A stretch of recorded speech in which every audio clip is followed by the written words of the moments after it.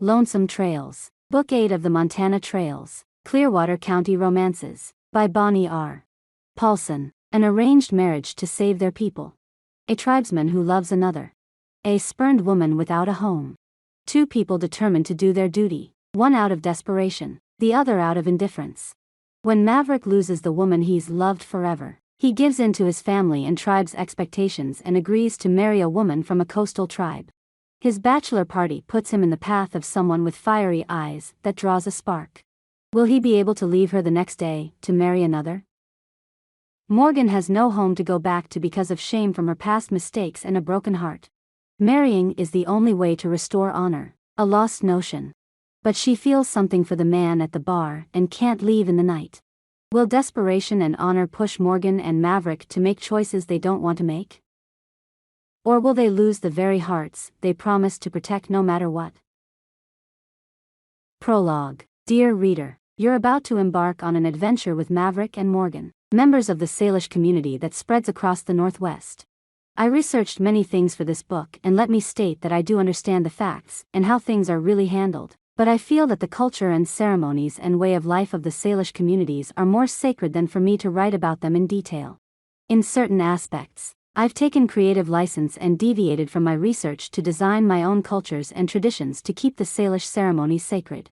Thank you for joining me with Clearwater County Romances. I love these people so much. I hope you enjoy the stories as well. Thank you. Bonnie. Chapter 1. Rakia. Sherry, do you know where my shawl got to? It's been missing since I lent it to you last week. Rakia rushed around the apartment she rented from her parents. The little house she'd rented from them a few years ago was in use by Damon and Ryland, and Rakia didn't want to get them evicted just so she wouldn't have to stay at her mom's. Plus, Damon was right down the road from her. Pressing the phone to her ear to hear better above the noise outside, Rakia pulled open the closet door for the 5th time in an hour and stared at the articles of clothing hanging there. Nothing even remotely resembled the shawl. Actually, I know where that's at. Check the bag I just dropped off. It's in the front room. Your mom took it from me. Sherry muffled a giggle. I need to go. I'll talk to you later. Rakia blinked at the silent phone as she pulled it from the side of her head. Had Sherry really just hung up on her? And why didn't she say she was coming by? Rakia could have given her the books back she'd borrowed from her friend a few days before. Nostrils flaring, Rakia rolled her shoulders back and stretched her neck to the side. She needed that shawl. Damon had texted her earlier and asked if she wanted to go for a horse ride later. Later had arrived and he should be there any minute. She didn't want to wear a sweatshirt. No, she just wanted the shawl her grandmother had made for her. Glancing back at her room to make sure she hadn't forgotten anything, Rakia strode through the door. If the shawl was in a bag up front, then she didn't have to worry about looking anymore. Maybe she could get something to eat before going with Damon. Her mother usually kept snacks around the place that reminded Rakia of when she was growing up, like Twinkies, ding-dongs, and graham crackers with milk. Rakia wrapped a rubber band around her thick hair pulled back in a ponytail at her nape as she walked down the hall to the front. In the living room, she reached out, turning on the lights as she crossed to the foyer. Surprise! A roomful of people appeared, the noise deafening, as they jumped from their hiding spots around the living room, large dining room, foyer, and kitchen. Turning in a semi-circle as she scanned the group to see if there'd been a mistake made, Rakia wrapped her arms around her waist. Her birthday wasn't for a while. No holidays. She hadn't graduated from college or anything. Why would she be celebrated when she had nothing going on? Blinking, she cocked her head to the side and grinned sheepishly. Did I ruin the surprise for someone else? The crowd's collective chuckle faded as Damon stepped into Rakia's line of view. He'd hung his hat up somewhere and stood in front of her with his blonde hair swept to the side. Blue eyes under arched eyebrows suggested he was up to something. Glancing around at the group again, and suddenly uncomfortable, Rakia pressed her lips together and narrowed her eyes. Okay, what's going on? From behind his back, Damon pulled out a box and stepped closer to Rakia. He twisted his lips to the side and smiled. You know I love you, right? Heat flooded Rakia's cheeks as she scanned the group. Her parents were there. A few of her friends from the reservation were there. Sherry, Kyle, Cyan, Jareth, even Drake and Stephanie were in attendance. She blinked, her smile wide as she nodded. Yep, but I don't think that's something to talk about here. Didn't he realize the entire reservation would know and she'd be put on notice? The Blackhawk squad wouldn't take kindly to her flaunting her relationship with the Montana Trail in front of tribespeople. Not even a little bit. Reaching up, Damon brushed his knuckles down her cheek and shook his head. They all know why I'm here. They all support me. I even got your father's blessing to ask for your hand in marriage. You just need to let me do it. His knowing smile sent her insides a quiver. She bit her lip. My hand? Was he saying he was asking her to marry him? There? In front of everyone? He nodded and knelt to one knee, holding the box up. Your hand. Rakia too. Claw, will you marry me? Rakia covered her lips with her fingers. She hadn't seen Maverick there. He wasn't there. If her brother wasn't there, then was he saying he didn't support it? Because if Maverick didn't support her marriage, then the entire reservation could be there watching. It just didn't mean that they would agree. None of that mattered as she looked into Damon's eyes and nodded. Yes, I love you. Damon stood, wrapping his arms around her and swinging her in a circle. He set her down while the rest of the group laughed. Let's get that ring on you before someone else tries to. She'd have to worry about Maverick later. Right then, she was getting engaged to the man of her dreams. Maverick, which was worse, eating dinner with his parents or seeing his sister and her boyfriend all lovey-dovey together? Maverick didn't know Damon and Rakia would be there for the meal before joining his family. The question on which was worse wasn't an either/or anymore. Instead, he was going to go with eating dinner with his sister, his parents, and Damon as the worst thing he could possibly face. Damon and Rakia hadn't let go of each other's hands. Maverick wanted to yell at them that there was a time and a place. Holding hands over fry bread, a roast, and mashed potatoes wasn't the appropriate time. In front of Maverick wasn't the appropriate place. A stray glint of warm light caught Maverick's eye. He angled his head for a better look at Rakia's ring finger and caught himself before rolling his eyes. Engaged? Now they were engaged. How pathetic did her engagement make Maverick? She had always been the last one he'd pegged as the marrying type. Maverick took a deep breath and stabbed his fork silently into a chunk of moist roast. At least he was getting a home-cooked meal out of the torturous event. MT, did you see my ring? Rakia smiled, holding her hand out toward her brother and grinning insipidly at Damon. Damon proposed. I'm so excited. You weren't here. Since dating Damon, Rakia had lost a large portion of her stoicism and her anger. Maverick preferred the disenchanted woman she used to be and wasn't pleased with the giggling, lovesick girl she'd become.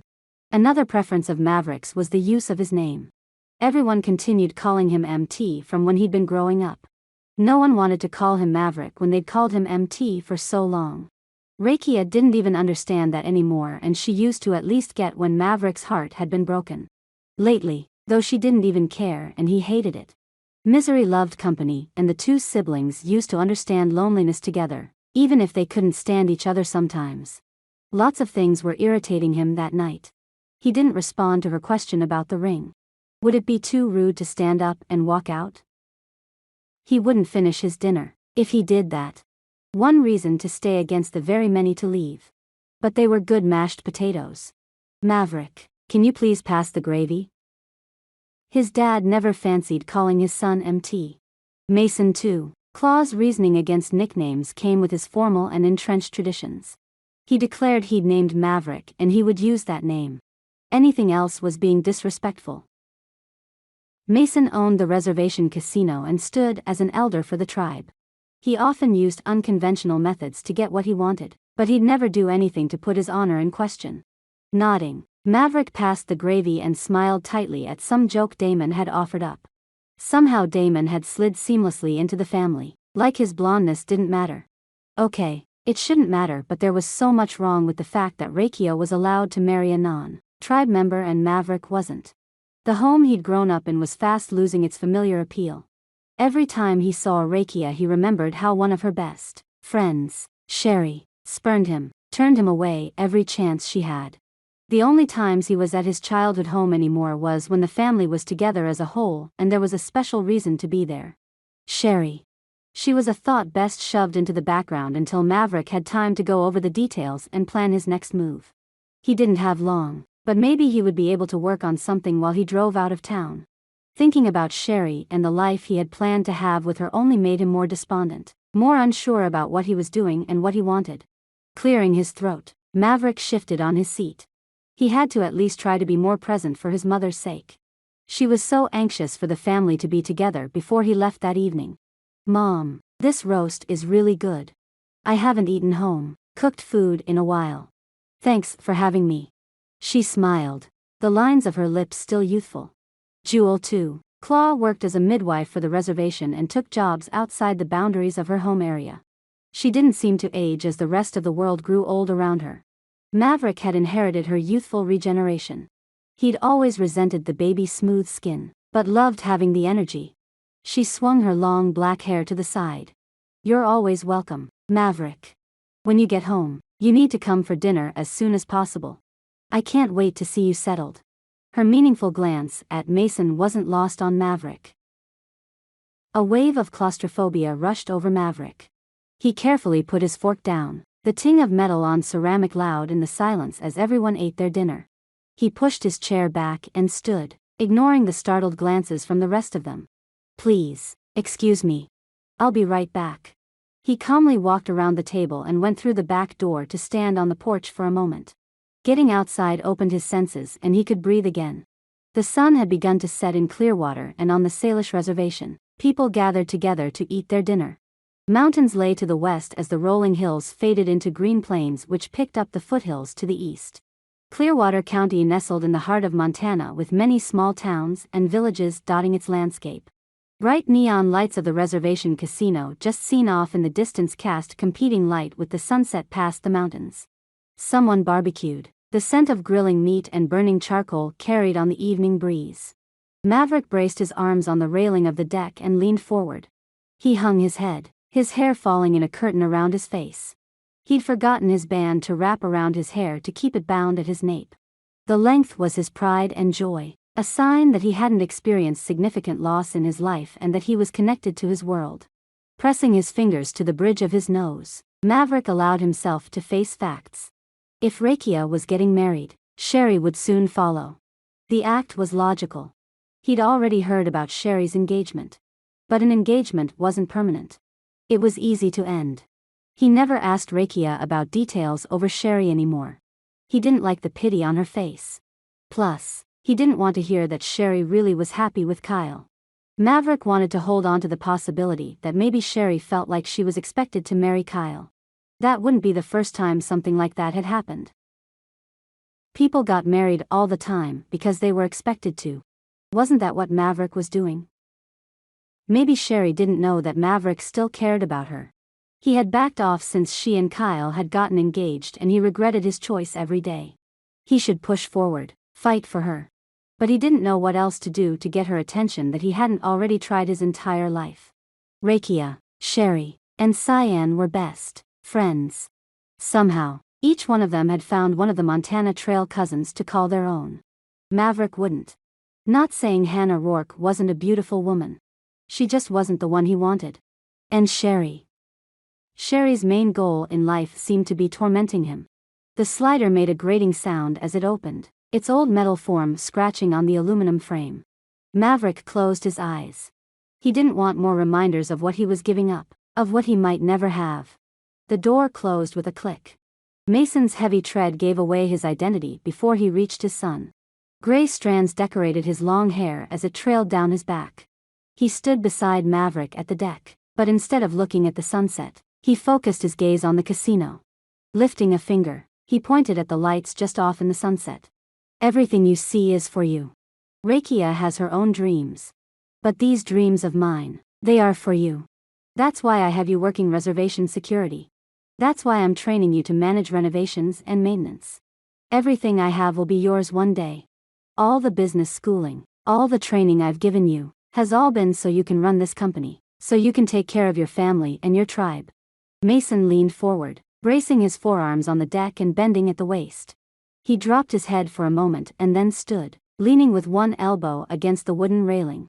He stared at Maverick until Maverick met his gaze. I know this isn't easy. I know I'm asking a lot of you. The tribe is asking a lot of you. But preserving our bloodlines is all we have left. Preserving our way of life and not letting anything get mucked up with other cultures is the only way to hold on to our long line of pride. We have to protect the Salish way. You are Flathead Salish. You can't lose who you are. He repeated the words his father had told him that his father before him had told. The generational expectations haunted Maverick in ways he hoped to never incite on his own children. A sinking resolve hardened in Maverick's chest. He clenched his jaw, pushing his long black hair behind his shoulder. I understand, Father. I know what is at stake here. I know what is expected of me. I'll do it. I already said I would. He straightened, pulling his shoulders back. If Maverick had anything, it was integrity. He would do what he promised. And that was that. Mason nodded, looking back toward the casino. I was going to get you a bus ticket, but Rakia said you plan on driving. Are you going to take the week off from work to be with your new bride? He turned his attention back to Maverick, watching his son as if he might have ulterior motives.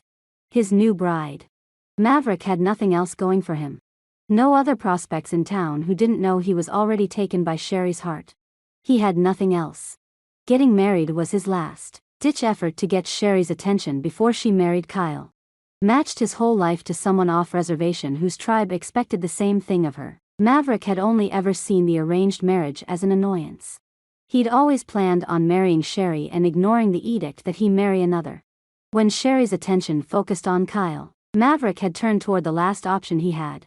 Having his marriage arranged for him, having his life laid out before him, was so much easier than making the choices he didn't want to make. If he got married, Sherry could become jealous. Nothing was permanent. If, after a few months, Sherry seemed willing to give him another chance or even just one chance, Maverick could break it off with the new wife. Sherry would break up with her boyfriend and Maverick could divorce his wife so they could be together.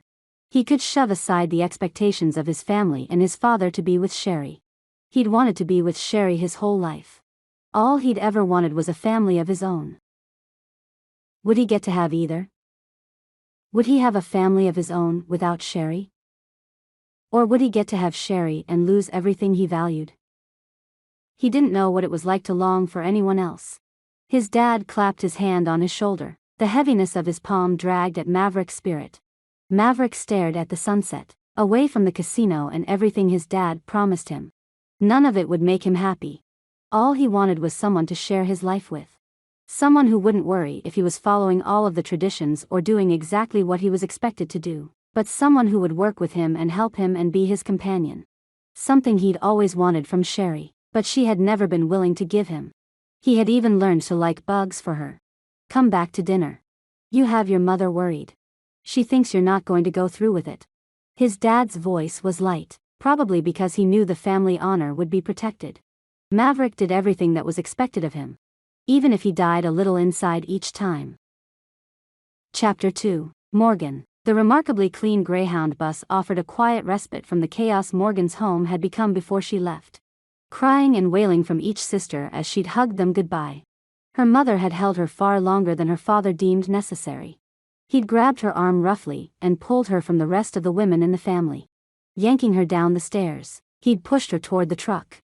He forced her to sit in the bed while he'd ridden in the front. Morgan had huddled in the corner, her sweatshirt pulled tight around her as the chilly wind tore at her clothes and hair. Her father pulled up to the bus station and left the truck running as he strode to the ticket window. He'd purchased a ticket and tossed it at Morgan when he got back to the truck. She slowly climbed from the bed, clutching the ticket in her shaking hands. Approaching the driver's side window, she plaintively called out to her dad, "Daddy, please." But he'd driven off, ignoring her with hard angles to his jaw. The exhaust hit her in the face as he drove away. She was on her own. She had nothing but what he'd allowed her to carry from the house. No longer her home. Morgan glanced out the bus window, wiping at the tears tracking down her cheeks. No matter what she did, she couldn't stop the tears. She cried silently. Interstate. 90 was almost a straight shot to Spokane and Coeur d'Alene from the Seattle area. Every time they passed a mile marker or a sign that read how many miles were left until her target cities, she had to take a steadying breath and her stomach clenched tighter. She would arrive in about an hour. The early or late departure from Seattle, depending on how you viewed 2 a.m., would get her to the resort town about noon. Her hotel room was paid for one night. That was all she would get. Her father had refused to give her money for food. The sandwiches her mother had packed her only lasted until Ellensburg. She wouldn't have anything else to eat until the next night at the ceremony. The next day she would be married to her matched husband in a ritualistic and supposedly fun ceremony where the tribes would introduce the arranged couples. She wrapped her arms tighter around her small backpack. She hadn't been allowed to leave with anything else.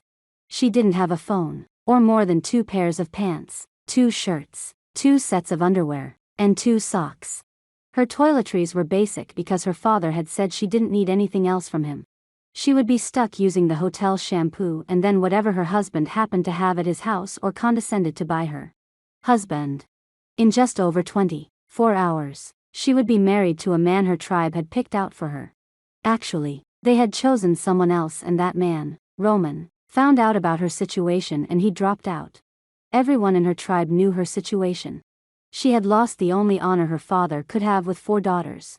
As the eldest, marrying and providing a pure bloodline was the only way she could gain back a portion of what she had cost him.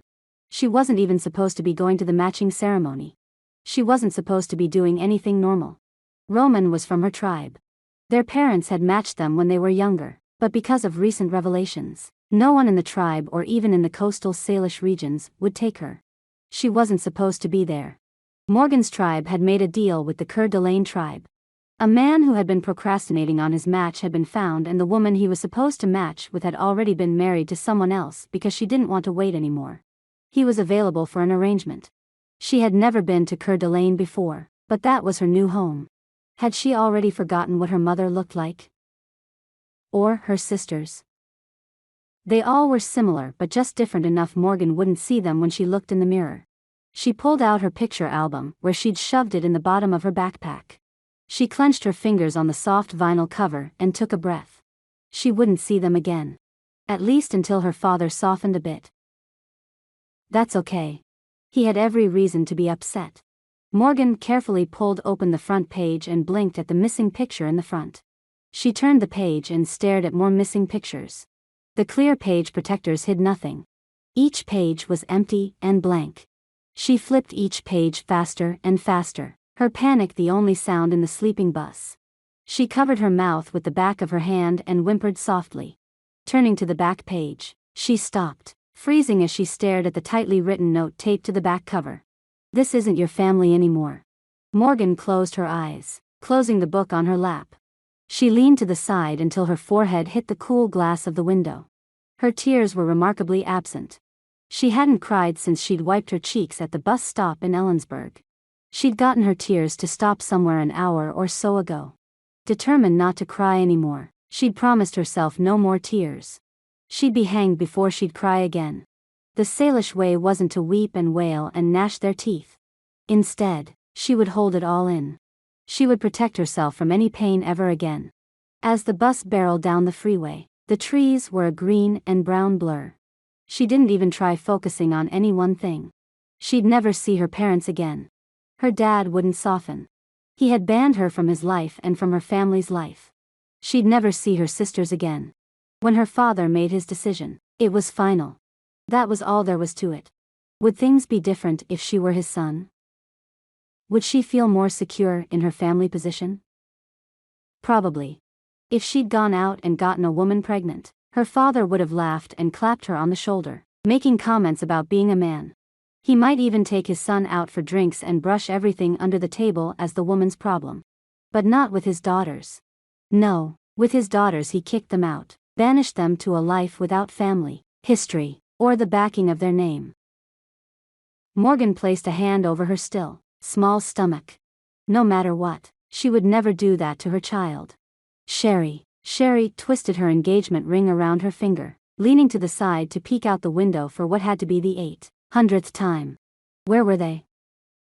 Cyan's car pulled into the front of Bella Acres and Sherry's eyes widened. They made it. The majority of the other cars lined up out front belonged to the wedding guests who had been arriving for the last hour or so. Rakia was in charge of hair, and she'd forgotten the small insect clips everyone was supposed to wear. An August wedding. That's what Sherry had wanted, and that's what Kyle was giving her. An August wedding. She was almost married. Cyan and Rakia rushed up the stairs, disappearing from Sherry's view as they rushed inside the front of the home. Pulling back from the window, Sherry paced in her white simple A-line skirt back and forth until they walked through the door to Hannah's room where Sherry had been set up for getting ready. Cyan folded her arms after she closed the door behind her and turned to face Sherry. She blinked. Her stomach looked like she was ready to burst. She was due any day, and she'd made Sherry promise not to make Cyan wear anything that wouldn't be comfortable on the wedding day as her bridesmaid. Instead of a certain kind of dress, Sherry had asked the girls to pick out what they wanted to wear as long as it was yellow, or light blue, or even white and black. Cyan had latched onto the light blue with both hands as she wore a sky blue maternity dress with white eyelet stitching that reached below her knees. Rakia had gone with a similar style of dress but with white eyelet embroidery on a solid black material. Smiling, Sherry turned from her friends and picked up the small white and yellow boxes she'd gotten each of them. She'd been holding on to the little mementos since the week after Kyle proposed. I found these in Billings on a job, and I knew they were perfect for us for a day like today. She wrinkled her nose, blinking back impending tears she didn't want to shed. Her makeup had taken forever to get perfect. Covering her mouth with her hands, Cyan glanced between Rakia and Sherry, back and forth, and then she stepped forward, gently taking the box from Sherry's fingers. Rakia mutely followed suit, and they opened the boxes at the same time. "Oh, my goodness, Sherry. These are beautiful." Cyan breathed. She pulled the small pin from inside the box and immediately moved to pin it at the lapel area of her dress. Rakia stared at the setting, her eyes wide. "These are..." "I know. Bugs. Sorry, but I love bees and you've been planning with me. You know they're the theme."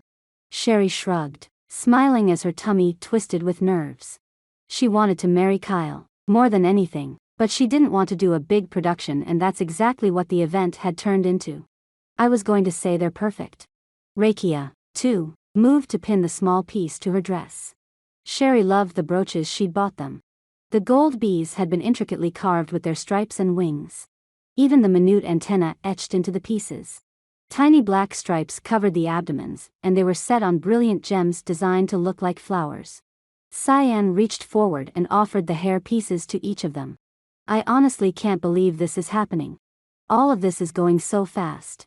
Next thing, Rakia will be getting married." "No, next is Stephanie." Rakia shook her head, reaching up to place the elegant hair comb. She glanced at Sherry. "Actually, Maverick is next. He's getting married this week, too." Sherry slowly dropped her arms to her sides and furrowed her brow. "MT is getting married?"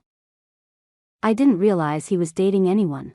Not that Sherry was jealous. Maverick too. Claw had always been Rakia's brother. That's all he was. A friend to Sherry and Cyan. "Shouldn't you be there? You didn't have to come here over going to his wedding, Rakia." I would have understood. Even thought he wanted more from Sherry. She couldn't accommodate him. She didn't feel for him the same way he felt for her. Or anything similar. Why was he getting married that week? Was he trying to affect Sherry in some way? If he was trying to get Rakia to not attend Sherry's wedding by having his own, it looked like Rakia wasn't playing his games. His matching is this week. He finally gave in.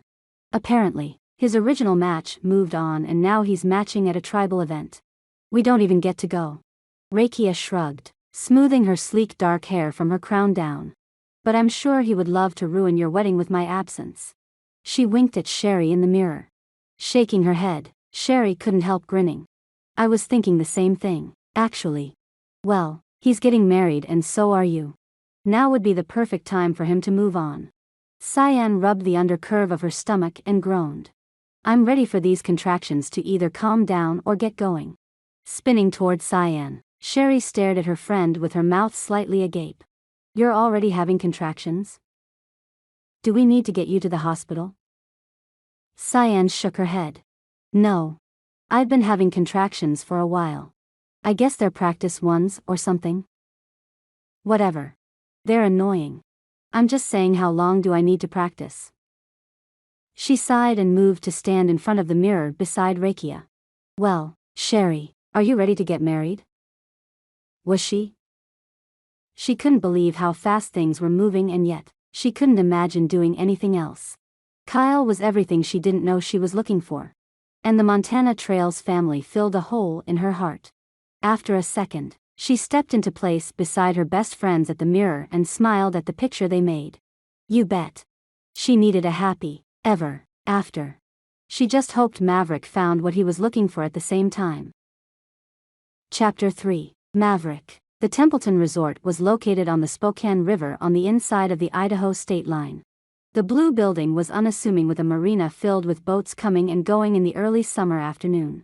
Maverick had pulled into the small river town of Post Falls shortly after dawn. He was too amped up to sleep unless he worked himself to exhaustion, or in this case, drove until his eyelids wanted to stay shut forever. His room had a view encapsulating a small neighborhood across the glistening water, and to the right, across Spokane Street, was Kemlin Park, where the matching ceremony would take place the following night. Sleeping during the day had its advantages. Standing at his hotel room window, Maverick stared out at the summer sky with his hands on his hips. Early summer was never the best time to leave the reservation. All too often new tourists would frequent the casino, looking for a chance to win big. Many of them didn't play by the rules, which meant Maverick and his fellow security officers had to take care of the situation. He'd voiced his concerns about the timing to his father, who, in turn, had pointed out that Maverick had put off the match long enough. If he avoided it any longer, the elders would think he wasn't going to go through with it, and that would damage his father's standing in the community. Maverick had already lost his original arrangement because he had given excuses, thinking Sherry was going to change her mind. Plus, he wasn't going to be gone more than a couple days. What could happen in 72 hours? Except meeting someone and marrying them all at once. When he got back, Sherry would hear and she'd leave Kyle. Maverick and his wife would agree things weren't going to work out, and they'd end things. Everything would work out great. Sherry had never even given Maverick a chance. Call him stupid or a sap or weak, but he knew plenty of people who would do whatever it took to get the person they loved. Pulling the top half of his hair back, he braided it quickly with deft, sure movements. He wrapped a leather band around the end and shook it all back. When he saw the Montana Trail cousins, they all had their hair cut short, their cowboy hats fitting neatly to their head. Maverick wanted that. The short hair, not the cowboy hat. He wouldn't be caught dead in one of those. The freedom from his hair would be nice. To not have to tie his hair back when he was working would be ideal, or getting up in the morning and just go, if he needed to, instead of making sure his hair didn't look like a rat had lived in it. Mostly though, he didn't want to be anchored to his traditions so tightly. He needed something to be his. The length of his hair was a tie to his senses, to the surroundings of nature and the world around him, but he was hurting and he didn't need the connection. Not right then. Not when everywhere he looked ended up hurting him. Wasn't Maverick already doing everything that was expected of him? The freedom to be who he wanted to be was wrapped up in the responsibilities he had toward his family and his tribe. What could he do to establish himself? Not a lot. Even body art, permanent or otherwise, was expected to contribute to the passing on of traditions and stories. The sun would set soon as the world settled into dinner. Maverick sighed.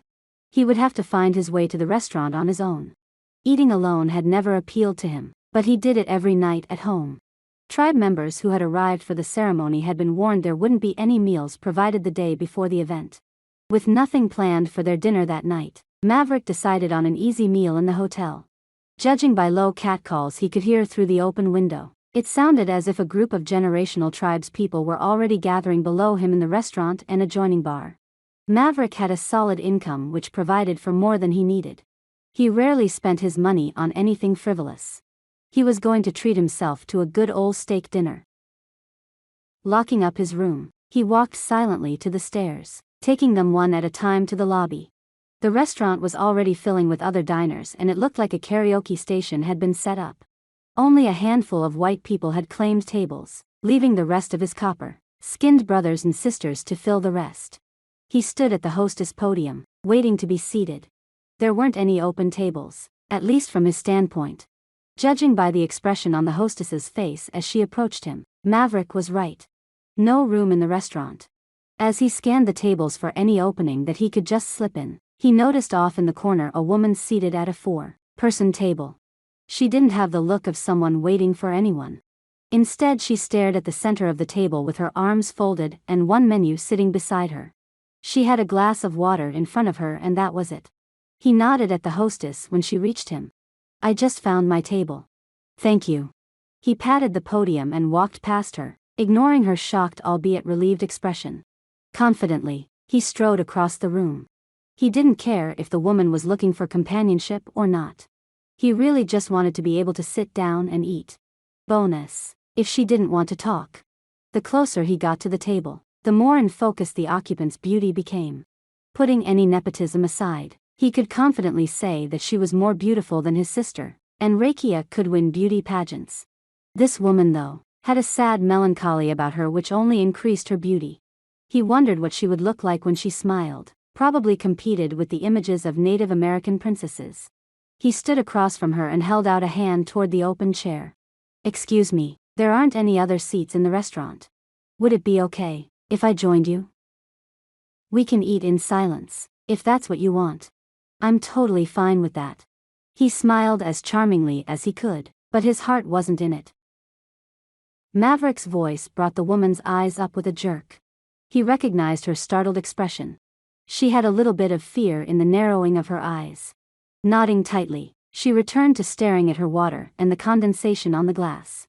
Her silence intrigued him and he suddenly cared if she spoke or not. "What's your name?"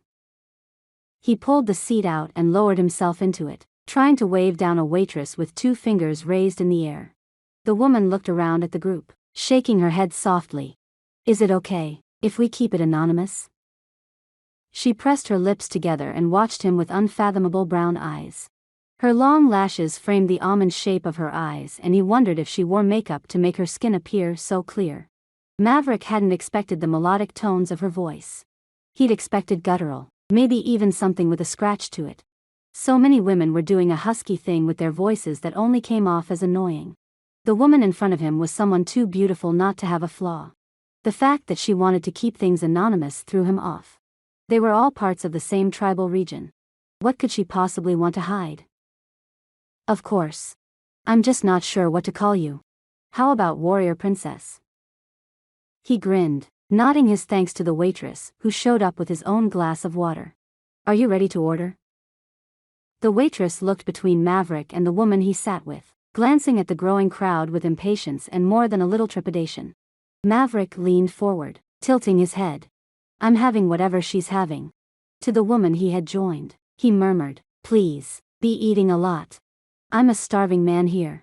He winked and leaned back. "I wasn't going to order anything." She cast her eyes to the tabletop, an embarrassed flush tinging her copper skin with more of a bronze hue. Quirking his eyebrows, Maverick glanced at the waitress. "Well, that will never do." He pointed between the 2 of them sitting down. "We'll each have your prime rib, the largest cut, cooked medium.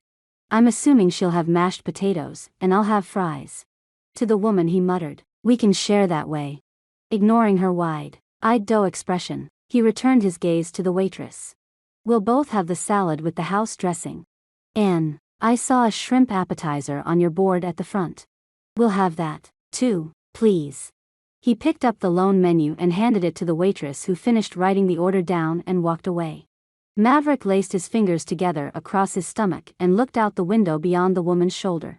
He pretended not to see her startled expression as she stared at him with her mouth half open. "What a great view. You got the best seat in the house. How did you pull that off?" He glanced at her, connecting with her gaze as her eyes flicked to the side to see past him and around the room. Why was she so skittish? "I came in here first. They didn't even have a hostess on, so I sat down." She sipped her water, her shoulders hunched like she was cold. She had features that spoke to the nobility of the Salish with a straight nose, well-defined cheekbones, and luminous eyes that dominated her face. He couldn't stare at her forever, even if she did remind him of the Native American artwork featured throughout the family casino and his parents' home. Maverick blinked to bring himself back to the conversation. Ah, that is the smart way to do it. Sounds like you're a restaurant veteran.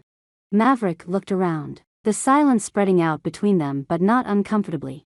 Her mood exactly matched what he was looking for. A group to the side splashed water at each other. They were all young and probably not even ready to be married off yet. Are you in the matching tomorrow? He eyed her with interest. A woman like her would be a prize for any tribe.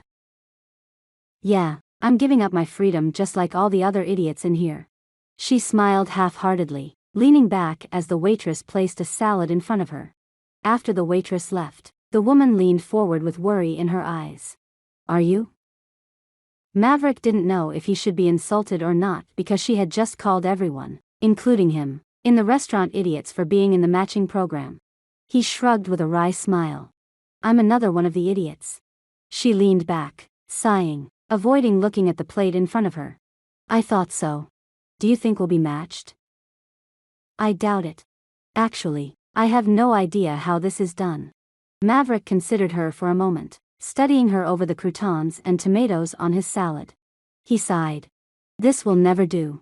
If you want to continue being anonymous, that's fine, but I need to call you something, at least in my head. How about Tiger? I'll call you Tiger. He nodded as he settled it. He'd named her after his favorite animal. She had the sleekness of one and Maverick was willing to bet she had the sassy attitude of one when she was more relaxed. Tiger, huh? Okay, I'll play. You can be Bear. You look like you're waiting to wake up from a hibernation, like you're shut off from the world to protect your heart. She arched her eyebrow and then picked up her fork. Picking at the salad in front of her, she watched with longing as the croutons tumbled down the lettuce. I can't afford this food. You shouldn't have ordered it. Mentally stumbling around her astute description of him, Maverick spoke solemnly. Well, I can afford it. Eat. You look like you need some good food. He considered her, trying to read her the way she'd read him. Are you from here? You don't seem like you're very comfortable around all this. Do you know anyone here? Which tribe are you from? Tiger scooped a bite into her mouth and closed her eyes as she chewed. After a moment, she answered his question. Kind of. I'm from the coast. They made some ridiculous trades to get me over here. She laughed, but the sound lacked humor and was filled with more pain than excitement. Maverick stabbed lettuce and cucumber and dipped it in ranch. Oh, well, that answers your question about us being paired. I'm from Flathead. I won't be paired to anybody on the coast. I'll be surprised to get anybody even from the Coeur d'Alene area. Most likely I've been matched to someone up in Bonner. Closer to Flathead so she can see her family. The details didn't matter to him. He really didn't care. Although if he was going to be matched to someone like the girl sitting in front of him, things would have been a lot more interesting. As she ate, the woman in front of him loosened up. She smiled and Maverick was right. She was even more breathtaking with something besides worry on her face. Tiger leaned close, poking her fork at the glass plate. Are you hoping to persuade me to, go to your hotel with you? She motioned to the shrimp appetizer as it arrived, set up in the center of the table with small wisps of steam drifting from the meat. She curved her lip in a knowing smile that was rich with brazen suggestion. Because this is definitely working. Maverick burst into laughter, almost spitting out the celery and lettuce he'd just eaten. Well, the honesty is refreshing. He picked up his water and sipped while he considered her over the lip of the glass. Is that what you're interested in? He wasn't sure if he wanted to even push the topic with her, but at the same time, what kind of pain was she in to consider that kind of a move on the eve of her wedding? Considering the situation, maybe it wasn't that hard to believe. She was going to be married to someone she'd never met. I'm very interested in a one-night stand, as long as we promise to keep it impersonal and without any strings. She arched an eyebrow and ate the cherry tomato sitting to the side of her salad. Maverick wasn't that type of guy. But how did he say that without crushing her, turning it into a rejection? Turning her down might not be the most important thing. He was very interested in spending more time with her. He lowered his voice. Okay, let's say we did do that. Are we going right now? Or did you want to eat the rest of your dinner? Dinner first. But don't ask me to dance. I'm not a fan. She smiled and took another bite, tossing him a sassy grin. Fair enough. I'm not a fan of dancing either. Maverick handed her a spear from the platter between them. He grabbed one for himself and pulled a shrimp off the pointed end. What pushed you into coming this way? Why are you being matched in Kootenai? Family honor? She winced, picking at the shrimp and dipping it in the cocktail sauce. Something like that. Can we talk about something else? I want to forget about becoming someone else tomorrow. At least you don't have to do that, right? Maverick shrugged, intrigued with the grace of her fingers. I don't know. I think the fact that I'd have someone depending on me that I don't even know is going to be a lot like becoming someone else. I think we're in the same boat. They worked on eating their food a bit longer and then she lifted dark brown eyes to focus on him. I know we're supposed to start over tomorrow and start fresh and follow all the rules, but is there anything before now you've always wanted to do? The list was endless, but Maverick had only one thing he'd considered over and it wasn't permanent. I want to cut my hair off. Tiger jerked her head to the side. Was there a death? Are you okay? I'm sorry. She stopped eating long enough to cast him a long sympathetic glance. I don't want to talk about the details right now. The loss was big enough, though. I just want to start over. In Native American culture, men and women were encouraged to grow their hair for an increased connection to nature. Usually when there was a death, they would cut their hair to signify the loss of that life and allow the growth of new life. Maverick had reached the time for him to cut Sherry from his life, at least the way he sought her affections. Nothing was working, not the way he used to do it. He had to change his game. If he wanted different results, he had to take different actions. He would still try to get her back when he got home, but at least he would have something to get her attention, a wife. He shifted on his seat. What about you? Tiger nodded slowly. I always wanted a tattoo, but my dad said my husband wouldn't like that. She lifted her chin, her hair falling behind her. I don't care what my future husband thinks, though. I should get something that's mine for the short amount of time I have where I'm not under my father's roof or my husband's. Should we finish dinner and go get you some ink? Maverick liked the idea of going on an adventure before he tied himself to someone he didn't know. Plus, spending more time with the girl was taking the edge off the loss he couldn't seem to recover from. She smiled, but shook her head. I would love to. But again, I don't have the money. She held up a hand. And I'm not asking you to pay for it. You already bought all this for me. Thank you. Maverick slid his empty salad plate to the side. Tell you what, you cut my hair for me, and I'll pay for your tattoo. Doing something for someone like her and not having it rejected was soothing and oddly empowering. She angled her head to the side and watched him out of the corner of her eye. After a long moment, she nodded slowly. Okay. That's a deal. Maverick watched her as the waitress settled a plate in front of him and one in front of her. Tiger's eyes widened and he could see just how hungry she really was. He was going to regret the end of the night. The realization thrilled him and frightened him all at the same time.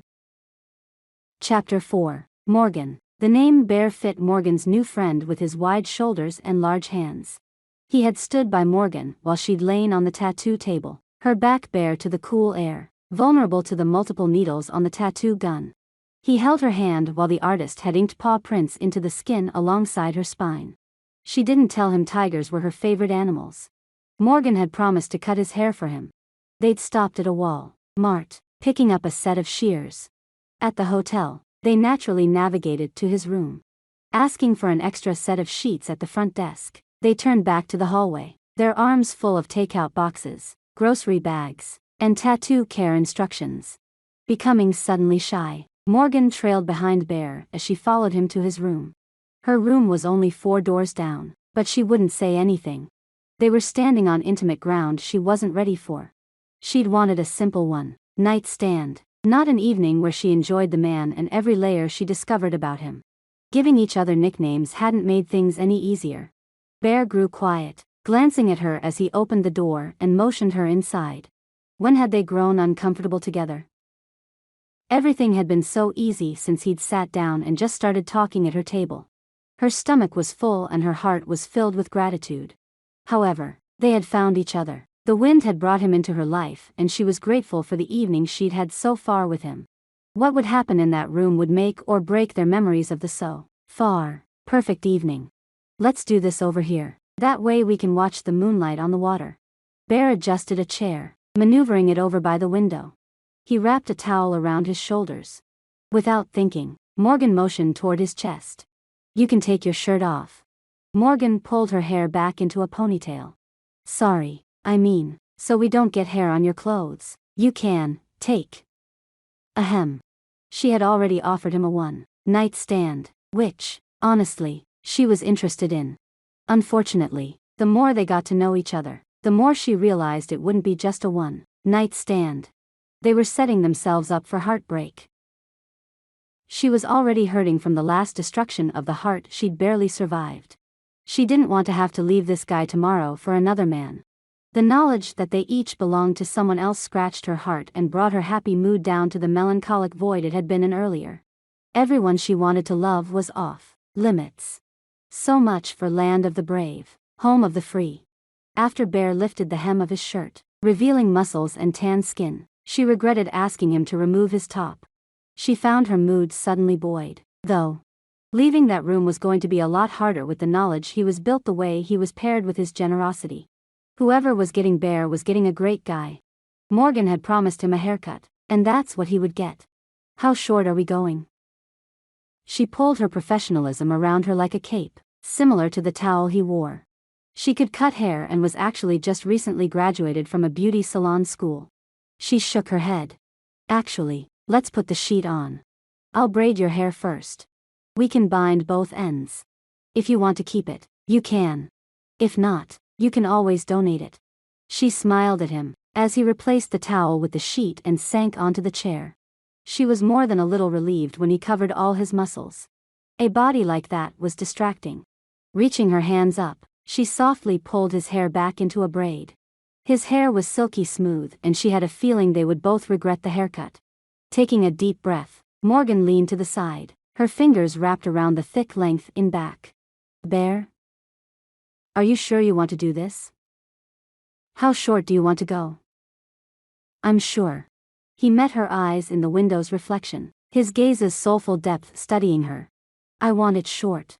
Not shaved, but like the number 2 or 3 guard. He stiffened his shoulders like he was going into battle. And in a way he was. For the Native Americans, it was a symbolic way of saying goodbye. Who are you mourning? Keeping her voice soft, Morgan picked up the scissors that came with the electric clippers and began to cut, wincing as she sliced through his silky, thick hair. His shoulders moved as if he took a long breath in before speaking. A woman.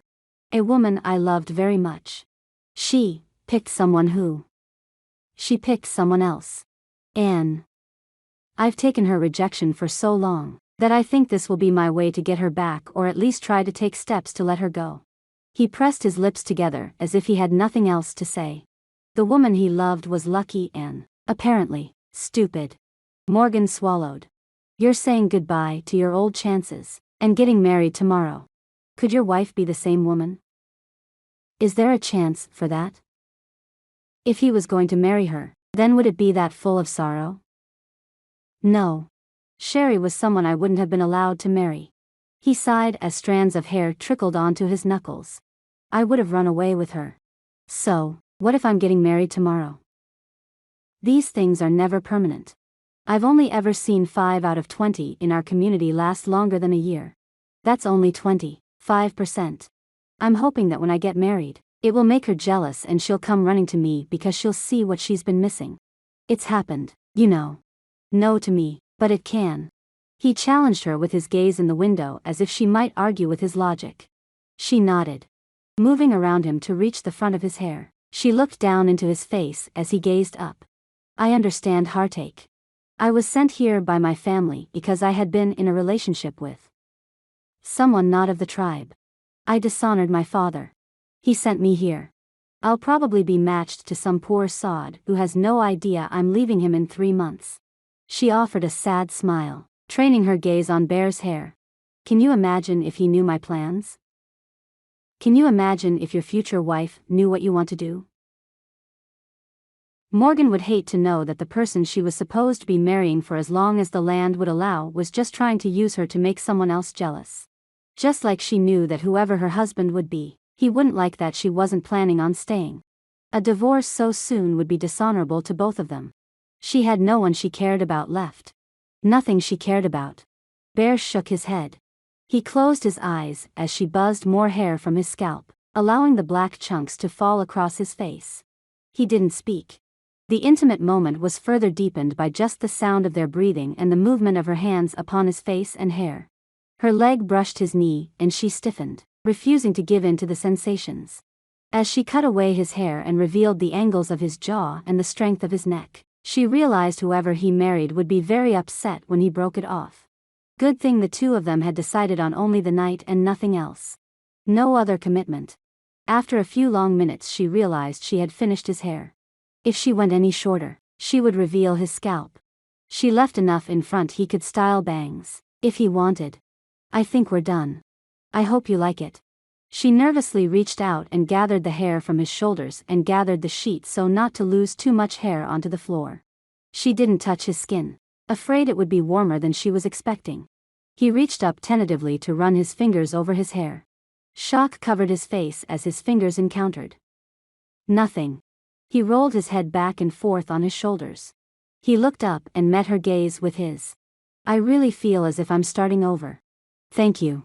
I didn't realize how heavy my hair was. For all of that, he didn't look lightened. He didn't look like the burdens had been lifted from his shoulders or the weight taken from his head. He looked like maybe he had added more to the worries around his decision. Are you okay with it? It's too late now, but are you okay? Morgan asked nervously. She crouched down on the carpet and brushed her fingers of the thick carpet strands to pull the hair together in a pile. Not very much escaped the sheet, but there was enough she could see it. That bothered her. Bear bent down beside her, smiling as he helped swipe up loose pieces of hair. I don't regret it, if that's what you're asking. I'm afraid to look in the mirror. I'm sure you did a great job, it's just. What if I look too different, you know? You look different, but it's not bad.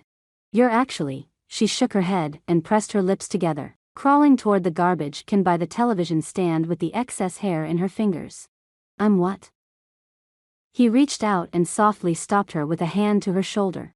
She looked back, taking in the hard angles of his face and the masculine lines of his neck.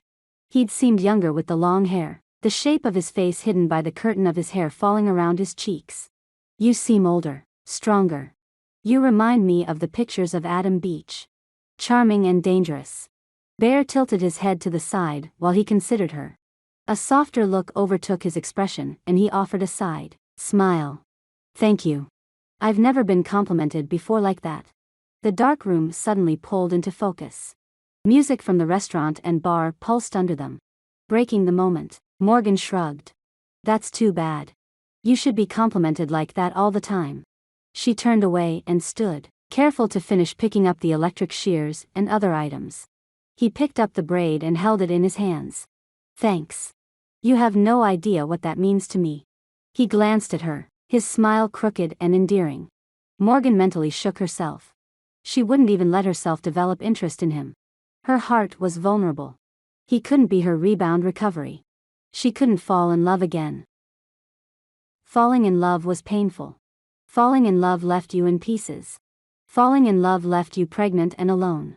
While Bear took a shower, Morgan finished cleaning up and claimed his seat. She drew up a knee while she stared out the window. What had she gotten herself into? She was spending an incredible night with a man she couldn't have. The man that even if she could have, she didn't want to destroy. Isn't that what she was good at? After a while, Bear finally rejoined her. He had changed into soft jeans and a long, sleeved shirt that did nothing to hide his muscles. All good things had to come to an end. Morgan stood, reaching for the hem of her shirt. Might as well get started on what they'd set out to do. Should we get this over with? He chuckled. Yeah, that's the best way to start something, get it over with. He held out a hand, staring at her. Let's not rush into anything. Let's just talk. I like talking to you. The admission stole her breath and she swallowed. Cocking her head, Morgan watched him. She lowered her arms, leaving her shirt intact. Guys didn't like just talking. Maybe she had done something and he didn't want her now. Okay. She settled back on the chair and watched him warily. Bear flopped across the bed, shoving the pillow up under his head and turning on his side so he could see her. Don't let on tomorrow. I think they'll be mad that we paired off. We don't need anyone knowing about this. I think it'll just make things awkward. I'm already keeping secrets about everything else.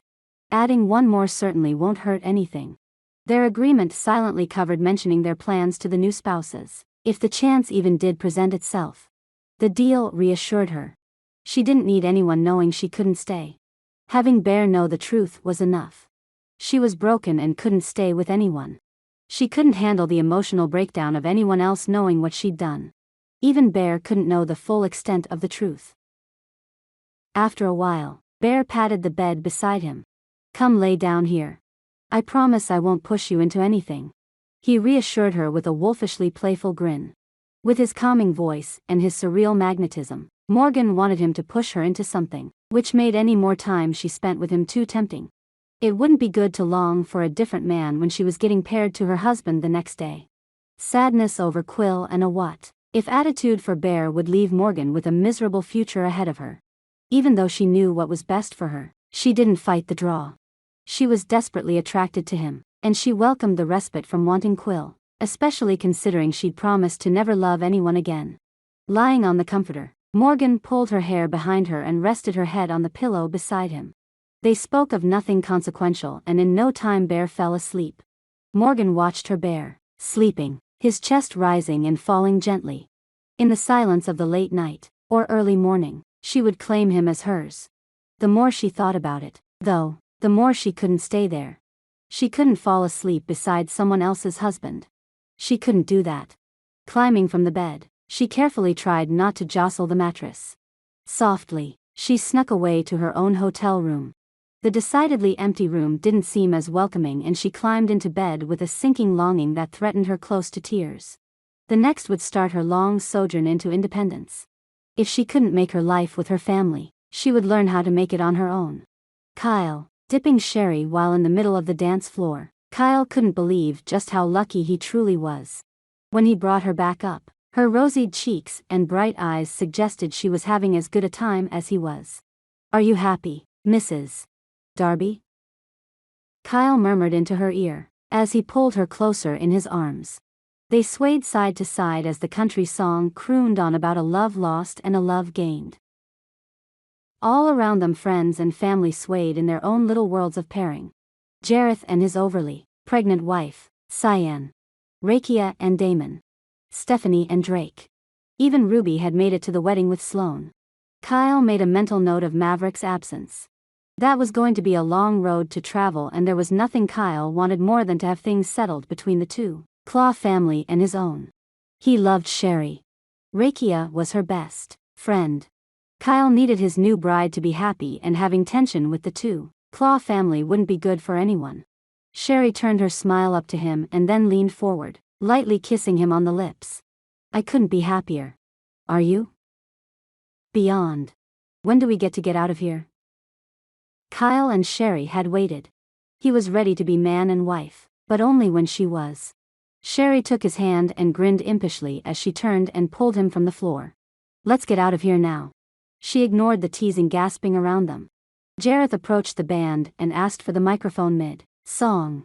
He cleared his throat and then jokingly said, "All right, ladies and gentlemen, the bride and groom are ready to leave.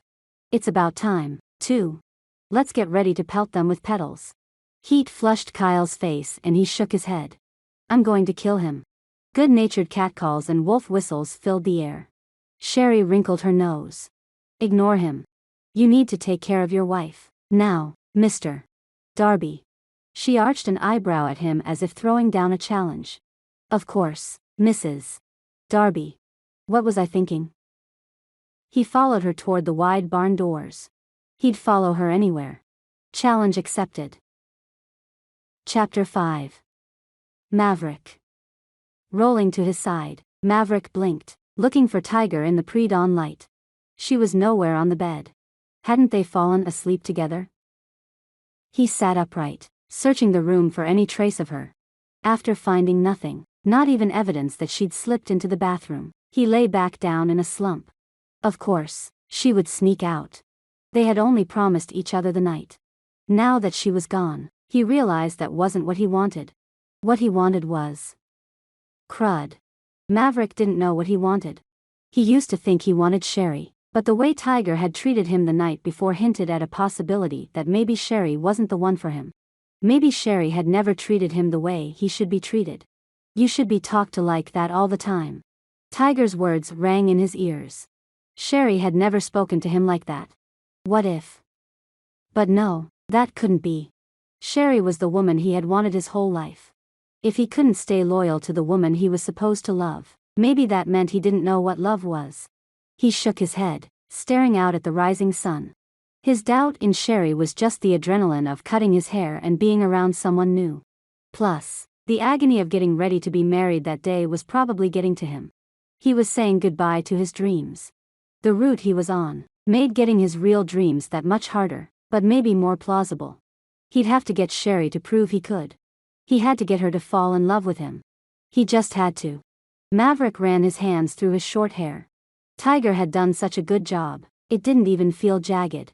He could still feel her fingers on his scalp, the sensation sending chills down his spine. How would he be able to go to the matching that night and see her get paired to someone else? He couldn't ignore the feeling in his chest they were supposed to be together in some capacity, whether it was friends or something else. He wasn't ready to rule out Sherry's position in his life, but the connection he'd made the night before wasn't something to just turn away from. But once Tiger was married to someone else and he was married as well, Maverick wouldn't have many options. Did he want to stop their pairing and see if they had a chance with each other? No. Because if things started to work with Tiger and Sherry came around like Maverick hoped she would, Maverick would have to break Tiger's heart. There was no other choice. No. Maverick shook his head and rolled back to face the window. The silhouettes of trees stretched with their sharp edges into the peaches and cream-colored dawn lighting. He was on his own and he wasn't going to destroy someone else's future because he didn't know what he was doing with his. The matching wasn't as tribal as it sounded. Maverick expected a big ceremony with the headdresses and other traditions that went on at standard tribal gatherings. But the only ones dressed in traditional wear were the elders and they sat at a long board at the front of the gathering. There weren't a lot of families in the crowd, because the matching was just an acceptance of moving forward. As a collection of tribe members gathered to keep the culture in check, the tradition was a responsibility, just like tending the fields or feeding one's children. There was no celebration for many. The men and the women were separated by curtains set up around the picnic areas at Kemlin Park. Green grass spread down to the sandy beach leading to the river. Maverick hadn't dressed up for the event like the men milling around him with their best on. Some wore suits and some wore slacks with button-up shirts. Maverick stood with his arms crossed over his chest and his head tilted back. He didn't want to talk to the young men talking about the women they had seen the night before. He did not want to know which idiot was going to be paired with his Tiger. Because she was his. Even if no one else knew she was. The ceremony began and one by one the men were called out. They stood, smirking and slapping high fives as their names were called. The smattering of applause that celebrated each pairing grew lighter and lighter as the people left. The few families that came to see their loved one matched, left as soon as the pairing was complete. That was the way of it. Maverick didn't even know what her name was. He didn't know which one she would be or who to listen for, so he knew which man would be taking her home. They went through age, youngest to oldest, and finally the voice called over the microphone. Our final match is Maverick 2, Claw from the Flathead Salish tribe in Montana. He has been paired with Morgan Castile of the coastal Salish tribe. A coastal match was unprecedented, but Maverick didn't flinch. His match had been called. There was no turning back. Maverick climbed the steps, unable to see the woman he'd been matched with until they were both standing in front of the moderator. She slowly came into view, her dark hair, the large brown eyes he remembered from the night before. She wasn't an illusion. She wasn't lost to him. It was her. It was his Tiger. And her name was Morgan. Conflicting emotions wrestled inside him, which must have been the same for her because her face went through excitement, recognition, and then the realization they'd been matched. They both knew too much about each other already. They took hands, and it was comforting but at the same time disorienting because it wasn't how it was supposed to be. Taking the center steps, Morgan, her name was going to be hard to get used to, and Maverick walked down the makeshift aisle to the altar set up at the end. The perfunctory ceremony did what it was supposed to and they signed the paperwork. Morgan didn't look at Maverick as they continued stiffly through the motions. A banquet dinner was set up underneath a large tent in the center of the park. Maverick and Morgan were ushered to their table and they sat beside each other while they were served. Morgan waited until their chicken dinners sat before them. She leaned over and whispered, "I can't be paired with you. We can't be paired. We can't do this." She shook her head and sighed, leaning back in her seat and picking up her fork. Rejection stung, but Maverick knew it was only a matter of time before she would be gone. The things they'd told each other the night before ran through his mind. 3 months wasn't a long time in the whole scheme of things. And yet, as irritating as it was, and as dishonorable as it would be, he could use her goal to manipulate his. If she was going to leave, then he would be free and he could talk Sherry into being with him. He could even use Morgan's plan as a way to get Sherry's sympathy and her attention. With Morgan's imminent departure, Maverick could easily return to his dreams of working things out with Sherry without the pressure of figuring out how to get rid of his wife when the time came. A waitress walked around with a bottle of wine. Morgan put her hand over her glass, shaking her head tightly. Something in the protective way she covered the glass snared Maverick's attention and he couldn't figure out what it was. "Well, we're already matched. It's done. The least we can do now is sit back and enjoy it. Nothing else we can do at this point, right? Let's talk about the details later." Maverick smiled firmly at the next waitress who placed a second plate in front of him. Honor demanded he go through with what they'd started. It didn't matter that they didn't want to be together. She was in it for 3 months and he would only be in it until Sherry wanted him back. Was his honor strong enough to handle the bruising? The evening was stilted and formal as his fellow matched brothers and sisters began to loosen up with the alcohol, relaxing their relationships. Morgan and Maverick, however, remained in a formal pairing off. He couldn't drink, if she wasn't. It didn't seem polite. "Did you want to stay the night? Or should we just head to our place?" Maverick took his napkin and tucked it under the edge of his plate. He was done eating and, quite frankly, he just wanted to get back to the way things were at home. True, he would have an extra person with him and things would probably never be the same again, but at least he had done what he'd been asked to do. Now, he could focus on getting Sherry to choose him. Morgan's answer was so soft he barely heard it. "We can just go and get it over with." Strange, her phrase was similar to what she'd said the night before. The slight reminder shocked Maverick and he drank some water to steady his reaction. The night before he hadn't wanted her to leave or for the evening to ever end. Now he knew the end was only 3 months away, leaving him locked in a perpetual rerun of disappointment. "As soon as you're finished, let's grab our things from the hotel and we can check out. We have about an 8-hour drive to get home." He set the glass down and glanced at her, appreciating the straight lines of her hair and the bronze flush to her skin. Maverick couldn't hide behind his own hair anymore. He had cut it off and now he had to deal with the fallout when he saw his family. The consequences of what he and Morgan had done the night before rose up around him. He didn't want to see family, and he didn't want to do anything else to get back to what he was doing. The things he'd done with Morgan and their current married state better not get in the way of his plans. "Did you get everything?" Maverick watched Morgan slide into the front seat of the truck. She clutched a cheap-looking backpack to her chest as she nodded tightly. Closing the door behind her, she snapped on her seatbelt and stared out the windshield. As he pulled out, he hoped the drive wouldn't be filled with tense silence. He had a feeling the next 3 months would be filled with more uncomfortable moments than he was thinking possible. An hour later they crossed the Montana-Idaho border at the top of Lookout Pass. Trees bordered on all sides and the Montana valleys stretched out before them. Morgan cocked her head to the side and looked at him, breaking the tense silence. "Maverick, huh?" Unsure what was going on between them and not certain he wanted to find out, Maverick shook his head, his tone on the cooler side. "MT to my friends." But he didn't want her to call him MT. He wasn't quite sure what he wanted. "No. MT is for a child. Maverick fits you. Or bear." She turned away from him, a soft grin on her lips. And she got him. Things weren't comfortable between them. He knew what was going to happen. She would leave and didn't want to stay, but she understood where he was coming from.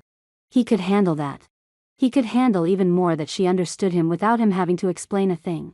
Pulling into the house at 3 o'clock in the morning, Maverick glanced at Morgan. She slept against the window with her hand tucked between her cheek and glass. Her dark hair rested across her copper skin, and he remembered what it felt like as it grazed across his face the night before. They hadn't talked much on the drive. He longed for the familiarity they'd had the night before. They were able to be open with each other when they'd been anonymous, but now, with so much at stake between the two of them, the freedom was more difficult to get back. Sliding from his truck, Maverick rounded the hood. He would carry her inside if he had to. Touching her wasn't a chore. Morgan had been exhausted and looked like she was going to cry for most of the night. The last thing Maverick wanted was for her to be miserable the next few months. Carefully opening the door and putting his hand under her before she fell out, Maverick positioned himself to pull her into his arms. She jostled, her eyes blinking open and then back to being shut. He tucked her face against his neck, easily lifting her from the truck seat. She was light and didn't feel like she ate very much, if at all. He carried her to the front of his house, angling to the side so he could open the door and get inside. Before leaving, he had set up a room for his new bride and it was right next door to his own bedroom. Quietly carrying Morgan inside, he laid her on her new bed. Removing her shoes, he tucked the blanket up around her shoulders. He grabbed their luggage from the back of the truck, unable to contain his surprise that Morgan had only brought a small backpack. He had used just a small backpack as well, but she was moving. She should have come with more. Maybe she was having the rest of her things delivered. There was more to his new wife's story and Maverick wasn't sure he wanted to be invested enough to find out or not. As he locked up and climbed into his own bed to wait for sleep to take him, he couldn't help picturing what it would be like if he and Morgan did stay together. He hoped he wouldn't long for Sherry forever, always wondering what if she knew, what if she'd had a chance. Either way, he needed children, a family, and a chance at finding happiness. In the dark shadows of night, he could just kind of admit that Sherry probably wasn't going to be the one beside him for his happiness.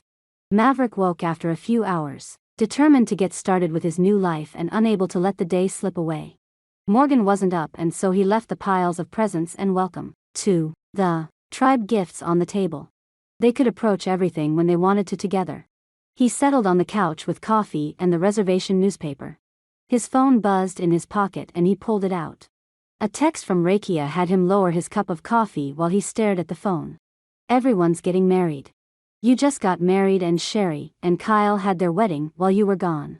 Happy endings for all. Maverick couldn't drag his gaze from the phone. No. Why would? No. Rakia's text had to be some kind of horrible joke. He couldn't believe it. Sherry had gotten engaged. He'd never heard about her wedding being planned. Why hadn't anyone told him? Why hadn't he been invited? All of the questions rammed through his mind. His hand shook as he set his coffee down and he continued staring at Rakia's message. Sherry was an early riser. Maverick had to go to her. He had to convince her she was making a stupid mistake. Or had made a stupid mistake. Did she already know he was married? Maybe that was what she had done. Maybe she found out Maverick was married and so she agreed to marry Kyle last minute. Maybe she married Kyle to make Maverick jealous. That wasn't like Sherry, but Maverick would clutch at anything to make sense right then. If her goal was to make Maverick jealous, then she didn't have to go so far or take such a bold action. Maverick was jealous, and he was sick of being jealous. He was sick of being mad that everybody else was happy and he wasn't. What would that do to Morgan? Would it upset her if he spoke with Sherry? He shook his head, setting his cup down on the coffee table. No.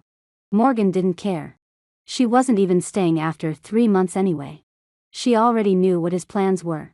They both had been given the chance to fulfill their duties and pursue their dreams as well. Maverick was going to seize his, even if it was earlier than he'd planned. A twinge of guilt stilled him.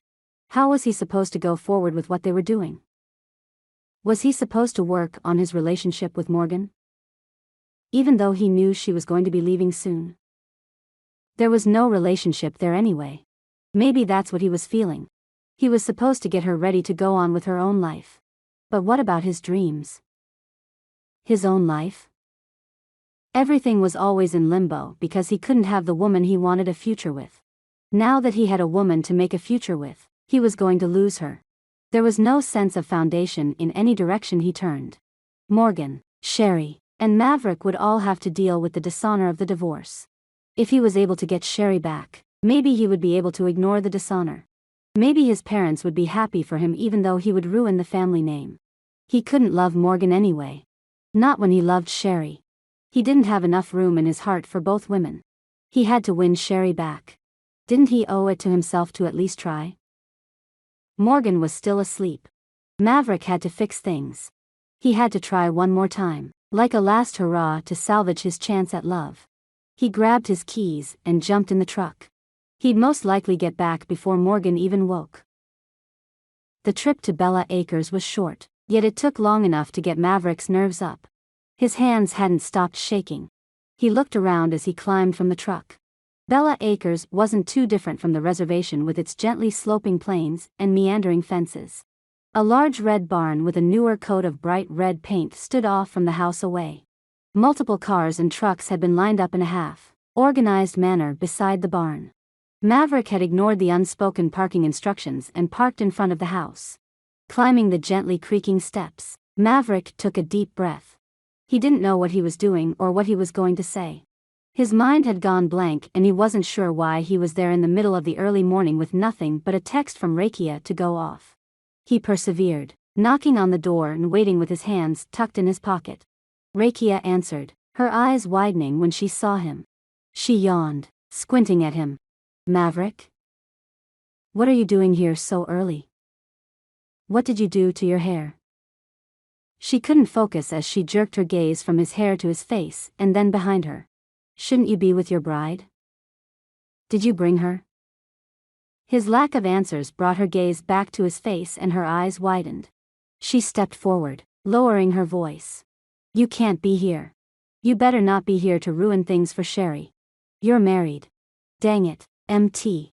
I never should have texted you. I thought you'd be happy for her. She narrowed her eyes accusingly at her brother. Maverick searched his sister's face desperately. Can I just talk to her? Please. Or did they leave for their honeymoon already? He didn't want to say the words. He didn't want to think of Sherry alone with anyone, intimate with anyone, especially Kyle. No, they aren't going until winter. The season is too busy to leave right now. Rakia pressed her lips into a thin line. Why didn't you tell me they were planning a wedding? Or was it last minute because she found out I was getting matched? Was that pleading in his tone? No. He wouldn't admit to it, even if there was. She planned it for months. Since they got engaged. I didn't give you the invitation because when I saw the date she picked and I found out about your pairing date, I decided not to tell you because you'd ruin things. You always run off half-cocked. Rakia sighed, shaking her head. I'm sorry. Are you sure you want to see her? Please. He hardened his jaw as he stared at his sister. Something in his expression must have convinced Rakia he had to see Sherry because she nodded tightly and stepped inside.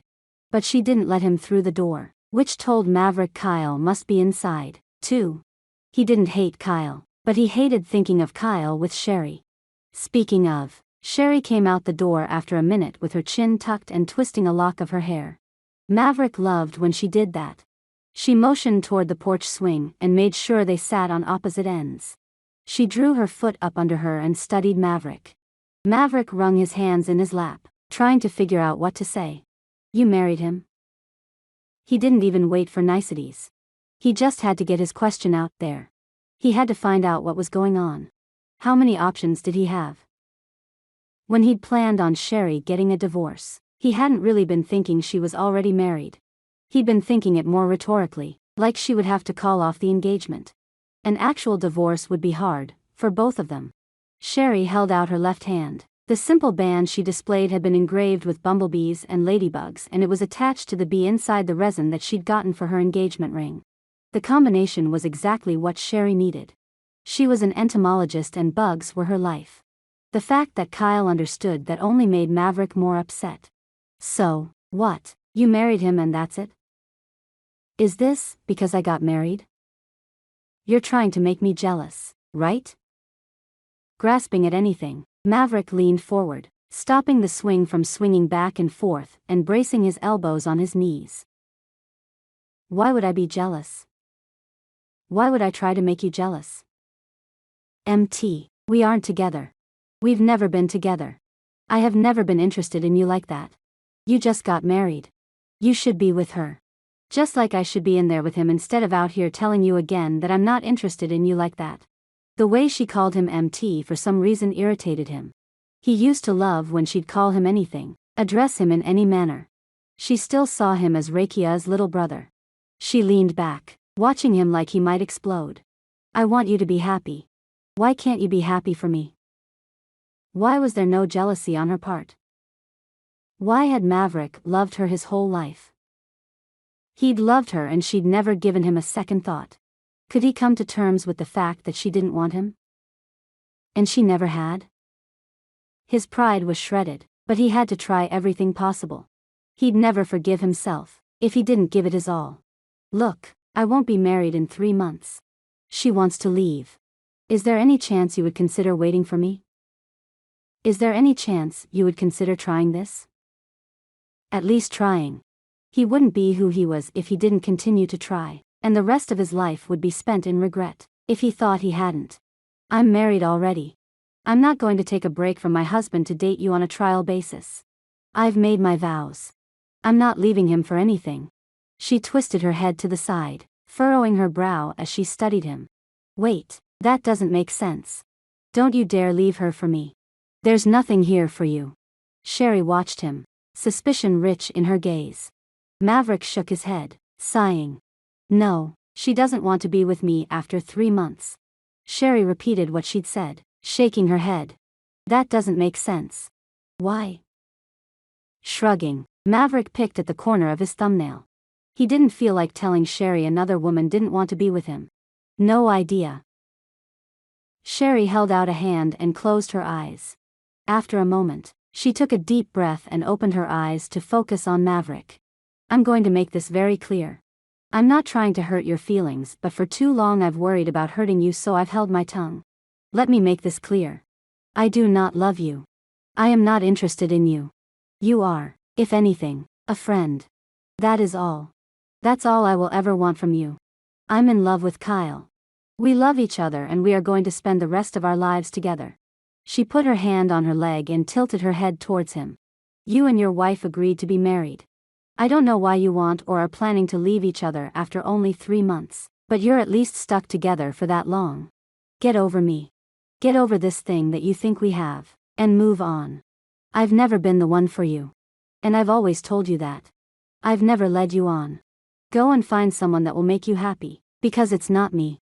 Her sad tone rang with goodbye, slicing through Maverick's desperate hope. She stood, and Maverick could tell that she really did not want to hurt him. He had put her in the position that any friendliness that she sent his way he always interpreted it as interest. Sherry didn't want him. After a lifetime of longing and wishing, it was hard to swallow, but it was time. He didn't watch her walk away, or glance up when the door closed behind her. Maverick stared down at the slats of the porch. Why had he always pushed? Why had he always tried to make it be there when it wasn't there? Had he fought against the tribal expectations all his life by simply wanting? He'd always thought he was a dutiful son, but maybe his entire life he'd rebelled simply by longing for what wasn't his. Her rejection, the final rejection she handed over to him, depressed him more than the fact that his hair had been cut off. Sherry hadn't even mentioned it. She hadn't noticed because he wasn't her focus. Morgan would have noticed everything. He didn't know her well, but she already picked up on the little things over the last couple days in the short periods they'd been together. Could Maverick get over Sherry? Was that what he was supposed to do? If he got over Sherry, what then? What was he supposed to do? He would be in a holding pattern while he waited for Morgan to leave, and then, what? And once again, Maverick's life was in upheaval and he had no idea what to do. Rakia, scrunching her nose at Sherry when she came back inside the house at Bella Acres. Rakia folded her arms. I'm sorry. I didn't know he would come over here when I texted him. You didn't tell him I was getting married? Sherry flopped into the seat across from where Rakia stood and closed her eyes. Well, I didn't want him to do something like this before your wedding day. What if you changed your mind? MT might be my brother, but I know his effect on women. What if you threw everything away because of doubt? Rakia slowly sank into the chair nearest here. She hadn't wanted to upset Sherry. That's all it came down to. Sherry sighed, shaking her head. You guys think I'm that fickle? You and MT? I've never been interested in him. Never. I've never had an inkling of interest. He's your brother. That's all.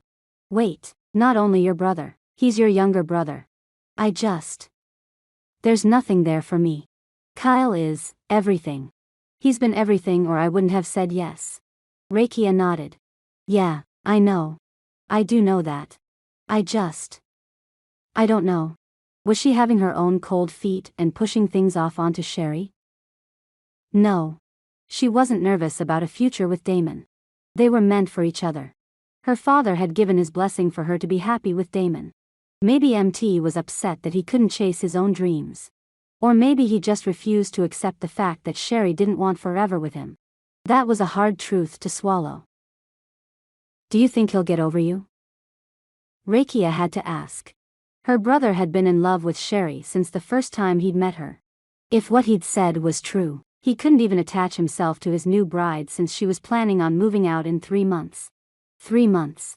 How random was that? I honestly don't think he really loves me. I think it's been a way for him to revolt against the tribal expectations. He's always been a friend and I could see how much he hates the reservation telling him what he can and can't do. Just like you. The only thing with MT is he wants your father's approval at the same time he wants to do his own thing. Sherry shrugged and picked at the blanket folded over and hanging from the back of the chair. They fell silent and Sherry glanced around the room. Her voice gained a level of reverence. Do you think Emma would have liked the wedding? For some reason everything always came back to Emma and the fact that Nathan Rourke wasn't around for his family. Rakia sighed, half shrugging. I didn't know her that well, but it was a great wedding. I'm not sure why she wouldn't have liked it. And Nathan. I'm sure he'll come back. I don't want you to fall into the same trap the rest of them are in. Nathan is a man who lost his wife. He needs time to grieve and then he'll come back. That's all there is to it. And while Rakia didn't know for sure, she had no doubt that something would change in that arena. He had to come back. The family was too intertwined to have one piece off forever. Yeah, you're right. Come on, let's get breakfast going. Sounds like the guys are going around the property line this morning to check for fire lines. Sherry stood, holding out her hand for Rakia to join her. Accepting Sherry's fingers, Rakia stood and smiled. Yeah, we're going, too. Sherry blinked at Rakia's declaration. Wait, we are? Yep. Damon said we need to see what they do and he also said Drake wants your expert opinion on what kinds of danger they might be under with beetles and hornets this year. Hornets robbed honeybee hives and other resources, leaving the winter a trial that their victims most likely wouldn't survive. Sherry's eyes widened as they walked into the kitchen. Well, I like that. Rakia laughed. Of course, Sherry did. She was highly sought after in the ranching world because she knew what she was doing and didn't mince words. Her goal was to save both the insects and the ranches, and the ranch owners appreciated that. Slowly, but surely, Sherry was breaking through the gender biases so rich in the ranching community. Her friends couldn't be prouder of her. The only thing Rakia wished was that while Maverick saw how great Sherry was, Rakia wanted him to see that Sherry wasn't great for him. Maverick had potential as long as he stayed loyal to his tribe. The things he could do for their people far surpassed anything he could do with Sherry. Hopefully, he realized it before he threw it all away. Chapter 6. Morgan. Morgan slipped from her bed when she heard the door close. Maverick had put her in a nice room that, though simple, was decorated with practicality and thoughtfulness. He hadn't slept beside her, which meant he'd given her a room of her own. The double bed had been covered in handmade quilts, most likely from his aunts and grandmothers, as was custom. A lamp sat on a hand-hewn wood trunk, Braided rugs decorated the brown carpet and soft green curtains hung over the window. A dark wood dresser manned the wall beside the double-door closet. Morgan didn't have a lot of things, but the room welcomed her. After the last week or so filled with rejection and family alienation, she would take any niceties she could get. Since Maverick was gone, she wanted to familiarize herself with the house and the area, and she'd take his absence as an opportunity to do that. A wave of nausea attacked her as she walked towards the door. Of course, the morning sickness would come. She hadn't been able to escape it since she found out she was pregnant. After visiting the bathroom and throwing up nothing, just dry heaving as her body searched for food she didn't have in her stomach to expel, Morgan decided to take a shower and get ready for the day. She would have to create a routine from the start or she would never get comfortable there. 3 months was a long time. If she planned on leaving, maybe it was better that she didn't get comfortable. Did she want to leave? She'd had a chance to be with Maverick when things were anonymous. She could have fallen for him. She was 100% attracted to him. Unfortunately, they'd shared things, honest things, with each other, and that set up a foundation for them that had to be worth holding on to, but at the same time prevented them from being able to go forward. She'd told him 3 months. He knew she was leaving her husband in 3 months. Was there a possibility she could convince Maverick to give something with her a try? What about the woman he loved? Was that where he'd gone? He loved this Sherry. He loved her and was using his marriage to make her jealous. Unfortunately, they'd both shared secrets they didn't want their matches to know. Wasn't it the way of the world that they would be paired together, knowing the secrets they weren't supposed to know? Sadness persuaded Morgan to wait on approaching him about letting her stay. At least until she saw how they were around each other. At least, until she knew what he was going to do with Sherry. Hopefully, Maverick wouldn't mind if she ate something in his kitchen. After her shower and getting dressed, she made her way through the house, inspecting the different rooms and thoroughly enjoying the simple layout. They were on one floor and it looked like he had an unfinished basement. He didn't decorate the walls and his bedroom was a little larger than the one she was in, with a king-size bed and a television on the wall. She didn't stay long in his room. It was his intimate space and she felt like they had gone backwards from the night they'd been together. Somehow, they'd lost that comfortable easiness and slipped into an awkwardness she wanted to avoid with her paired husband, the one she hadn't been worried about falling for. The one she'd planned on keeping her secrets from. Love wasn't safe. That was a lesson she'd learned more than anything, even over the lesson that condoms weren't a guarantee. Walking the property, she didn't know how much was Maverick's and how much wasn't, with the lack of neighbors and fences. Just across the distance, past the fields of waving grasses and trees, a large building frosted with neon lights stuck from the landscape like an eyesore. Maverick had mentioned his father's casino and his mix of horror and pride for the building. She could see why.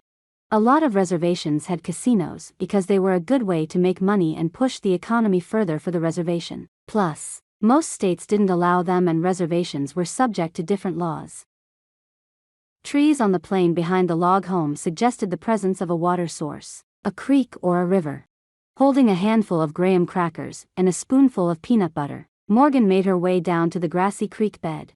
She sat on a log, watching as the water rippled by, gurgling as it rushed over mossy rocks and through deep pools. At the creek's widest point, she could fit a car. At its narrowest, she could step across with a slight hop. The peace of the surrounding area settled her stomach and she picked off small pieces of her crackers and tossed them into the water. If there were fish, they'd get a treat that she couldn't keep down for long. Hopefully, the nausea would be over in just a couple hours. Her mother had quietly assured her that the morning sickness would only last the first trimester. That was the last tip she'd been able to give Morgan before Morgan's father had forbidden the other women of the family to talk to Morgan. Morgan missed her sisters. She missed her mom. She missed Quill. Even though he'd been a jerk to her, he was still what she knew. He was still the father of her child. The fact that he didn't want anything to do with her, or anything to do with the baby, hurt more than anything else. She thought they were in love and they were going to do everything together. His promises had only been to get what he wanted. They'd never meant anything. She shook off the melancholic thoughts that thinking of home brought on. Enormous opportunities spread out before her. She had a new home, a new state, and no family to hold her back. She had no idea what she was going to do, but without her father's negativity there was only room to grow. Maverick wasn't her end-all plan.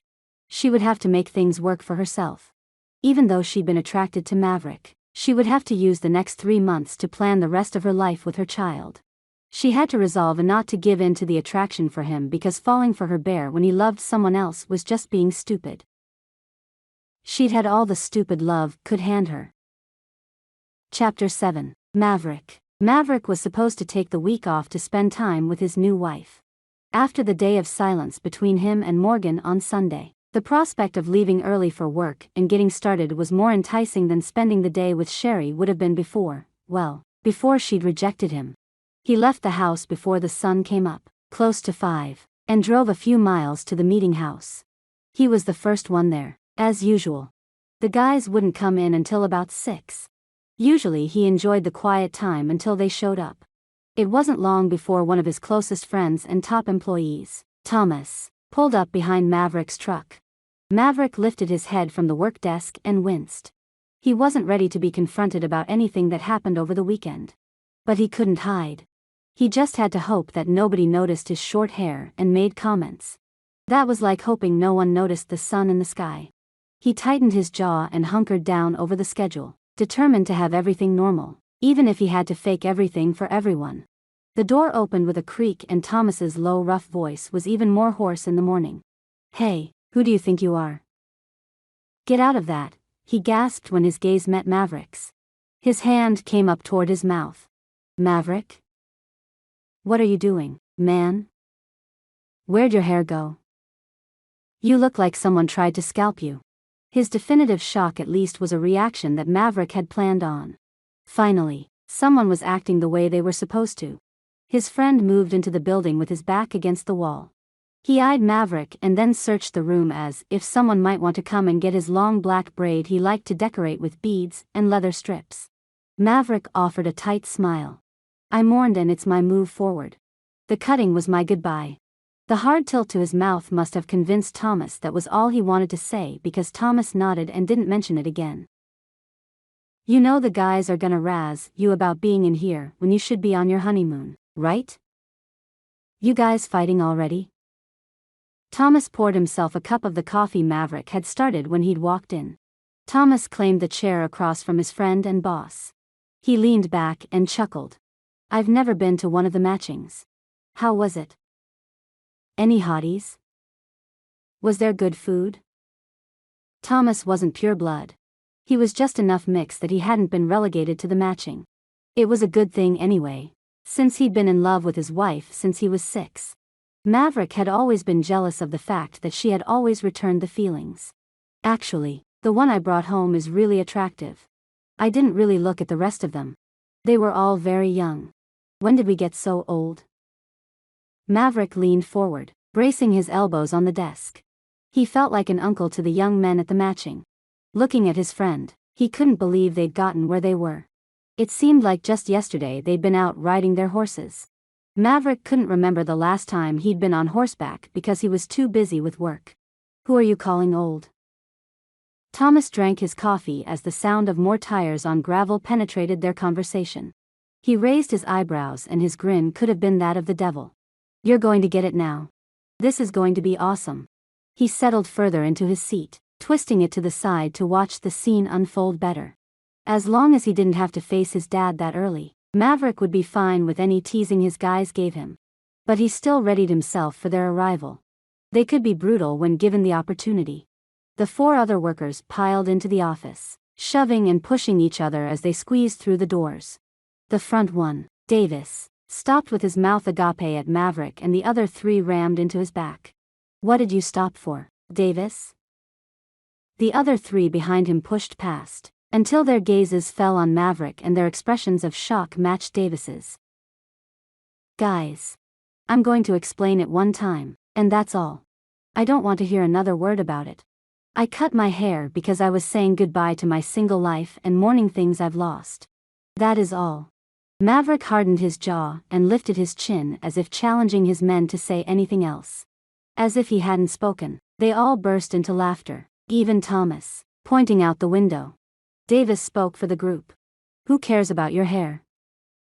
What are you doing here? You should be with your wife, in bed. All week. They laughed and cornered the coffee machine for their cups. Boss isn't a man, I guess. Yeah, a true warrior wouldn't be here. He'd be a brave for the tribe, guarantee the continuation of the line. Thomas turned on the chair to face Maverick, his eyes wide with unreleased laughter. Maverick sighed. It was going to be a long day. I understand, ma'am. We'll get on the mailbox situation right away. If you notice any more vandals, you need to contact us immediately. We can deal with the issue instead of just cleaning up the mess. Maverick nodded his head tightly at the older woman he had been sent to help. Vandals on the reservation were rare, but when they showed their ugly heads, they did serious damage. The newest incident involved a truck tied to a bank of mailboxes with a rope. They'd driven off and ripped out all 32 mailboxes. Maverick and his men would fix the bank under the guise of reservation maintenance and then for the next week would set up scouts along the entrance and exits to the reservation. They would catch the vandals and then they would make them pay, in more ways than one. As Maverick walked the cracked cement path toward the mailboxes, a car pulled up that looked remarkably like his gas-saving Subaru. He shook his head at his thoughts. That wasn't possible. He left the Subaru in the garage. The Subaru parked, even though Maverick motioned for it to go past. The tinted windows made it difficult to see inside. The one in front of him had a ding on the front side panel, which was exactly where his was. He drew his eyebrows together and approached the driver's side. The door opened and Morgan stepped out, looking refreshed. Maverick blinked as the sun shone off her hair and her smile dazzled him before he could rethink his answering smile. She ducked down into the car. A moment later she re-emerged, something in her hands, but he couldn't see what it was behind the door. I hope this is okay. I wanted to bring you guys brownies. I've been looking for you all over the reservation. It's so beautiful out here. She stepped around the side of the door and handed him a plate of still, warm brownies. As if drawn by a dinner bell, the 5 guys on his crew crowded around them. Thomas even reached out and pulled back the plastic covering. That smells amazing. I'm Thomas. I'm Maverick's second in command. These fools. Don't worry about remembering their names. They aren't even worth mentioning. Davis and the others grinned as they each took a brownie and walked off together exclaiming about how amazing they were. Maverick didn't know what to say. The gesture was overwhelmingly sweet and unexpected. Normally he was the one who was doing things for the woman he cared about. Not that Morgan cared about him, but having a woman do something for him was not normal. He liked it. She motioned toward the plate and then back at the car. I should have asked to use the car. I'm sorry. Worry drew her eyebrows together and turned the corners of her lips down. I saw your extra set of keys. I'm sorry. Her repeated apologies weren't necessary, especially in the light of her action to do something for him and his men. No. This is great. Thank you. You didn't need to do this. You're welcome to use the car whenever you want. I rarely use it. But what are you doing? They hadn't been comfortable since they got married, and Maverick missed the easy-going way it had been with her the first night they met. She bit her lower lip and looked away from him. After a moment, she returned her gaze to his face. I'm going to be here for a while. However long we decide, Anne. 3 months. That's what you said you wanted. He didn't mention to her that Sherry had turned him down once and for all. He didn't even want to talk about that yet, or make himself out to be less than ideal. What if Morgan chose him instead of whatever she was running off to do? He didn't want to scare her off with the idea that another woman didn't find him appealing. Well, I was fighting it and I thought it would be better to not hate each other. No matter how long it is. It's tough being alone, you know? A spark of vulnerability added amber highlights to her eyes. Her hair hung straight, fighting the breeze gracefully and reflecting the light of the midday sun. He nodded, unable to really address her comment but knowing that he agreed. Thank you for the brownies. I'll see you at the house. I can bring pizza. You haven't had it here, it's really good. He could make the effort, if she was willing to. She nodded, her smile growing with warmth. I'll see you tonight. Maverick suddenly couldn't wait to be done with work. A hot pizza box in his hands, Maverick held the box to the side and opened the front door. Reggae music popped and bounced from the kitchen. He didn't bother calling out. With the volume so high, Morgan would never hear. Carrying the box in, Maverick enjoyed the welcoming scene before saying anything. Morgan scrubbed his kitchen floor on her hands and knees. She sang with the song, her rear swaying from side to side as she danced on the ground. The lower hem of her shirt had ridden up, displaying the tattoo on her spine which was still red around the edges. A man could get used to this. He laughed at her startled expression when she turned. She laughed in response, on her knees as she looked around the floor. "I'm not sure when the last time was that you cleaned." She pointed to the counter. "Thanks for bringing pizza. Just leave it there for a second. I'm almost done here. I already put plates on the table." She smiled at him and turned to finish the floor. "I'll be done in just a couple minutes. Want to grab drinks?" "I'll run and change really fast." The desire to leave the house that morning had completely changed. He wanted to hurry and change to get out there and spend time with her. The Morgan dancing on his floor was the tiger he remembered from their first night. A man really could get used to coming home to a woman like that. After swiftly changing and tossing his work boots in the garage to leave the reservation dirt outside, Maverick re-entered the kitchen and grinned as he noticed Morgan's bare feet. She moved around the kitchen with grace as she pulled a bowl he didn't know he had from the cupboard and tossed a brightly colored salad with tongs inside. She grinned as she motioned toward the table. "Go ahead, sit. I'm coming. I just thought a salad would be good with pizza. Gotta have some greens, right?" She wrinkled her nose and turned back to the fridge, opening the door and revealing more items Maverick hadn't known he had. "Did you go to the store today?" Maverick claimed a seat at the table, amazed at the clean surface. He glanced around at the rest of the house he could see and his mouth opened in surprise. She hadn't only cleaned the kitchen floor. The living room had been cleaned, vacuumed, rearranged and dusted. Folded laundry sat neatly on the couch. Morgan turned from the fridge, a glass full of ice and a pitcher of lemonade in her arms. "Yeah, sorry, is that okay? I used my own money." She motioned toward the kitchen as she joined him at the table, worry in the lines of her face. "You just didn't have a lot of food and, well, I wanted to make sure you were fed." She half shrugged, twisting her lips to the side. "Stupid." How did Maverick tell her it wasn't stupid? That it was actually extremely appreciated? He cleared his throat and readjusted himself on the chair. "Actually, You didn't need to pay for it yourself. I know you don't have a job here. I'll get you a bank card and you can use it whenever you want." With the small amount of things she'd brought with her, there was no way Morgan had much money. Not to mention the fact that she'd been almost starving herself at the dinner the night before the matching. Maverick knew she didn't have very much cash and yet, she'd spent what she had on food for him. She was full of surprises, and Maverick couldn't keep up. "Well, I don't want to be a burden. I want to earn my keep around here. I can get a job. If you just tell me the best places to go, I'll go out and get one tomorrow. Then you don't have to pay for everything for me." She scooted her chair in and studied him, her face eager to please. Why was she trying so hard? She was supposed to be leaving in 3 months. At the rate she was going, Maverick wouldn't want her to leave. She'd end up tearing him apart when she did go.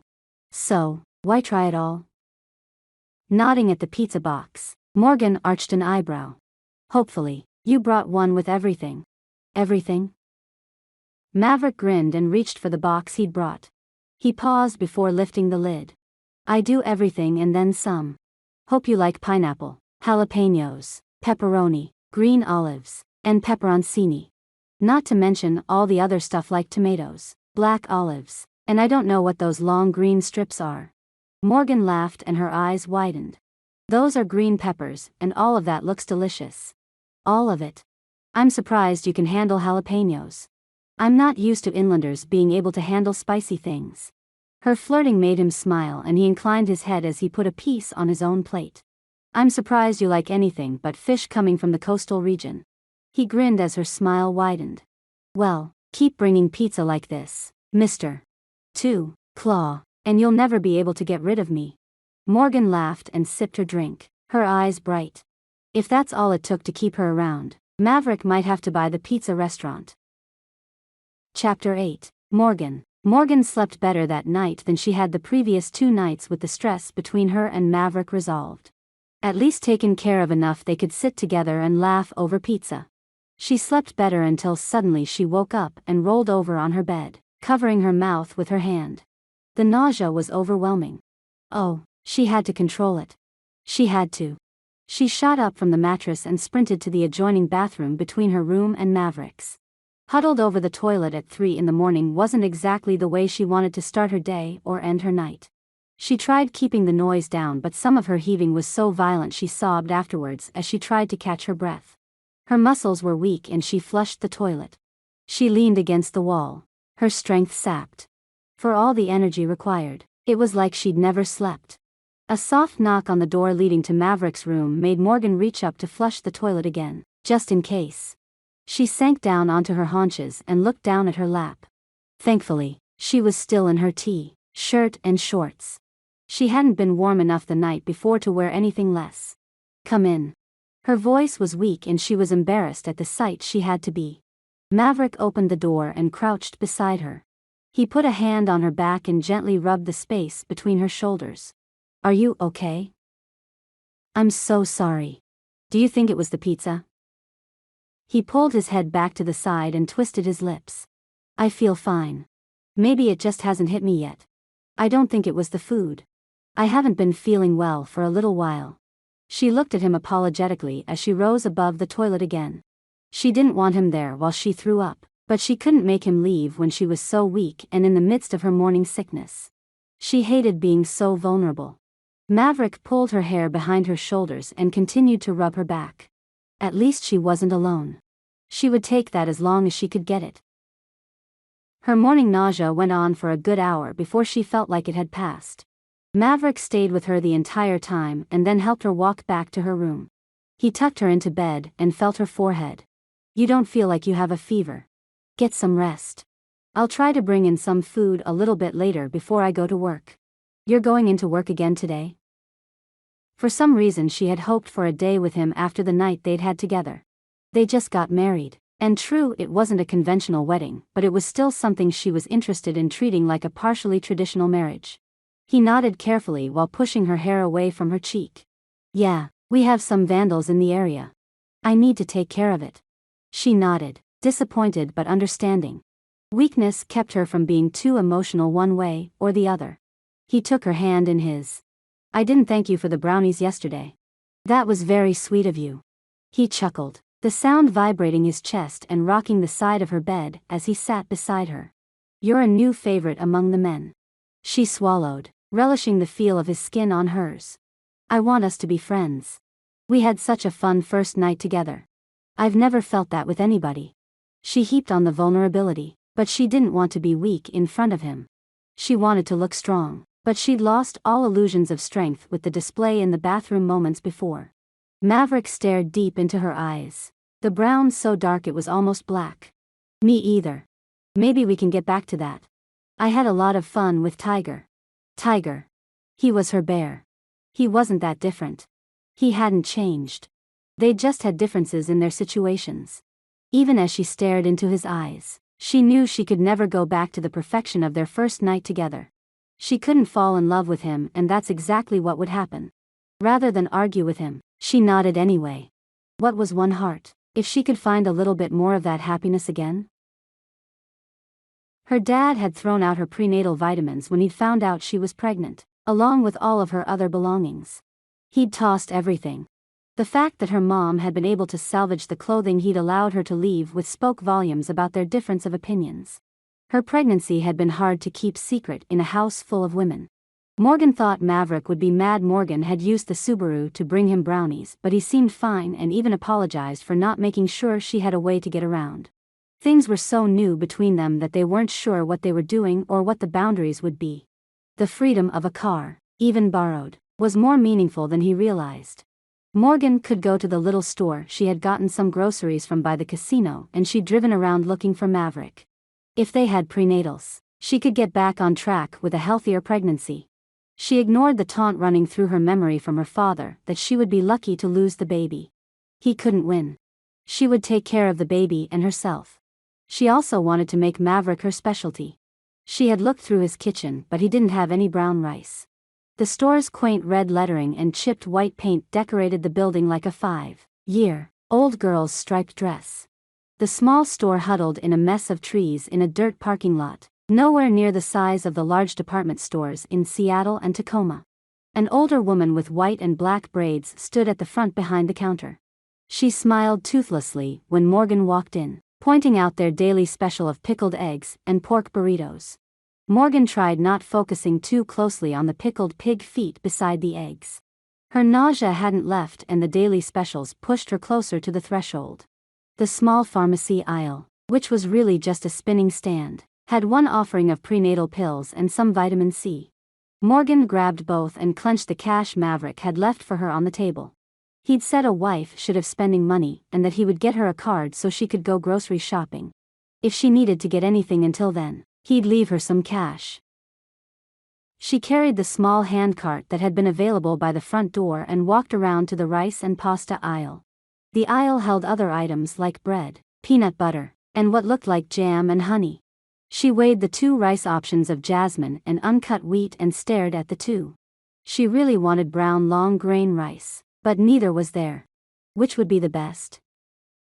"Excuse me." An older woman appeared at her side, but the smoothness of her face and the darkness of her hair left her age a vague number. She had to be older than Morgan because of the way she dressed and the formal way she stood, but Morgan couldn't place her exact age. The woman held out her elegant hand and smiled. "I'm Jewel too, Claw. Welcome to our reservation. You must be new here.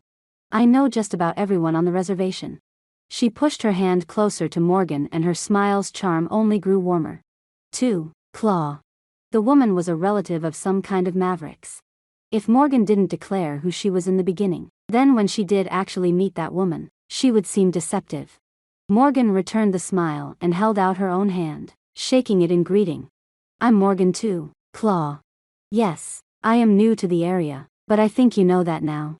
She had used Maverick's last name to make a point. She probably wouldn't change her last name, except she couldn't claim her last name of Castile anymore. Jewel pulled back in surprise. "You're MT's new wife? I've been so excited to meet you. I'm his mother. I guess that kind of makes me your mom." She reached forward and pulled Morgan into her arms in an impromptu hug. Her embrace was warm and lingering, like the hug of a welcoming mother. Morgan blinked in astonishment, bringing her hands up reflexively to touch Jewel's back. She hadn't been expecting acceptance. How many mothers-in-law got along with their daughters-in-law? Not many in her tribe, and now, their Morgan was welcomed like a long-lost daughter by Maverick's mother. Blinking back tears, Morgan swallowed and closed her eyes for the brief moment the hug lasted. How sad that she and Maverick planned on splitting in 3 months. Jewel already was making her new life sweet and full. When her other mother had been taken away, a mother-in-law that wanted her around was like a gift from heaven itself. "Can you guys come for dinner?" "The sooner the better." Jewel pulled back and studied Morgan. She seemed to genuinely welcome her and Morgan couldn't help but respond to the woman's kindness. "Yes, thank you. We would love that. When? What time and what can we bring?" Morgan followed Jewel's example and clasped her hands on Jewel's wrist. Thinking a moment, Jewel nodded her head. "Come Sunday. We'll have a family dinner. I'll make sure your new sister is there. She's getting married, so it will be great to have you in the wedding. I was so bummed we weren't allowed to come to your and Maverick's wedding. We had so much to do here. Not to mention they discouraged parents or families. We will have to do something for the reservation. I know our neighbors would love to celebrate." She shook her head regretfully but added a smile at the end. Jewel turned to the side as if she was getting ready to leave. Her own hand basket knocked the side of Morgan's unexpectedly. Both baskets locked together and fell to the ground. The clatter was loud in the small store and Morgan dropped to the ground, her cheeks warm with embarrassment. Jewel knelt to help Morgan pick up the mixed items. Each of them picked up things from the floor, inspecting the labels to see who it belonged to. Jewel grabbed the bottle of prenatal vitamins which had rolled close to her foot. She didn't seem to register what the label read as she put it back in Morgan's basket. After all the items were back in both baskets, the women rose. Jewel turned and looked back over her shoulder with a smile. Morgan blew out the breath she didn't know she'd been holding. Jewel hadn't said anything about the prenatals. Had she recognized what they were? Did she suspect Morgan was pregnant? What was she going to think? Who would she tell? It wasn't nausea twisting Morgan's stomach anymore. Had she just lost everything she was trying so hard to keep? Chapter 9. Maverick. Maverick walked in the front door, immediately enveloped with the savory smells of dinner cooking and an undercurrent of cleaning solution which smelled like lemon. His house was becoming a place he wanted to return to every night. He looked for Morgan, who waited for him in the kitchen with a bouquet of wildflowers. Angling her head off-center, she grinned. "I thought you should have some flowers." Her flirting made him laugh, and he shook his head as he followed her to the table to sit at the place she'd set for him. The scent of flowers filled the air. "I'm the one who should be bringing you flowers. Nothing about this is traditional." Chicken teriyaki with pineapple chunks on rice and a side of salad was better than anything he'd expected. After his long day, coming home to Morgan was more of a balm on his soul than he'd expected. "Are you feeling better?" "You look better. I can only imagine how I looked this morning." She giggled. "Yes, thank you. I think I was just hungry. I'm a big eater." She smiled as she took a small bite of her dinner. Arching his eyebrow, Maverick picked up his fork. "No, Morgan, you're a contradiction." He took a bite and closed his eyes. "This is delicious." "Well done." He snapped his eyes open when she didn't reply. "What's going on? What are you thinking?"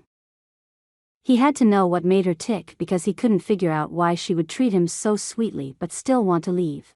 She confused him, and he didn't like the feeling of not understanding. Morgan lowered her fork, studying him. She pressed her lips together and then spoke slowly at first. "Why didn't you take me up on the one-night stand?" "I was expecting it to turn out a lot differently than it did." The steadiness in her gaze unnerved him. He took a moment to answer, steadying himself as he considered her question. "If I answer your question, you need to answer one of mine." He sipped the water she'd given him and waited for her answer. He needed more time to figure out what to say. "That sounds fair. You can ask me first, if you want." She leaned forward, waiting for his question. He nodded slowly, and then set his glass on the table before speaking. "Why do you keep turning down drinks? You don't serve alcohol, and every time I offer to get you something, you don't want it. Is it a religious thing or something?" He smiled when she glanced at their glasses of water. "I don't like alcohol." Her evasive answer obviously hid something, but she did answer, and he had made a deal. Maverick inclined his head, wincing as he spoke. "I don't like one-night stands." Morgan laughed, rolling her eyes. "All guys like them. You're just trying to copy me because you think that I'm really hiding something from you. You're perceptive, except I'm not being light-minded here. I'm serious. I don't like one-night stands. They're impersonal. I'm looking for forever, and a one-night stand is not that. There's no connection for one of the most important and sacred acts we can commit as humans. I value women and myself more than that." He smiled at her, enjoying that he'd taken her by surprise. She picked at the food on her plate, pushing a chunk of pineapple around in the thick brown sauce. After a long moment, she spoke softly. "This girl you love, does she know you're married?" Maverick matched her low tone and claimed a bite before answering. "Yeah, and she knows you're leaving in 3 months." She chuckled, but something in her eyes hinted at pain. "Oh, look at that. You can have me replaced in no time. That's gotta feel good." She avoided his gaze as he watched her. "No. She doesn't care. She told me pretty clearly she was never going to be interested in me. Can it be love, if they don't love you back?" He couldn't hide the hurt Sherry's rejection had shoved through him. For once, he didn't want to. He needed someone to understand. The way that he and Morgan had connected before made him wish they had met under different circumstances. The woman came through for him in more ways than one. She pressed her lips into a thin line as she considered him. "I'm sorry. That has to be painful. I wish I could be more for you. I would love to help take away your pain. It isn't fun having a broken heart." She looked at him with sympathy which didn't feel like pity. He smiled at her in gratitude. Maybe they didn't need to meet under different circumstances. Maybe they would be able to make the best of the circumstances they had. The next day at work, Maverick picked up his phone after the sixth buzz. His mother kept texting him and he was going to suggest she publish the text messages as a book. He wiped at his forehead with his bandana, trying to read the texts in the glaring sun. Dinner is at 5 on Sunday. You're welcome to come earlier. Morgan already said yes for the two of you, so don't try getting out of it. She wanted to bring something, have her bring a salad. I really like her and can't wait to introduce her to the rest of the family. I hope you're happy. She had sent 6 text messages. 6. Morgan had already said yes. She hadn't even mentioned that she met his mom. Although they had gotten caught up in discussing their pasts, he could see why she'd forgotten to mention that to him. Maverick waved to the men to break for lunch. He wasn't ready to see his parents. Everybody thought his affections for Sherry were just a long-time childhood crush. He had never disavowed anyone of that conclusion, and his symbolic move of cutting his hair would be lost on the rest of them. The only one who knew the complete details was Morgan. He didn't want to deal with his father's definite disappointment. The only thing Maverick had going for him was Morgan and the fact that his mom already liked her. Sherry was no longer an option. If he could take a step back and actually look at the signs he had ignored, Maverick could actually see Sherry was never the one for him. He'd never connected with her. She'd always pushed him away. The more time he spent with Morgan, the more Maverick noticed giving your affection to someone should be limited to those that made you feel like you were worth attention. Loving someone who couldn't return that love was a waste of time. Maverick looked forward to seeing Morgan every day after work. The last few days they had used to get to know each other had been more than bittersweet. He wanted to get to know her and invest in a future with her. They were married after all. But he had the nagging reminder of her 3 months expiration date hanging over him. Did he let himself start to fall for her? Was it ridiculous to want to? When he had been alone for as long as he had and always seeking companionship, was it far-fetched to believe that once he clicked with someone, he could fall for them? He never knew what it was like to fall in love with anyone besides Sherry. Now, he was saying maybe he wasn't really in love with her, as if she was just more of an obsession. Like a hunt, Sherry had become someone he had to make fall in love him because he had to prove he could do it. He had to prove he was worthy of love. Morgan was sick again earlier that morning.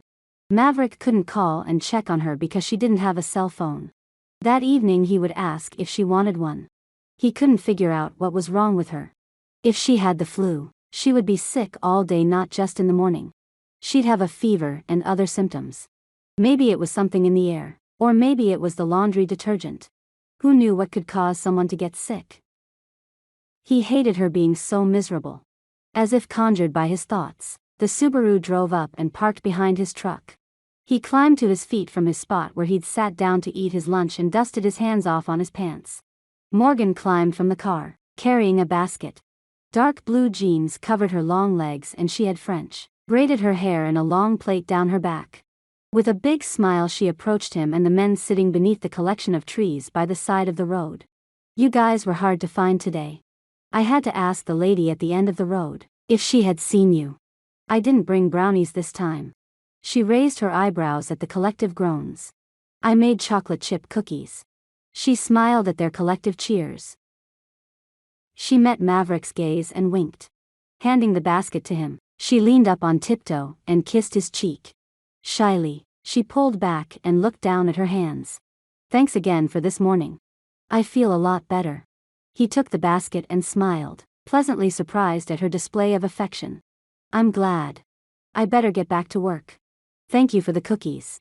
He didn't want to kiss her in front of his men, but her attempts to court him were wearing down his resolve to not get attached. He would have to ask her if she was playing a game. If she was leaving in 3 months, it wasn't fair for her to snag his heart. As she drove away, Thomas approached Maverick, 3 cookies in his hands. You are a really lucky man. I'm not sure how you pull off the golden boy act, but not only are you a 2-claw, but you get matched to a woman who looks like that, and bakes like that, and you didn't have to date her?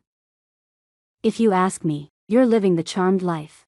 He took another cookie from the basket and held up all 4 cookie discs in a fan-like formation. I need to eat one every minute for the next few minutes. He snickered and turned back to his lunch. Maverick liked the feeling of being attended to. He felt lucky. And yet he didn't. claiming a spot beside Thomas. Maverick pulled his lunch closer to his lap. Hey, can I ask something? He continued haltingly when Thomas nodded.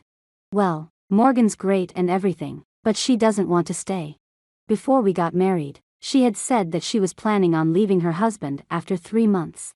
That was before she knew she was marrying me. You know how some of the Salish are about arranged marriages. What do you think I should do? The other men overheard and scooted closer. Davis leaned in, his face somber. You need to make sure she stays. There aren't many women like her. Don't let her get away. Thomas took a bite of one of the cookies and mumbled around the food. The thing about arranged marriages is they're scary. Usually there is no attraction, and I have to tell you, marriage needs attraction. I can see the way she looks at you, man. If you haven't consummated yet, I'm sure it'll happen soon. The two of you are obviously attracted to each other. Don't let her get away. Change her mind. Maverick looked around at the other men who nodded and murmured their agreement. Davis held up his sandwich and looked around at the group. Not to be disrespectful, but if you don't want her, I'll take her. Maverick snarled and turned his attention back to the cookies his wife had brought. Thomas grimaced and shook his head. Davis, sometimes it's better not to talk. Maverick had to find out why Morgan would want to leave, and then he had to convince her it wasn't a good enough reason and he wanted her to stay.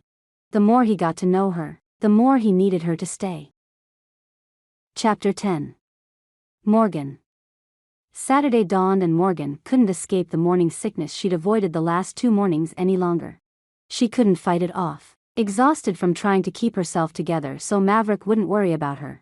Nothing worked except nibbling on ginger snap cookies every night. She even kept some in a jar near the bed. Every time she felt sick, she rolled over and chewed on one. She ran out of cookies Friday morning, and when Saturday morning came, her fight with her nausea came to a head. Early morning light lit up the sky, streaking across the intermittent clouds with soft pinks, lavenders, and oranges. How could such a beautiful dawn be ruined by a horrible wave of sickness? She didn't know, but she couldn't enjoy the colors outside her window as she rushed to the bathroom. Curled up beside the toilet, she clutched her stomach, twisting her pajama shirt in her fist. She had to stay quiet. Waking Maverick wasn't an option. He hadn't been able to sleep all week because he got up so early for work. She desperately wanted to make sure he could do that on his day off. He'd even commented the night before how glad he was that she wasn't sick anymore. Morgan knew she should have gotten more cookies the day before. She'd thought she had a couple more to last her until Saturday, but the package was empty and her stomach hadn't liked that. She succeeded in being quiet for the first half hour, but the pain increased until it was so bad. She arched her back as she gripped the sides of the toilet. 6 o'clock and she couldn't control her retching. Her throat stung as her stomach spasmed again and again. Maverick didn't even knock. He burst through the door, rubbing his eyes and kneeling beside her, as if it was the normal thing to do in the early hours of a Saturday morning. Do you want me to see if I can get some peppermint for you? Morgan gasped for air as she fell back to the ground, exhausted with the fight she waged with her body. She shook her head, murmuring, "No, thank you. I just need to get something in my stomach. I'm just hungry." She downplayed the pain she was in. She didn't want to be more of a burden on Maverick than absolutely necessary. If she was too much work or trouble, he wouldn't want her. He nodded, yawning. "I'll make some soft eggs with toast. That should make you feel better." He shook his head, his brow furrowed. "It's so weird. I feel fine. You don't drink, and it's not the flu. I can't figure out what's wrong with you. If it doesn't go away, we should consider taking you to the doctor." Morgan looked away guiltily. She knew what caused her nausea, and it wasn't the hunger. The last thing she wanted to do was make him worry. Telling him so soon, though, wasn't an option. If they still wanted to split in 3 months, she might not ever need to tell him the truth. "Do you think the worst of it is over?" He stood and rinsed out a washcloth hanging by the sink. Wringing it out, he reached down and patted the cloth around her forehead and the back of her neck. She nodded, relishing his touch. "Yeah. Thank you." Her voice was hoarse from the violent motions moments before he'd come in. He helped her up and they walked together to the kitchen.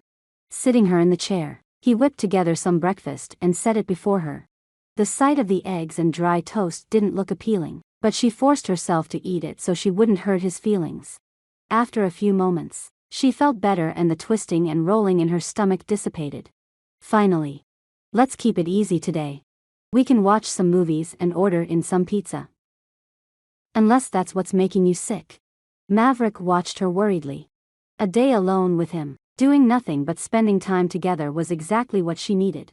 She nodded and drank her orange juice, the ice cubes clinking against the glass as she set it back down. Maverick scraped jelly across his toast. Do you think we should cancel dinner tomorrow? I know you're not feeling well. Was that hope in his eyes? No. We need to go. I really want to go. Your mom is so sweet. I forgot to tell you I saw her at the store. I'm sorry. We just always had other things to talk about.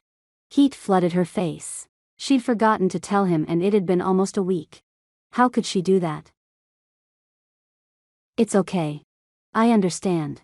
We've undertaken a lot this week. She's excited to see you again and introduce you to the rest of the family. He smiled, running his hand over his short hair. I'm just not excited because they don't know about my hair. That's my problem, not yours. She needed that family acceptance, because she wasn't getting it from her own. She wanted to yell at Maverick that he was taking for granted having a family like that. His mom seemed like she wanted to be involved, but Maverick kept pushing her away. Okay. But if you're not feeling better, we'll cancel. You just say. He didn't want to go and Morgan was going to help him fit in with his family again. She wanted that for both of them. Even if it was only for 3 months. Chapter 11. Maverick. Maverick wanted to convince Morgan to stay home and not go to the family dinner.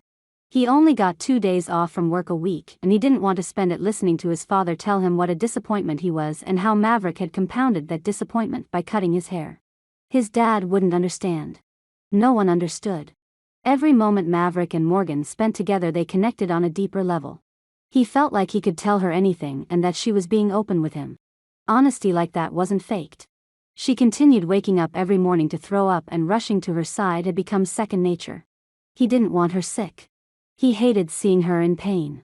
Tiny popped blood vessels around her eyes showed just how hard she was throwing up. Maverick didn't know what was going on but he was worried. He hated that he didn't know how to fix it. If what he truly felt for Sherry was love, how could he push it aside to have a future with Morgan? He never connected so well with anyone. He couldn't understand why he was still trying to figure out how to make things work with Sherry when Sherry had said no. He could feel himself turning into one of those stupid lovesick boys that never got past their focal point. When would he quit acting like a child? Would his feelings for Morgan be real, if the feelings he had for Sherry weren't? He changed and knocked on Morgan's door 2 hours before they were supposed to be at his parents' place. Morgan? Are you getting ready to go? Do you feel any better? The door opened softly and Morgan stepped out. Her hair hung in soft glossy lines past her shoulders. She wore a white peasant top over a printed cotton skirt. She motioned toward her clothes and scrunched her mouth to the side. I hope it's okay. I used $4 from the money you gave me to buy this at the secondhand store. I only brought 2 pairs of pants and 2 shirts with me. That's all my dad let me keep. Maverick stepped back, blinking at her words. What do you mean that's all your dad let you have? I always just assumed you were having your things sent to you. Maverick's confusion didn't clear away. He pushed the door open and walked past her into her room. It was bare as when he'd left to get his wife in Coeur d'Alene. He strode to the closet and opened the door. Nothing hung in the closet. The 10 hangers he had provided for her sat there, useless. He turned to the dresser and pulled open the drawers. 2 neatly folded shirts claimed 1 drawer. 2 pairs of pants folded the same were in the drawer beneath it. In the top drawer only 2 pairs of socks, some underwear, and bra with a pair of pajama shorts and a top sat at the bottom, again taken care of carefully. Is this all you have? He turned disbelieving eyes on her. I can't believe this is everything. What's going on? Why don't you have more? I do have more. You bought me this outfit. I'll pay you back. Ashamed, she turned her gaze to the side avoiding his eyes. My father. It's a long story, but suffice it to say, I'm not the dutiful daughter he wishes I was. I'm not the son he always dreamed for. Anyway, I apologize for spending your money. I just needed some clothes. I'll try to earn back the money to pay you back." Her words were choked and she blinked at the sheen of tears in her eyes. "I'm not sure if there are any stores open, but we'll fix this. First thing. You're not going to wear only 2 pairs of pants. I have money. You're my wife. We'll fix this." He clenched his jaw and gently pulled her into his arms. She needed consolation. He wasn't sure what she had done, and he didn't think anything could be bad enough for her father to turn his back on her so severely. Maverick wouldn't do that. He relished the feel of her in his arms as he held her close. "It's okay. I'll fix it." She pulled back, blinking tears from her eyes. "You don't owe me anything. You don't have to do this." A wave of protectiveness crashed through him. He brushed the hair back from her face and tucked it behind her ear. "I've got to take care of my tiger." Maverick ran his fingers through his hair one last time as they stood at his parents' door. He still had time to run. He stood his ground with Morgan by his side. Normally, he just walked in, but things had changed since the last time he'd been there. He'd become a man, not just in the sense of age and responsibility, but he was now a family man. He had a wife. He had his own home he presided over. He couldn't just walk into his parents' house. Things had changed, and not just his hair. Morgan reached up and claimed his hand, glancing at him while they waited for the door to open. "You look amazing. I like your haircut. They're gonna love it." She squeezed his fingers, smiling brightly. Her hold on his hand soothed his anxiety. He suddenly realized he didn't care if his family was upset. He'd married Morgan for his dad. He'd cut his hair so he could move on. Every moment that went by with Morgan made him realize that cutting his hair and saying goodbye to that part of his life was the best decision he could have made. The fact that she was the one who had cut his hair and helped him move on symbolically only made things that much more poignant. The door opened and Mason postured there. He glanced at Maverick, his eyes widening when he took in the length of his hair. Tightening his jaw, he then looked to Morgan. A smile erased his anger and he reached out a hand to pull her into his arms for a hug. "You must be Morgan. I'm Mason too, Claw. Jewel has done nothing but talk about you. We're so excited to have you in the family." He pulled Maverick in the house and glanced at his hair once more, and didn't mention it. "You're lucky you got matched to such a beauty. The Bucks aren't always that lucky." He chuckled. Maverick couldn't tell if his father was upset or not, but he would take the omission of anger and leave it unmentioned. Rakia stood in the kitchen, holding Damon's hand and laughing. "A handsome man like Maverick deserves a pretty woman." She glanced at Morgan and smiled. Holding out a hand, she jerked her gaze toward Maverick. "I said he deserves a pretty woman. Not a gorgeous woman. I'm Rakia. You and I are sisters. This blonde man is mine. His name's Damon. We'll be married soon, too." She held out her left hand and showed Morgan, who couldn't help but get caught up in the excitement. "Maverick, you cut your hair. I can't believe it." Jewel stepped into the kitchen and swatted at his arm. He turned his head to the side, trying not to wince at the introduction of the topic he was trying to avoid. Laughing, Rakia moved to the side of the counter. "Mom, it's fine. He married someone for you guys, for crying out loud. Let him have his haircut." Rakia snagged a black olive from the tray on the counter and winked at Morgan. Maverick was grateful Rakia stuck up for him and that she was so welcoming with Morgan. He'd been truly worried Morgan would be blocked by his family. But they treated her like one of their own. As his mom set the table, she walked by them and hugged Morgan. "I'm so happy to see you again. We finally feel like we're rounding out as a family." She poked her finger between Rakia and Morgan. "I saw the prenatals, Morgan. Rakia, you need to take a note from Morgan's book. I want grandbabies. Morgan is taking care of her body beforehand. That's so important. Why don't you hurry up and have babies for me and we can make it a race? First one to give me a grandbaby gets my turquoise earrings."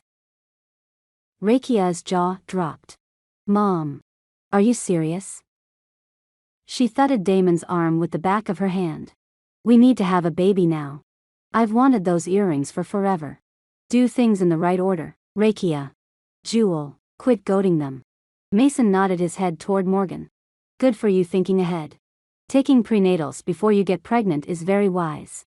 A lot of people don't even take prenatals. It's good to take care of your children and your body. His approval drenched around Maverick, who still wasn't quite sure what was going on with prenatal vitamins. Why would Morgan take prenatals, if she was planning on leaving?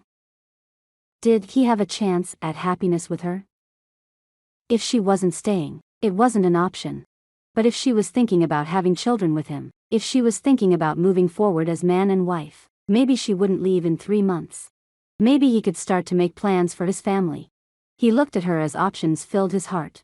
Was it safe for him to consider feelings? Was it safe for him to consider options and commitment? So much filled his heart, and he wanted to grab her and run back to their house. He needed to know what she was thinking. He had to know, if he had a chance. If they had a chance. Chapter 12. Maverick. Maverick closed the door behind Morgan and reached out to take her wrist in his hand. He stopped her, waiting for her eyes to meet his. What's going on? You got prenatals? Are you planning on staying? What did that say? He wanted her to stay. Or at least consider the option of staying. He knew there was something between them, and 3 months just didn't seem like it was long enough to explore whatever it was. The more they connected, the more they interacted with each other, the more he saw just how considerate and affectionate she was. He realized more and more he didn't need very long to develop feelings for her. I got some vitamins. They're not prenatals. Your mom might have been confused. We dropped our baskets and picked things up fast. She twisted her wrists until she held his fingers in hers. Her gaze trained on his. She nodded softly. It's not that I'm planning on staying. It's not that I'm planning on leaving. There's a lot more going on than just a simple question like that. I'm not sure how detailed we want to talk about this right now, but I'm very interested in that one nightstand I offered you. Maverick's mouth went dry. She was offering him the one night stand, but it wasn't without strings. But it wouldn't be a one night stand. You live in my house. We would see each other the next day. Did she realize what she was offering? Was it something she was really interested in? She stepped closer to him, looking up into his eyes, her lower lip trembling. I know that. But whether I stay or leave, I need the connection. Don't you ever just get lonely? She reached up and traced her finger down his jaw, sending a shiver down the back of his neck. He knew lonely. He knew lonely better than lonely knew lonely.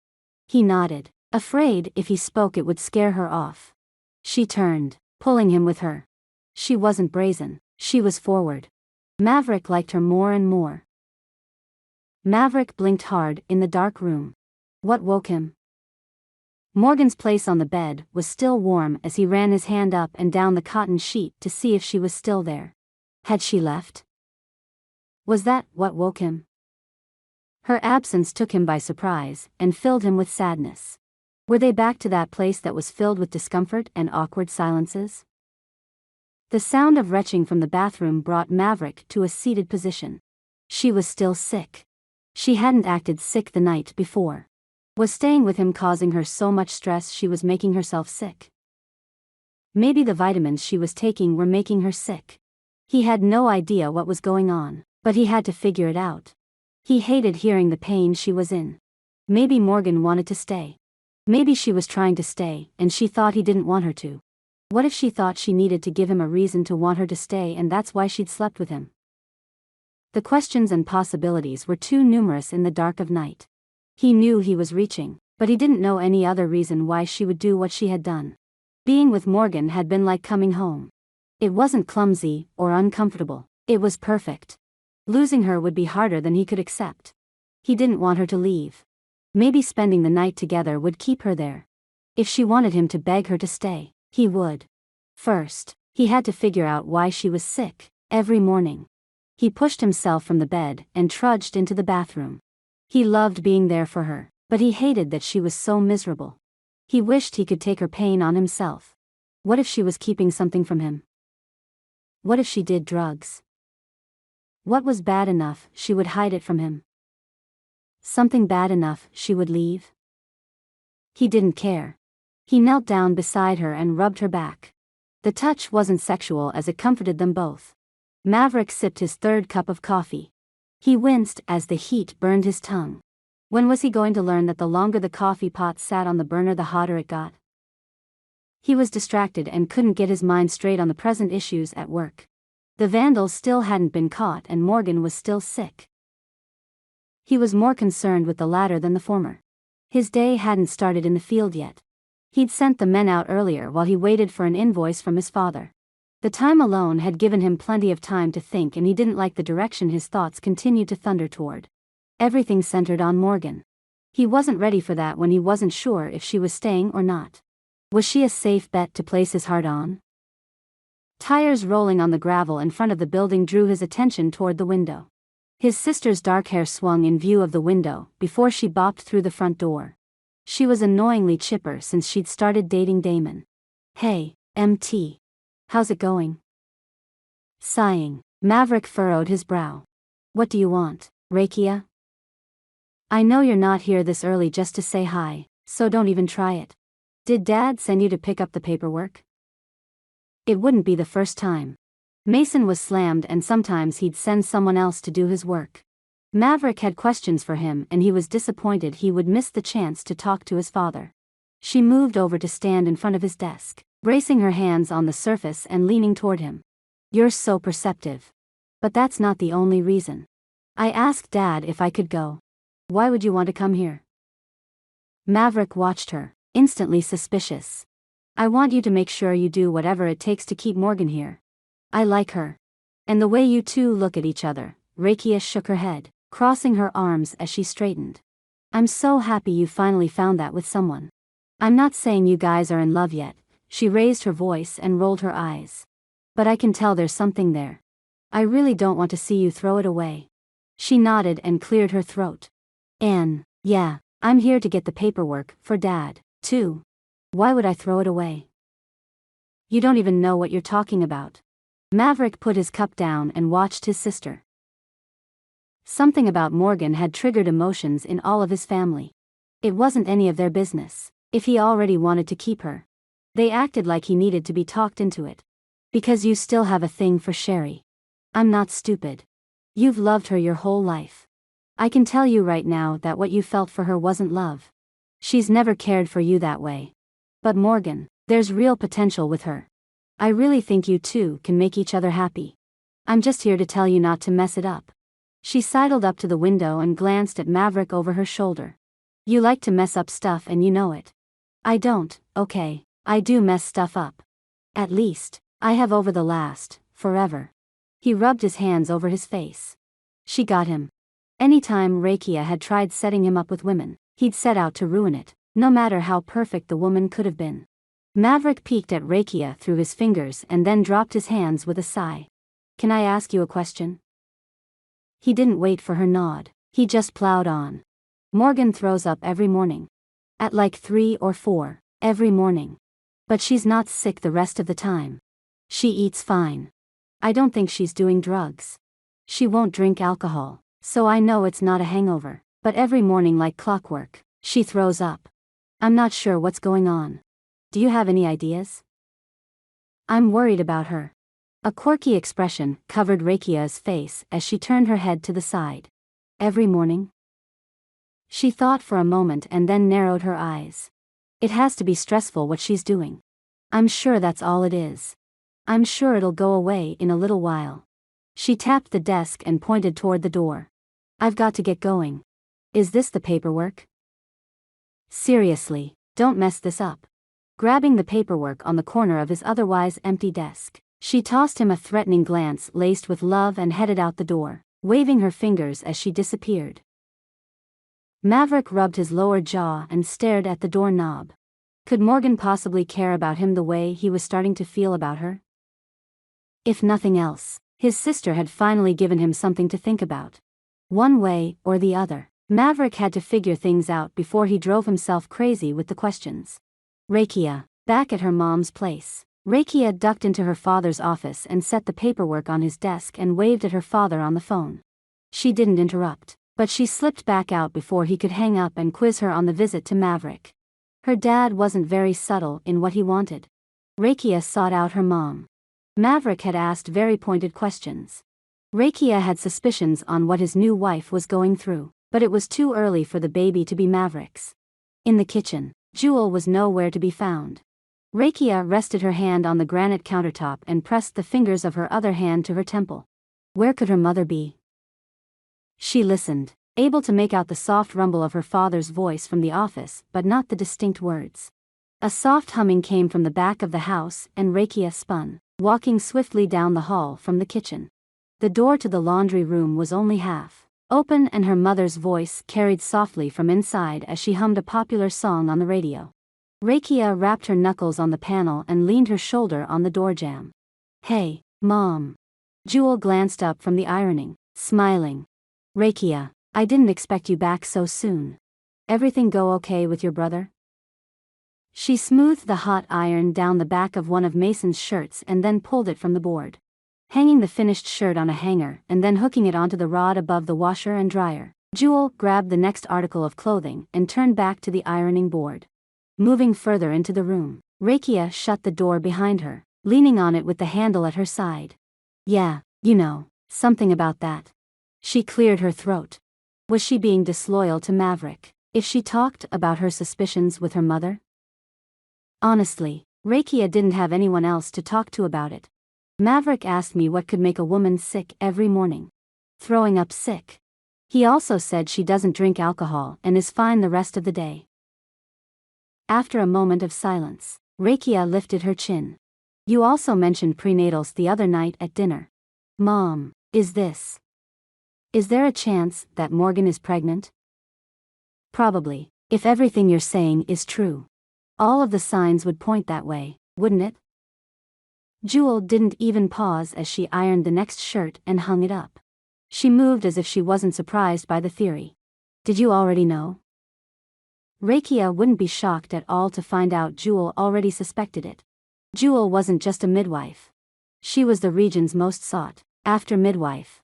She mixed Western medicine with holistic methods and had been providing the service for as long as Rakia had been alive. I suspected. Jewel smiled at Rakia, her eyes warm and non-judgmental.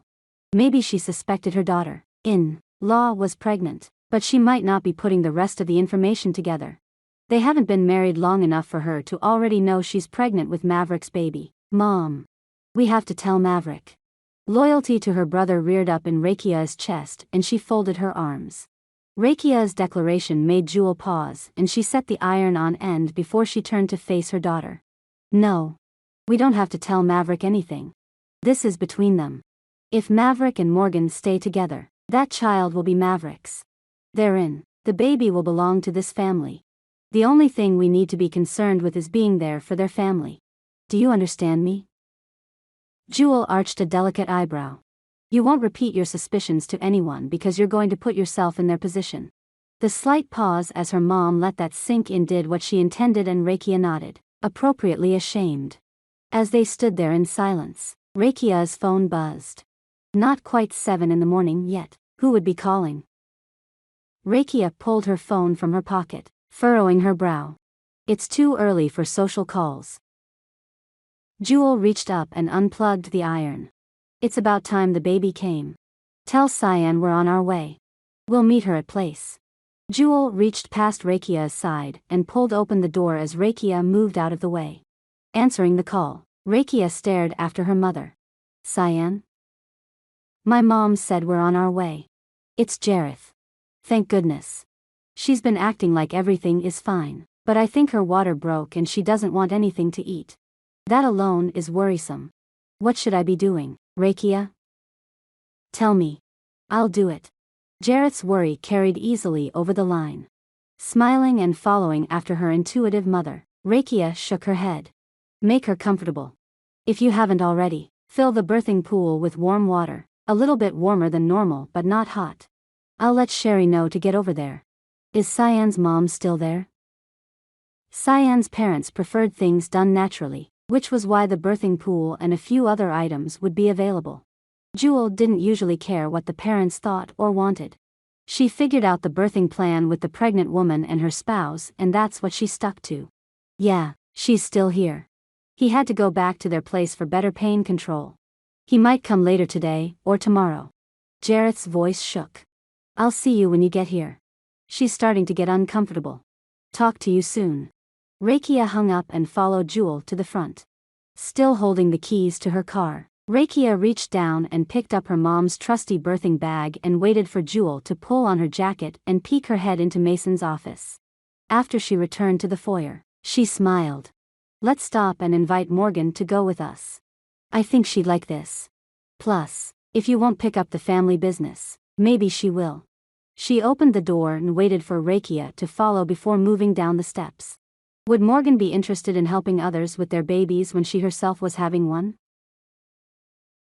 Jewel had wanted that and she'd done very well. Maybe Morgan would be able to do the same. Rakia hoped so. She would do whatever it took to help Maverick find happiness. He deserved it. If Morgan could do that for him, then Rakia would keep her mouth shut. She'd welcome the woman into the family as her sister and not care that she was bringing another child into the fold that wasn't her brother's. Wasn't the situation something she herself was familiar with? The last thing Rakia wanted was to create problems for her brother and his new wife. A new relationship was hard, let alone marriage to someone you had never met before. They didn't need hard from Rakia. What they needed was support. She drove them toward Maverick's house, determined to be supportive. If nothing else, at least Rakia could be a friend for Morgan. Things had to be difficult. The woman was married to Maverick. She deserved all the pity in the world. That thought made Rakia smile as she pulled into the driveway and Jewel climbed out. Nah, as much as she liked teasing Maverick, he was a great guy. Morgan was lucky to have him. Rakia just hoped Morgan understood that. Chapter 13. Morgan. Morgan hadn't been able to go back to sleep after Maverick left for work. There were too many questions and what-ifs running through her head. Sleeping with Maverick had been different. Not in a bad way, but more like Maverick had cherished her rather than used her. Not like Quill. Morgan couldn't stop the comparison. She couldn't help but think of all the manipulated ways Quill had used to get Morgan to sleep with him. By the time she'd honestly believed Quill had already talked to her father about marrying her. That all Quill needed to do was save up to buy a ring to ask her. She'd loved him immensely. When she found out she was pregnant and told Quill, she'd been deliriously happy. So overwhelmingly happy, that at first, she hadn't noticed the way his expression shuddered off to a blank neutrality. He'd shrugged her hands from his shoulders and laughed at her. No one would want her now, he'd scoffed. Not even him. She was used goods. Morgan still hadn't understood as she'd watched him walk away. How could she be used goods, if he was the one she was supposed to be with? He was supposed to marry her. She'd gone home and asked her father if Quill had asked him for her hand. Her father had laughed, stating Quill was already engaged to the Lehman's daughter, had been since their early years. Comparing Quill to Maverick was only natural. Finding them to be complete opposites was immensely comforting. Where Quill had worried more about how he looked, even so far as to get weekly manicures, Maverick worked hard in dirty clothes with hands worn and calloused from the activities he did outside. Where Quill had ignored Morgan unless he wanted something, Maverick didn't seem to want anything from Morgan, but paid plenty of attention to her. Where Quill had been put off by Morgan's displays of affection, calling her a puppy dog, Maverick seemed pleased when Morgan attempted to do nice things for him. Where Quill had been all about his pleasure in bed, Maverick had been attentive and caring. The distinct differences left Morgan lost in thought as she moved around the kitchen, cleaning. Not that there was much to clean. She had Maverick's house in great shape, so much so she didn't have much to do until later in the day, when she would start his meal. One thing she'd always liked that her mother had done was to take care of the home and keeping a hot meal on the table for her father after a long day of work. Morgan had always wanted to do that for her husband. Now, she had the opportunity, even if it was only for 3 months. Putting the coffee mug Maverick had used that morning before leaving for work into the cupboard, Morgan tried to ignore the deadline of 3 months. She was the one who had planned on it. She was the one who had declared it to Maverick, and she believed he was only bare and not the man she was supposed to marry. A knock at the door pulled her Morgan from her thoughts. She strode to the door. Knitting her eyebrows together, she opened the panel to find Jewel on the other side. At just barely 7 in the morning. Is everything okay? Oh, good, you're up. Rakia and I wanted to know if you'd like to go with us to help with the birthing. It was less of a question and more of a suggestion. Without blinking, Morgan nodded. grabbing the keys from the hook on the wall and shutting the locked door behind her as she followed her mother-in-law down the steps. Do you think I should call Maverick and let him know? I'll have Rakia text him that we borrowed you. I'm not sure on the time frame, though. So, let me know if you need to get back by a certain time, okay? Jewel smiled over her shoulder as she led the way to the car in the driveway. Rakia waved at Morgan when Jewel and Morgan climbed inside. Morning, Morgan. Ready for this? Sure. Morgan had no idea what she was supposed to be doing, but she had no doubt Jewel would let her know. At least she was being included and she had something to do for the next few hours. And if they really were going to a birthing, maybe it would give Morgan an idea for what she had to look forward to. She could gather tips and figure things out to plan for. Wasn't that a huge part of what she needed? Jareth paced back and forth at the opposite end of the room. He felt out of place and unnecessary. He was useless in the face of the struggle Cyan was going through. Every time she cried out, he clenched his fists. He couldn't fix it for her. He couldn't take away her pain. The worst part was, he'd done that to her. He'd caused her to go through that. Never again. He would never subject her to that kind of pain again. He couldn't. If he did, he'd be the selfish husband and she deserved so much better than that. Jareth, come over here and hold your wife's hand. We're about ready to start pushing and she needs you the most right now. Jewel too. Claw issued orders with patient firmness. Where she wasn't large in stature, she made up for in confidence and calming directions. She knew what to do and that meant she had Jareth's utmost faith. Yes, ma'am. Changing direction mid-stride, Jareth rushed to Cyan's side. She glanced gratefully at him as he grasped her hand in his. He leaned over, brushing the hair from her forehead and murmuring, "Are you okay?" "I'm so sorry. This will never happen again." He swallowed past the sudden constriction in his throat. He could never hurt her like that again. Cyan swatted his arm with her free hand. "Don't be silly. This is part of it. Although, I do want to punch you." Her smile twisted into a pain-filled grimace and she moaned, arching her neck back. "Breathe, Cyan. You're doing good." Jewel moved into position near Cyan's knees and patted the side of her leg.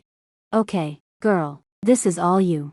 Push when you want, but try to make it when the pain is at its peak." Judging by the increasing tightness of Cyan's hold, the pinnacle of pain was getting close. Without further prompting, Cyan tucked her chin and pushed. Jareth held onto her hand. "You're doing great, Cy. Good job. Keep going." He glanced toward Jewel who seemed absorbed in the moment more than anything else. Cyan leaned her head back, gasping for air and then before Jareth could do anything else, she started over, tucking and pushing and groaning from the effort. Rinse and repeat, rinse and repeat. Cyan continued in that manner for about 15 minutes, all of which Jareth felt like he was trapped in some kind of horrific time loop. Then suddenly a baby's cries filled the air and he was being maneuvered into position and given scissors. Then he was told where to cut and everything passed in a blur. He could only see Cyan. For some reason, Jareth blocked out the baby they were all there for. Until he couldn't anymore. He sat beside Cyan and she held the small infant in her arms, her face beaming. She glanced tiredly from the child to Jareth and back again. Touching the small fingers, Cyan blinked and looked at Jareth again. "We will be doing this again, Jareth. He's worth all of that and more." Jareth leaned over, blinking back moisture in his eyes. We had a boy."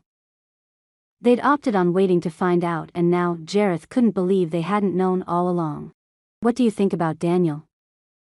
"I know we had other names picked out, but he feels like a Daniel." Cyan bit her lip and looked up at Jareth.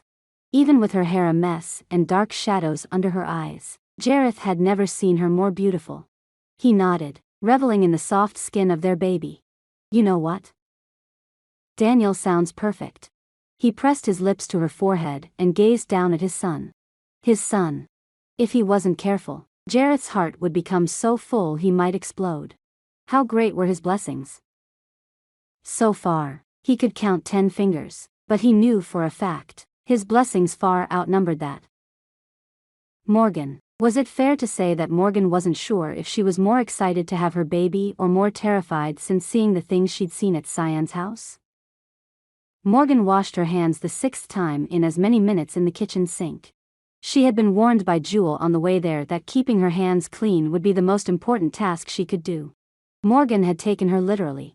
Jewel came from the back room, her hair unmussed as if she hadn't spent the last 5 hours helping Jareth from losing his mind, Cyan's mother from burning too much sage, Rakia and Morgan organized and on task, and assisting Cyan in birthing her child. The effortless ease with which she'd accomplished all of that had been enviable.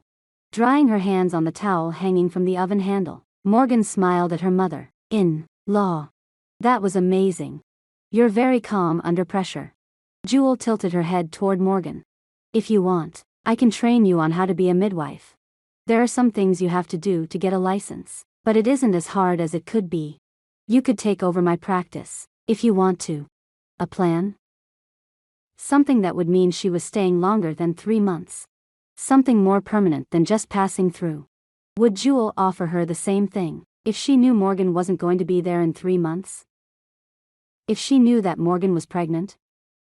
The reality was, Morgan didn't have the luxury of planning anything. Her smile faded and she turned away from Jewel. Thanks. I'll have to see. Admitting that much was next to impossible. She wanted to scream yes and throw her arms unabashedly around Jewel's arms, but she couldn't. It wouldn't be fair when Morgan left. Well, of course, you'll need to work it around your own family. I remember when I was pregnant with Maverick, there were some things I just couldn't do. As soon as you get past the first trimester, things will get easier. Jewel reached out and patted Morgan's shoulder. Turning toward her mother-in-law in surprise, Morgan blinked. What? I don't. Jewel smiled knowingly. Honey, Maverick told Rakia about the morning sickness. He's worried about you, so don't get upset he said anything. That with the prenatals and the fact that you're coastal and were sent to one of our matchings probably means your father found out and sent you away. Is that right? Morgan slumped against the counter, her hip hitting the edge as she rounded her shoulders and folded her arms across her chest. Tears spilled before she could stop them. She cleared her throat, but nothing was moving that lump lodged behind her tongue. Hey, SH. You're okay. Jewel approached Morgan, rubbing Morgan's upper biceps and shaking her head. No, you have nothing to be ashamed of. Nothing.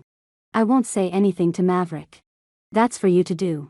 I just wanted you to know you're not alone. I'm here, if you need anything. You're far from home, child. I can only imagine what your mother is going through. The weight of the world felt like it had settled on her shoulders. She wiped at the tears on her cheeks and shook her head. Father won't let me talk to her or my sisters. I told Maverick I would leave in 3 months. I don't want to, but I already told him. He doesn't know about the baby. Jewel studied Morgan for the space of 3 heartbeats. Then, before Morgan could discern what else she had to do, she was pulled into Jewel's arms and rocked back and forth. You're okay. You're okay. Maverick is a great man, Morgan. He is worth loving. I promise. You just have to give him a chance. Be honest with him. He'll make things right for you. Let him take care of you. Morgan closed her eyes, grateful for the comfort Jewel offered her. She hadn't realized until that moment just how much she missed her own mother. After a minute, they parted, and Morgan sniffed, wrinkling her nose. She wiped her face and nodded. Thank you. I'll do that. Thank you, Jewel. She didn't want to cry anymore, but the sense of belonging exuding from her mother-in-law was overwhelming. What if Maverick didn't forgive her for not telling him? What if he didn't want her and booted Morgan out? What if 3 months was going to be all she got? She'd have to say goodbye, not only to Maverick and her growing feelings for him, but to his family, the opportunity his mother offered her, and more. What if she didn't want to say goodbye? Normally Maverick didn't get home until after 5. When Morgan looked up from the book she was reading to find Maverick standing at the edge of the couch in the living room, she jerked forward, startled. Did he know? Had Rakia told him? Closing her book, she stood, pressing her pants down her thighs with nervous fingers. Maverick, you're here. I'm sorry. I was just. Heat flooded her face. She didn't want him thinking she was being lazy by lying around doing nothing. It's fine. I know all about the work you did with my mother today. That's not easy. You deserve a break. Plus, I don't expect you to do anything. You can lay around eating candy for all I care. Maverick moved closer, taking the seat across from her. I'm glad you're feeling better. Morgan slowly sank back to the spot she'd been sitting on the couch, but left her book on the table. They'd connected the night before, but something had shifted in the way they couldn't even touch each other. Did he know? What are you hiding from me? I've been trying to piece it together, but the pieces won't fit. Something is making you throw up. You're getting sick. He leaned forward, bracing his elbows on his knees and folding his hands. He raised his eyes and stared at her. I thought we had a good night last night. In fact, it's all I've been able to think about. But I keep getting hung up on the fact that I feel like you're hiding something from me. I don't know what to think or what to do. It's driving me insane, Morgan. As if his questions could conjure her nausea, Morgan's stomach twisted, but this time it wasn't from morning sickness. Things were about to fall down around her, and she had only been there a little over a week. She finally felt valued the night before. Not because of the sex, but because of the way he looked at her, the way he held her afterwards. She'd felt cared for, treasured. Now he was going to find out her secret, and she was going to lose that connection. Just when she was going to ask him if she could stay. They stared at each other, Morgan twisting her fingers and swallowing. What was she supposed to say? He'd asked her questions, but she didn't have the answers. At least the answers he wanted to hear. She didn't want to lose everything. How could she have been so stupid as to get attached, and that fast? Panic welled within her. What was she supposed to do? After the long drawn-out silence, Maverick continued. I feel like we connected. I feel like you and I have connected more than I ever dreamed possible with her. She rejected me and I came here and you did everything you could to make me feel better. Nobody's ever done that with me. Nobody's ever cared enough to bring me brownies to work. You're making this whole house feel like a home and I actually want to come back every night. It's never been like that for me. You've accomplished all this in just a matter of days. I just need to know what is going on. I can fix it. I can help you. Let me help you. He didn't know what he was saying. How could he? How could he have any idea what was possibly going on with her? Another moment passed, and then Maverick slid down to his knees by her side. Kneeling beside her, he took her hands in his, pleading with his eyes. Please, Morgan, I need to be able to fix it. We need to be honest with each other. I don't know if you want to leave in 3 months still or if maybe you're thinking about staying. Terror filled her. If she was honest, he wouldn't feel the same way. If she told him everything, he would be as dishonored as her father was. In 3 months, she would start to show, so if she left before then maybe they could have this time to be happy together. She chewed on the inside of her cheek, shaking her head. We did connect. I've never connected like that with anyone either. I wasn't trying to convince you of anything last night. I just needed that with you. And I don't want to leave. She was saying too much. She was getting too wrapped up in the moment. She couldn't let him know. She had to hide it. She didn't want to keep lying, though. Then stay. There's nothing that's important enough to take you away from here. We can work on this together. His hands were warm as he moved them up to her wrists. She pulled back, disengaging from his touch. I don't want to leave. I don't want to fall for you. I'm worried that you're going to want me to leave. My father. He didn't want me anymore. You're going to feel the same way. She clenched her fingers until her nails bit into her palms. A whiff of his cologne snagged her attention and she tried to breathe shallowly instead of inhaling the captivating scent more fully. I'm not your father. What I can tell you, though. I cannot fall for you, if you're still leaving. My heart isn't strong enough. I won't be able to survive that. Please, stay. We can work anything out. Think about it. He stared up at her with hypnotic eyes that seemed to promise more than just a chance and a life. She nodded slowly, giving in to what he wanted. Okay. I understand. And she did. She didn't want him to get hurt. She didn't want to be the one hurting him. She understood more than he ever would how much it hurt to fall in love and be rejected. She couldn't go through that kind of loss again. Morgan wouldn't wish that on anyone.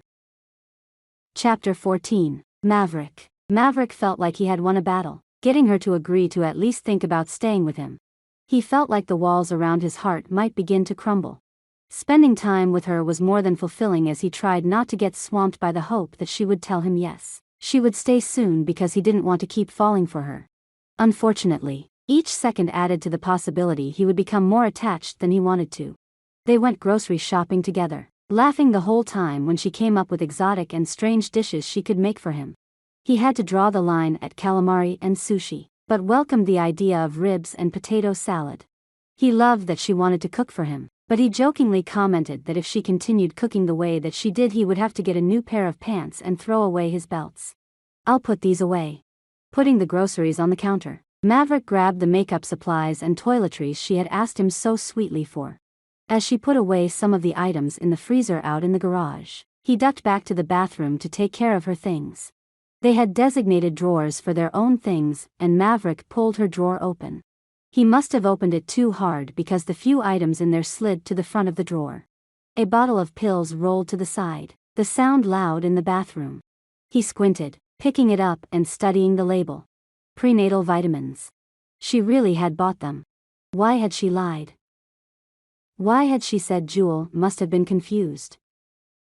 That didn't make sense when Morgan was so honest with him. Wasn't she?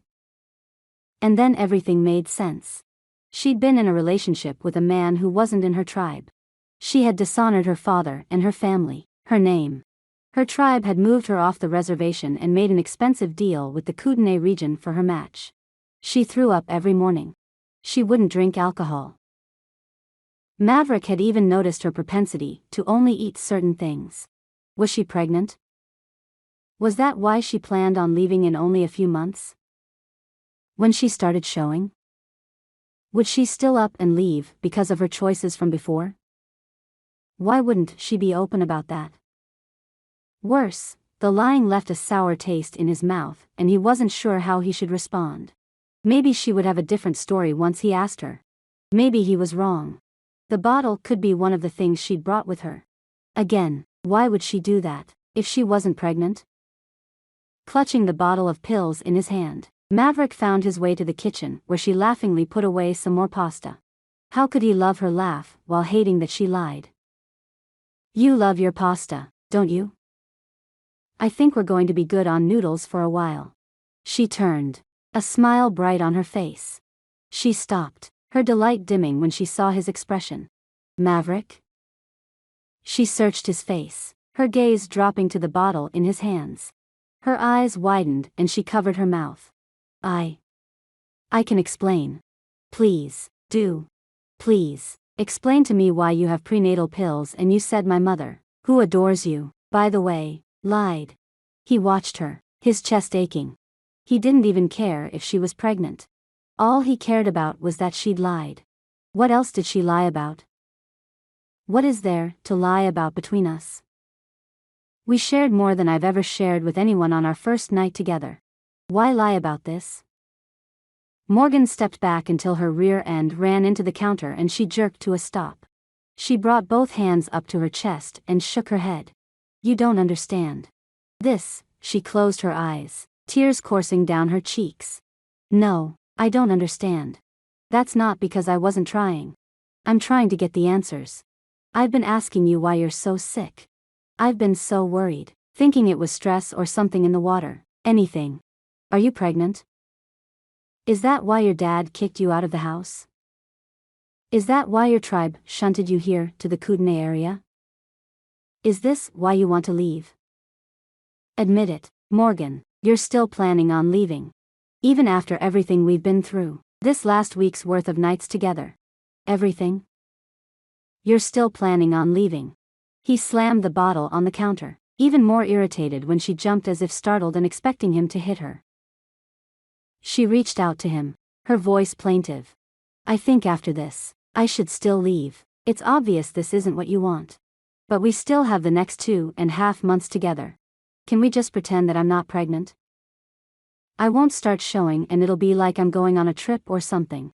Can we just pretend that none of it happened and we're just enjoying each other for the next 3 months? Please. She had admitted she would still be leaving. He felt like she'd hit him in the chest with a sledgehammer. You're still leaving. His voice had grown cold. His whole body felt fuzzy. Maverick shut down. He wasn't going to fight her. He didn't want to fight anyone anymore to stay with him or to care for him or to love him. He had done that his whole life with Sherry. He was a fool for thinking he didn't have to do it anymore. The women never chose him. Maverick was destined to be alone the rest of his life. He would be in a state of permanent sadness and longing. He knew better than to believe he could love someone and they would love him back. He shook his head, trying to breathe normally. He didn't care if his words reached her or not. You never even gave us a chance. You were never going to stay with me. Why couldn't you have said that when I asked you? Why make me wait, hoping and praying that you were going to say yes and stay? What would you have said? That you're delighted to raise another man's baby? You wouldn't love me if you knew I was someone else's cast-off goods. I'm second-hand. My father said I'm spoiled goods. My family wanted me to give the child up for adoption and I won't do it. My choice was them or the baby. I'm sure that's what you want me to do, if you want me to stay. And I'm not going to. This is my child. It could have been yours, too, but why would you want this child? He's partially white. She lifted her chin, but couldn't hide the shaking her hands. Maverick stepped toward her, and winced as she shrank from him. He clenched his hands into fists, but not to hit her. He wanted to reach out and pull her into his arms, beg her to reconsider. But his pride held him back. How much more pain did he want to put on himself? You never gave me the chance. Anne, for the record, Sherry is white. My sister is half white. Skin color doesn't matter. Lying does. She studied him, earnestly trying to find something he couldn't name. She half shrugged, her gaze tight on him. So, what? You want to keep trying? Now that you know I'm pregnant, what are you thinking? Can you care about me like this? Morgan crossed her arms over her chest and watched him. Does it matter if I leave? Or do you still want me to stay? Maverick shook his head. She was still talking of leaving. He couldn't hear her words anymore as a loud whooshing noise rushed like a crashing storm through his head. He hung his head in defeat. Stretching a hand along the counter, he pushed away, unable to look at her directly any longer. Why don't you just leave now? Why wait for 3 months? Get your things and get out. He shook his head and turned, grabbing his keys from the hook beside the door. He closed the door on sobs he could barely hear over the sound of his own heart breaking.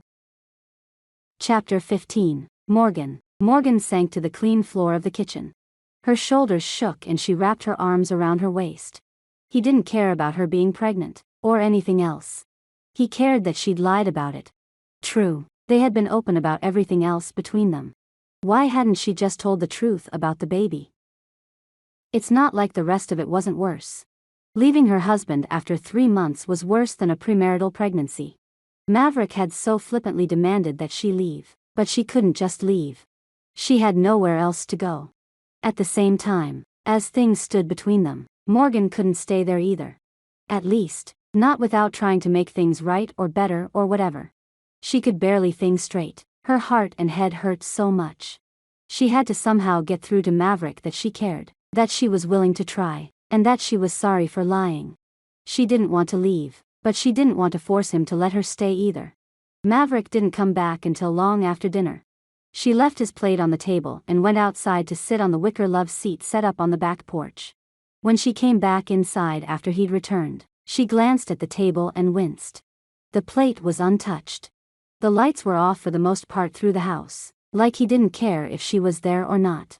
She decided to go to bed and first went to his room where she'd moved in with him after their first official night together as a married couple.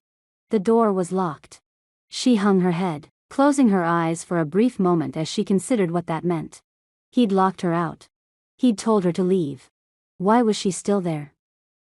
Morgan turned to her old room, which was still new enough to be her new room, and noticed her small pile of things sitting on the foot of her bed.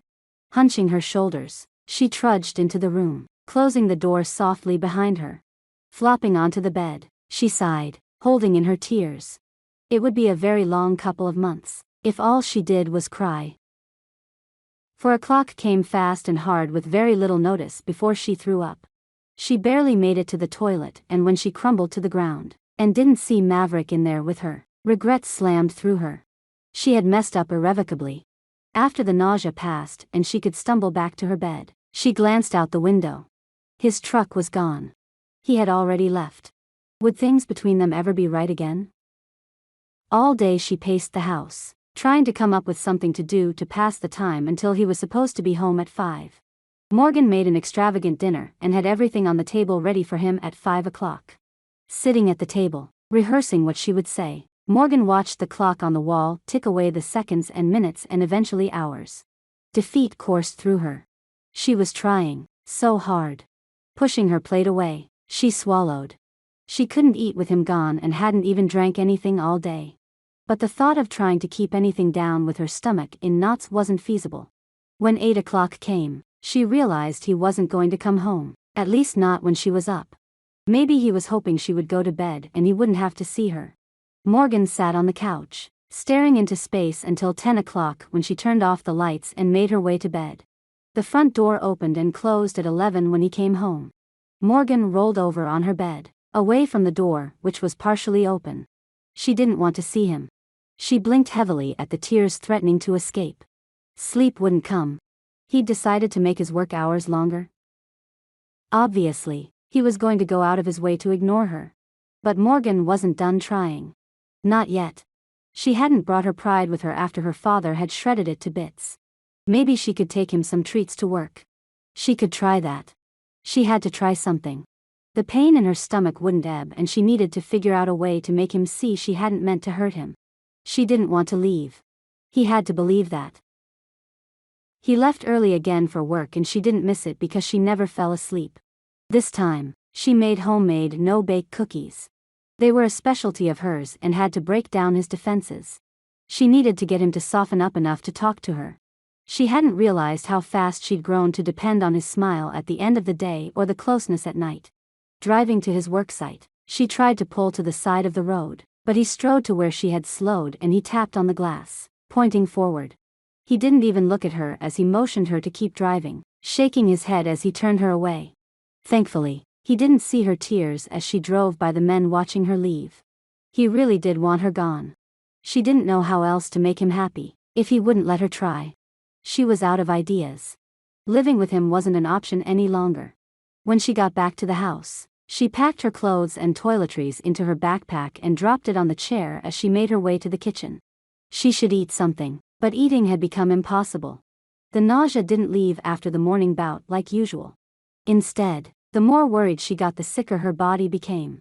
With getting sicker, she couldn't eat. She couldn't keep anything down. The combination of stress, lack of sleeping and eating, and morning sickness was getting to her. She was growing weak and didn't know how much longer she could fight for him to pay attention to her. How quickly Maverick had been able to cut her from his life. If she was smart, she'd leave right then. Start walking and not look back. But she needed to be in his home a little longer, just long enough she could soak up more of him before she left for good. She curled up on the couch to try to alleviate the pain of rejection and gather some strength. Morgan must have fallen asleep because when the cramping started, she was startled awake to crush her fist into her abdomen. The pain shot through her and she twisted on the couch cushions. It didn't matter what position she claimed, she couldn't shake the pain. When she went into the bathroom, her underwear was spotted with blood. Fear carved a heavy line down her back and she struggled to breathe normally. She had to get to the hospital. She couldn't lose her baby, her family, the father of her child, and her husband in the last 2 weeks. That was everything she had. If she lost the baby, she would lose every last bit of herself. Something good had to come out of losing everyone else. Her child, she couldn't lose him. Or her. That was supposed to be the one thing she could control. Along with her backpack, she grabbed the keys to the Subaru, walking uncomfortably to accommodate the large wad of toilet paper she had stuffed in her underwear. In the driver's seat, she started the car and backed down the driveway. On the road, she shifted, trying to focus on driving. The cramping increased and she folded over, hardly able to breathe, let alone keep her eyes on the road. Morgan wouldn't be able to get to the hospital by herself. Not like that. Her in-law's place was in sight and she managed to get the car into the driveway. Parking. She leaned on the horn until Jewel showed up at the window, knocking on the glass with concern on her face. Looking up at her mother, in-law through the window she'd only been able to crack a little bit, Morgan whimpered. "Can you help me? I think I'm losing the baby." "Scoot over to the other seat, best you can, let's go." Jewel didn't hesitate. She jerked open the door, helping Morgan slide into the passenger seat as carefully as possible. Morgan's cramping didn't ease, but she could more fully focus on her pain instead of trying to drive where she needed to go. "We'll go to the clinic. I know the doctors and it's closer. They'll let me help you." "How far along are you?" Jewel didn't look at Morgan with anything more than concern and determination in her eyes. She hadn't asked that question last time they'd been together, letting Morgan share as much or as little as she wanted. "I'm just shy of 10 weeks. Her words came out with a combination of grunts and groans. Another wave of nausea swept over her. Tears slipped down her cheeks and she sobbed. "I don't want to lose my baby." Jewel reached over and took her hand in hers, the touch comforting and steadying. "We'll do everything we can to make sure that doesn't happen." The one person who should feel betrayed above everyone else was the one helping Morgan. Too bad Jewel had no idea that Maverick wanted nothing to do with Morgan. Maybe her affection would change, if she knew. Maybe it was conditional. Or maybe she had higher hopes for Maverick and Morgan than she'd confessed. Morgan couldn't focus on any of that. Thinking of how she'd lost Maverick and how much she'd given up to keep her baby only increased the pain in her stomach and chest. She wasn't dumb. She knew what loss was. She knew when she was facing a life-changing moment. She knew the dangers associated with spending so much time with Maverick. Morgan was proving to herself just how dumb she could be. Morgan was falling in love with Maverick at the same time she was losing her child. Hannah waited at the movie theater for 2 hours before leaving her spot on the bench. She sighed as she approached the garbage and tossed the 2 tickets she'd bought for the movie, some romantic comedy she hadn't really wanted to see, and sighed as the small paper disappeared into the dark plastic hole. What was wrong with her? No one wanted to date her? Fine. Whatever. She didn't need anyone anyway. She wasn't helpless without a man like Stephanie and Cyan, or Sherry and Rakia. The last thing she needed was to depend on anyone and lose them like Nate had lost Emma. No.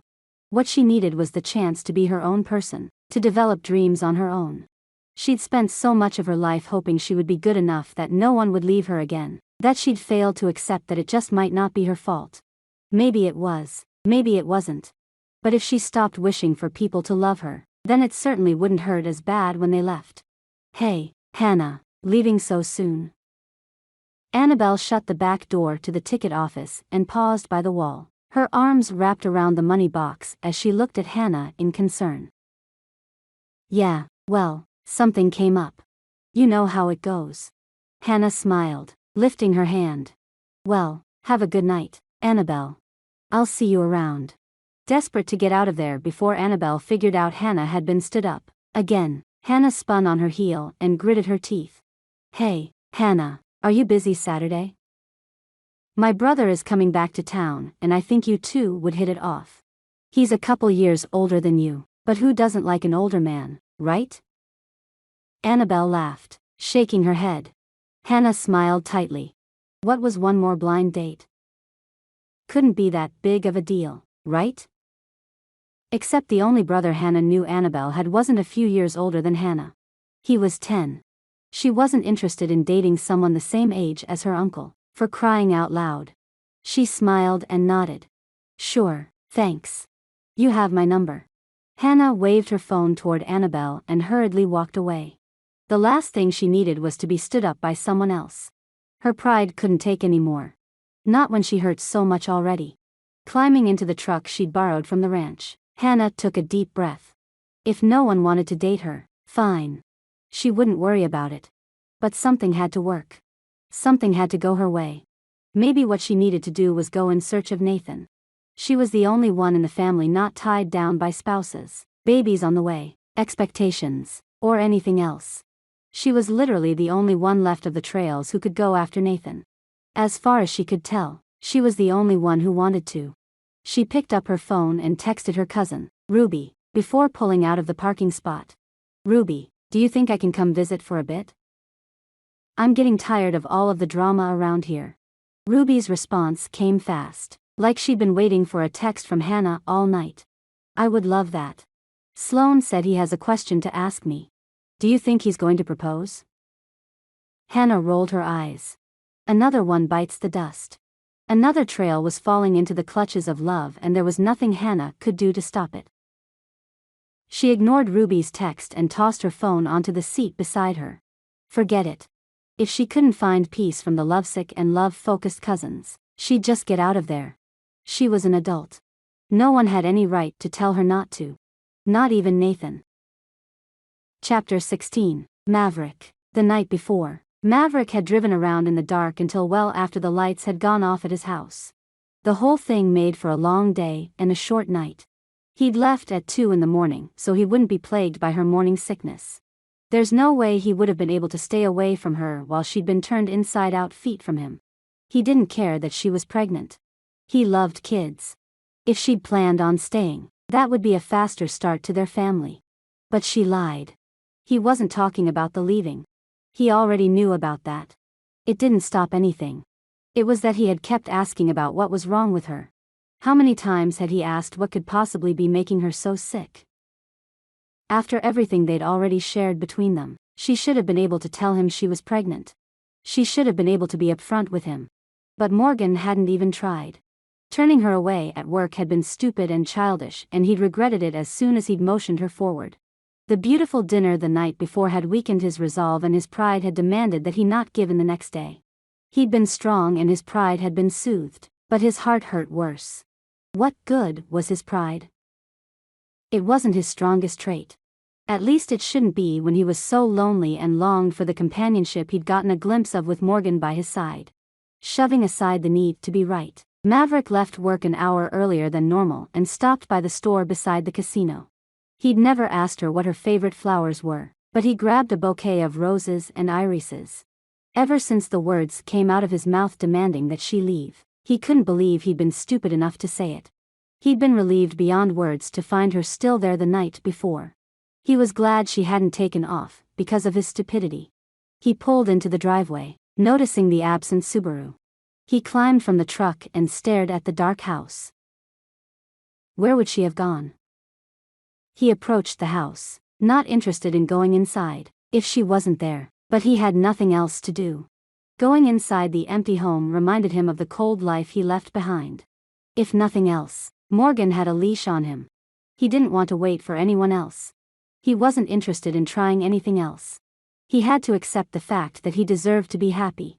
She deserved to be happy. He had a feeling that if they had enough time, they could make each other happy. Even in the late afternoon, the house was dark. Walking through it, Maverick couldn't deny the feeling of desertion. Urgency mounted inside him. He went back to her bedroom. Her backpack and clothes were all gone. In the bathroom, her drawer was empty as well. He stood, pressing his back against the bathroom wall and breathing deep. Maverick had pushed her hard enough. She'd run. He didn't really think she'd take the car, but that wasn't the problem.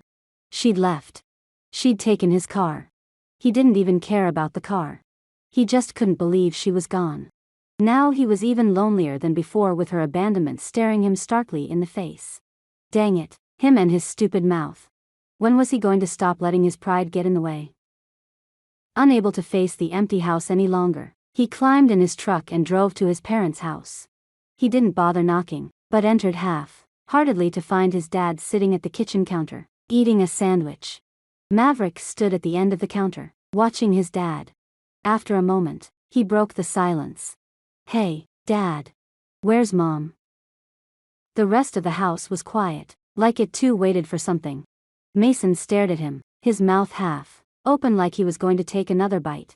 She's at the hospital with your wife. What are you doing here? He finished lowering his sandwich and continued studying his son like he'd grown a second head or something. Blinking repeatedly at Mason, Maverick shook his head.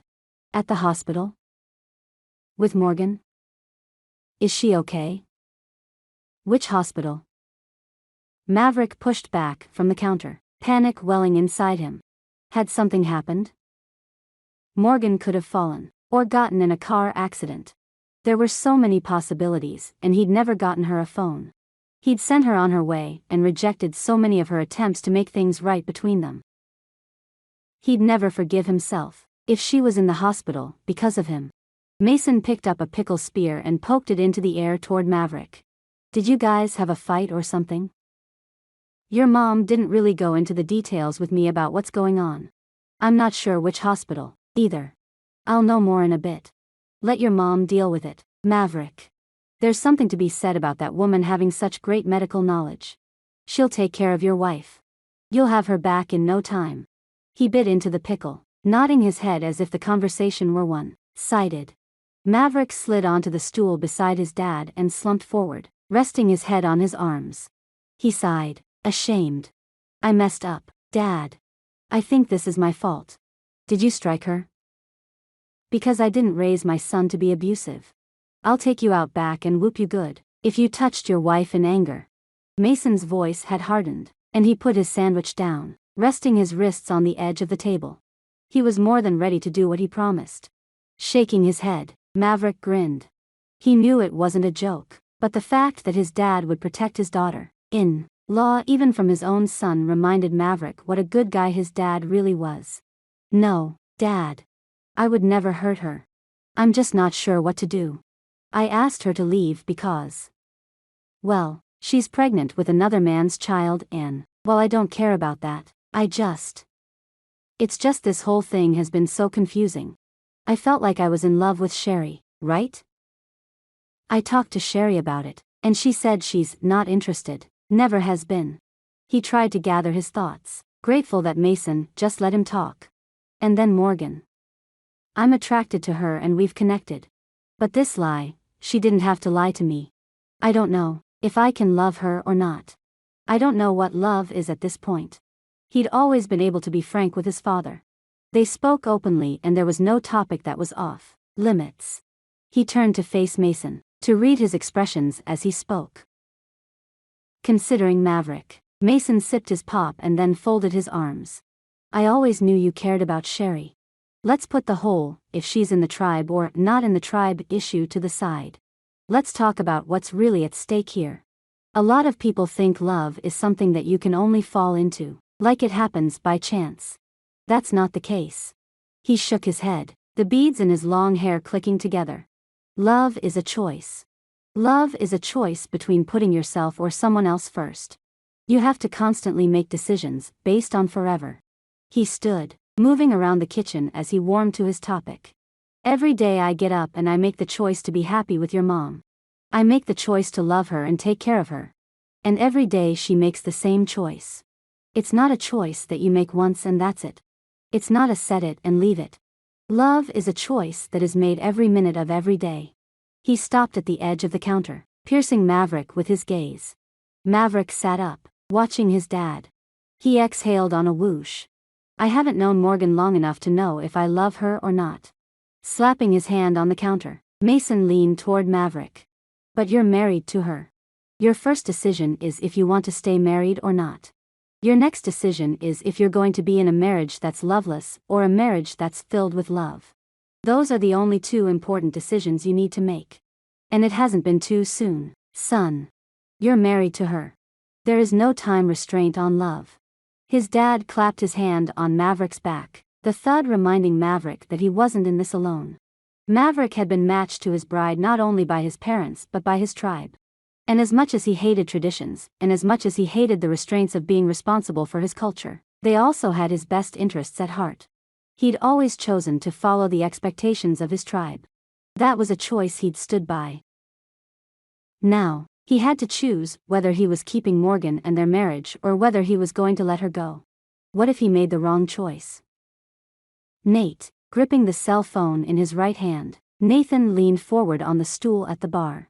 Happy hour had just ended and he had about an hour and a half of quiet before the evening drinkers came on. As soon as he finished his shift at whatever ranch he happened to land at, Nathan found himself at the bar.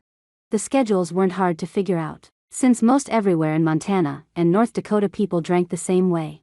Walking by, the bartender glanced at Nathan's drink, then up at Nathan's face, questions in his eyes. Jerking his head upward, Nathan tapped the bottom of his glass to signal another refill. The bartender didn't react other than to remove the empty-use glass and replace it with a clean full one.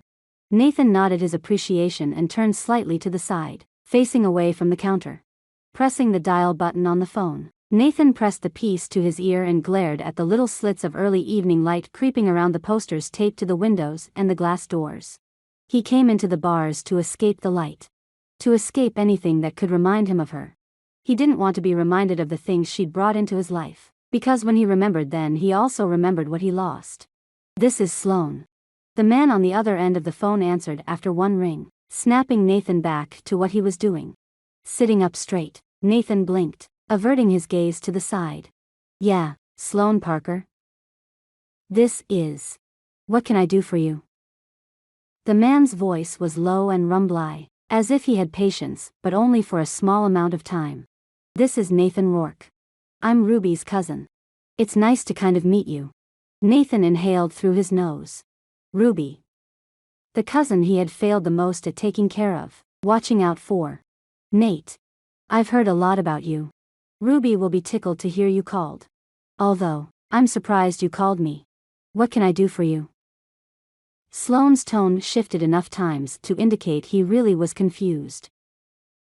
"Thanks, but it's just Nathan. No one calls me Nate anymore. Not the people he was around anyway." Nate was more for family he'd left behind, and hearing the name just left his stomach hurting in sharp twists. "Okay, Nathan it is. What can I do for you?" Sloane's confusion hadn't dissipated. Not that Nathan cared about that one way or the other. Nathan tilted his head forward, blocking the light spilling inside with the arrival of a new patron. "Sloane, I'll get right to it. Look, I heard you're living with Ruby. Now, I don't know if that's true or not and I don't want to hear the details. Plain and simple, that girl deserves better than that. She deserves to be married and I'm not sure what kind of a man takes advantage of the situation and refuses to marry a one such as her." Nathan tapped his finger on his upper thigh and glared at the stool beside him like it was the offender.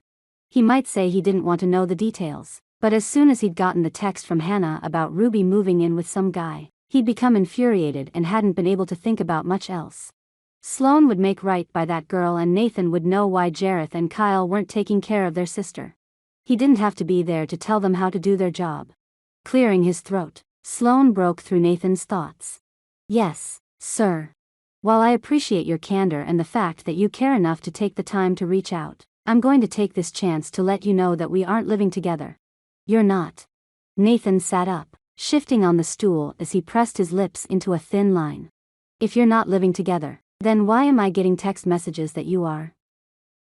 He wasn't going to give Hannah up as the snitch, but at some point, Nathan needed the truth. "Well, to be honest, I'm not sure. I own Parker's place down in Missoula. We have a large, I don't know what you'd call it, apartment complex, maybe? Anyway, the campus is protected and we have suites for each of the girls. Their own suites. I'm not allowed in their rooms. Even if I was, I wouldn't go in there. Ruby has her own place. She helps with the new arrivals and she and I are strictly dating. For now. I'd like to propose to her, but she's a hard one to read." Sloane's sigh attested to his frustrations. A slow smile curved along Nathan's mouth, turning into a wide grin. "Well, Sloane, I'm not going to lie and say that I'm not happy to hear it. You have my blessing to marry Ruby. She's very special. I don't know if she told you, but she and Emma had a close relationship, even though they never met." "Wait, you know about that?" Questions filled Sloane's tone, mingling with surprise and doubt. "Yeah, at the end, Emma couldn't walk to the mailbox, so I would take her letters for her and deliver the ones that came from Ruby. That was one of the only things that kept Emma going at the end. She loved Ruby. I always had a special place in my heart for my youngest cousin, as well. You tell her. She's a good girl and I can't wait to see her get married." Nathan had said too much. His self-imposed limitation on his exposure to family revealing just how much he missed them. But it didn't matter.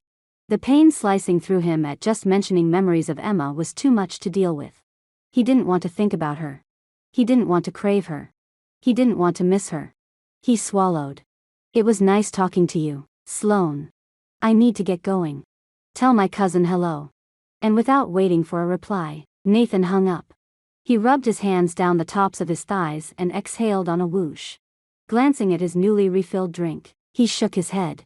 No. It was time to move on. He'd been in that specific town for 2 weeks. That was longer than he needed to be anywhere.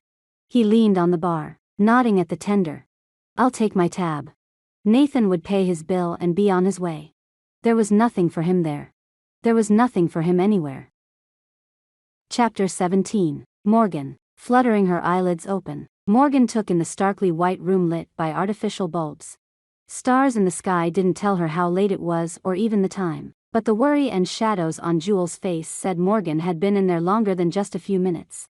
Embarrassed, she blinked repeatedly to get her bearings. Her vision was fuzzy and her head hurt. Jewel stood over her, clutching her hand and watching her face. Are you okay, Morgan? Reaching down with her free hand, Morgan tried to adjust herself on the bed. Her body felt sluggish but hollow. What had happened? She'd been in so much pain, but now she was only mildly sore. I'm so sorry. I didn't, she swallowed, moving her hand to cover her stomach. Was it empty? Had she lost her child? Tears welled in her eyes and she tried to breathe, but found her chest too tight to move much. Shh. It's okay. I spoke with the doctors. You haven't lost the baby. The spotting is normal, Morgan. But you've very dehydrated. That can cause severe cramping, and next time you might lose the baby. They were able to rehydrate you and we got a good ultrasound. I'm so excited. They said the measurements look like you're about 10 to 11 weeks, like you said. I'm very excited to meet my new grandchild. Jewel smiled softly and rubbed Morgan's hand. She seemed more relieved than anything, which calmed Morgan down significantly. Morgan didn't want to tell Jewel, but the woman deserved honesty, something Maverick should have had from the beginning. Morgan lifted her gaze to Jewel's face and then gestured aimlessly while she spoke. I haven't told him. I mean, I hadn't before the other day. I didn't to take the chance that he wouldn't want me. You have to know that. Morgan clutched onto Jewel's strength as she realized the cramping had stopped. She dropped her hand again to her stomach, grateful she hadn't lost the child. She hadn't realized how much she really needed the baby. She couldn't be all alone. The child is Maverick's, if he wants it to be. And that baby is my grandchild, if I want it to be. I don't care what goes on between you and Maverick, as long as you stay together. There's an easiness between the two of you, and I've been waiting a long time to see my son settled. You can do that. I know you can make him happy. Jewel leaned down and clutched Morgan's hand in both of hers, making sure their eyes connected. I need him to be happy. You need to be happy. You have a great start to a family, don't throw it away. Her soft perfume was comforting, almost more so than her touch. Tears flooded from Morgan's eyes as the generous acceptance overwhelmed her. I don't think Maverick wants me anymore. I lied to him and he feels betrayed. Before I came here, I wanted to leave at the 3-month mark. But the more I get to know him, the less I want to leave. This last week, I was really thinking about not leaving. But he found out. And he told me to leave. The words just tumbled out and she couldn't stop them. She desperately needed Jewel as a friend and as a mother-in-law. She missed her own mother so much. Telling Jewel everything might not be the best way to keep her as an ally, though. Give him time. You're not leaving Clearwater. You're welcome to stay with us until you get things figured out. But you're part of our family. I'm not willing to let you go. I'm just getting to know you. Jewel reached down and squeezed Morgan's shoulder. The woman knew exactly what to say and when to say it. Morgan envied her capability to easily calm and reassure Morgan so easily.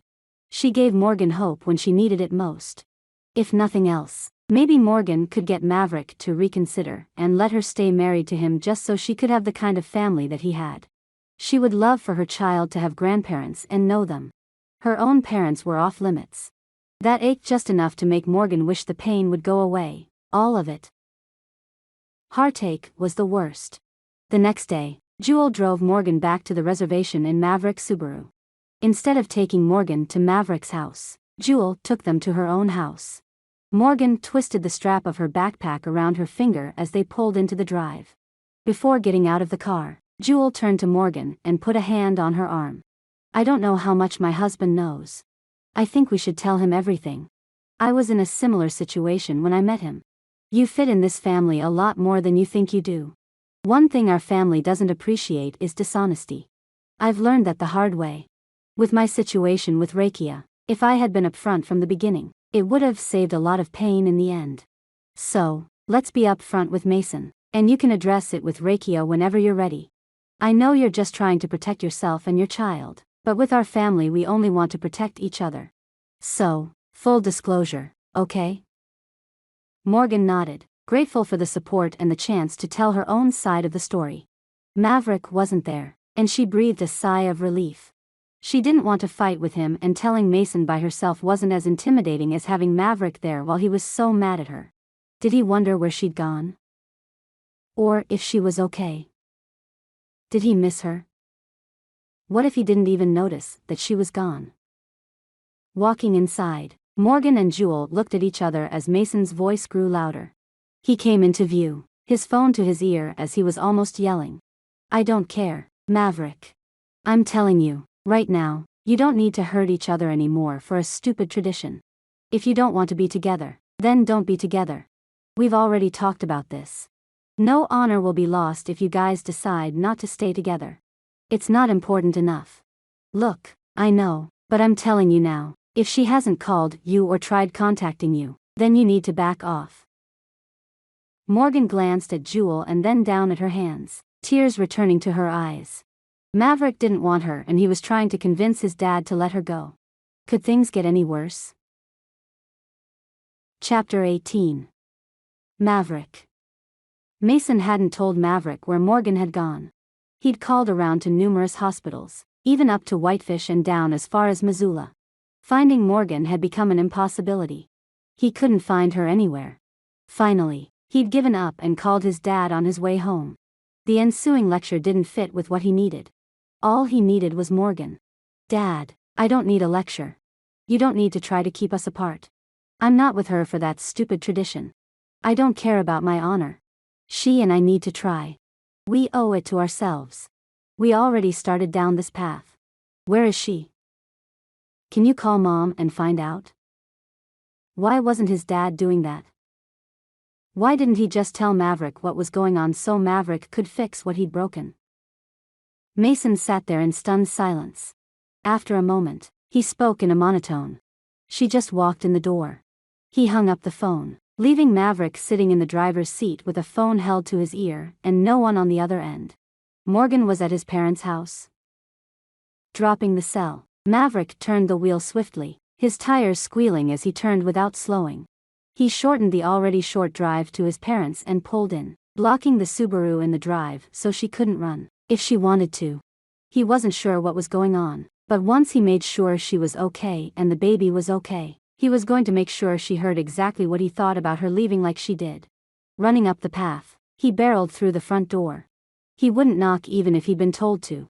His wife was inside, and he had to find her. He had to know if she was okay. Searching the kitchen and the dining room first, Maverick followed the sound of talking to the living room. He found Morgan sitting on the couch, her hands folded in front of her.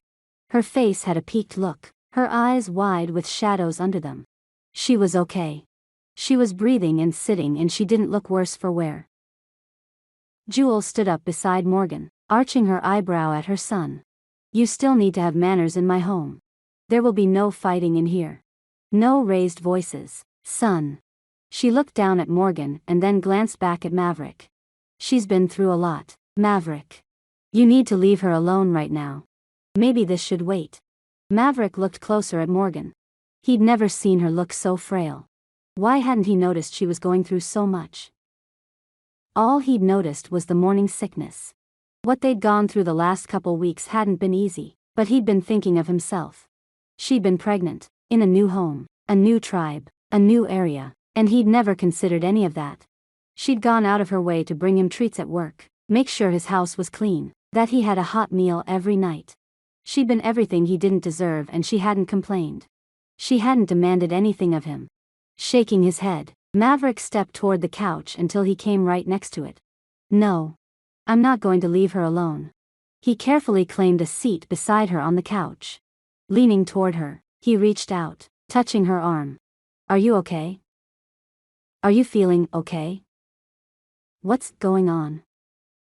Is the baby okay?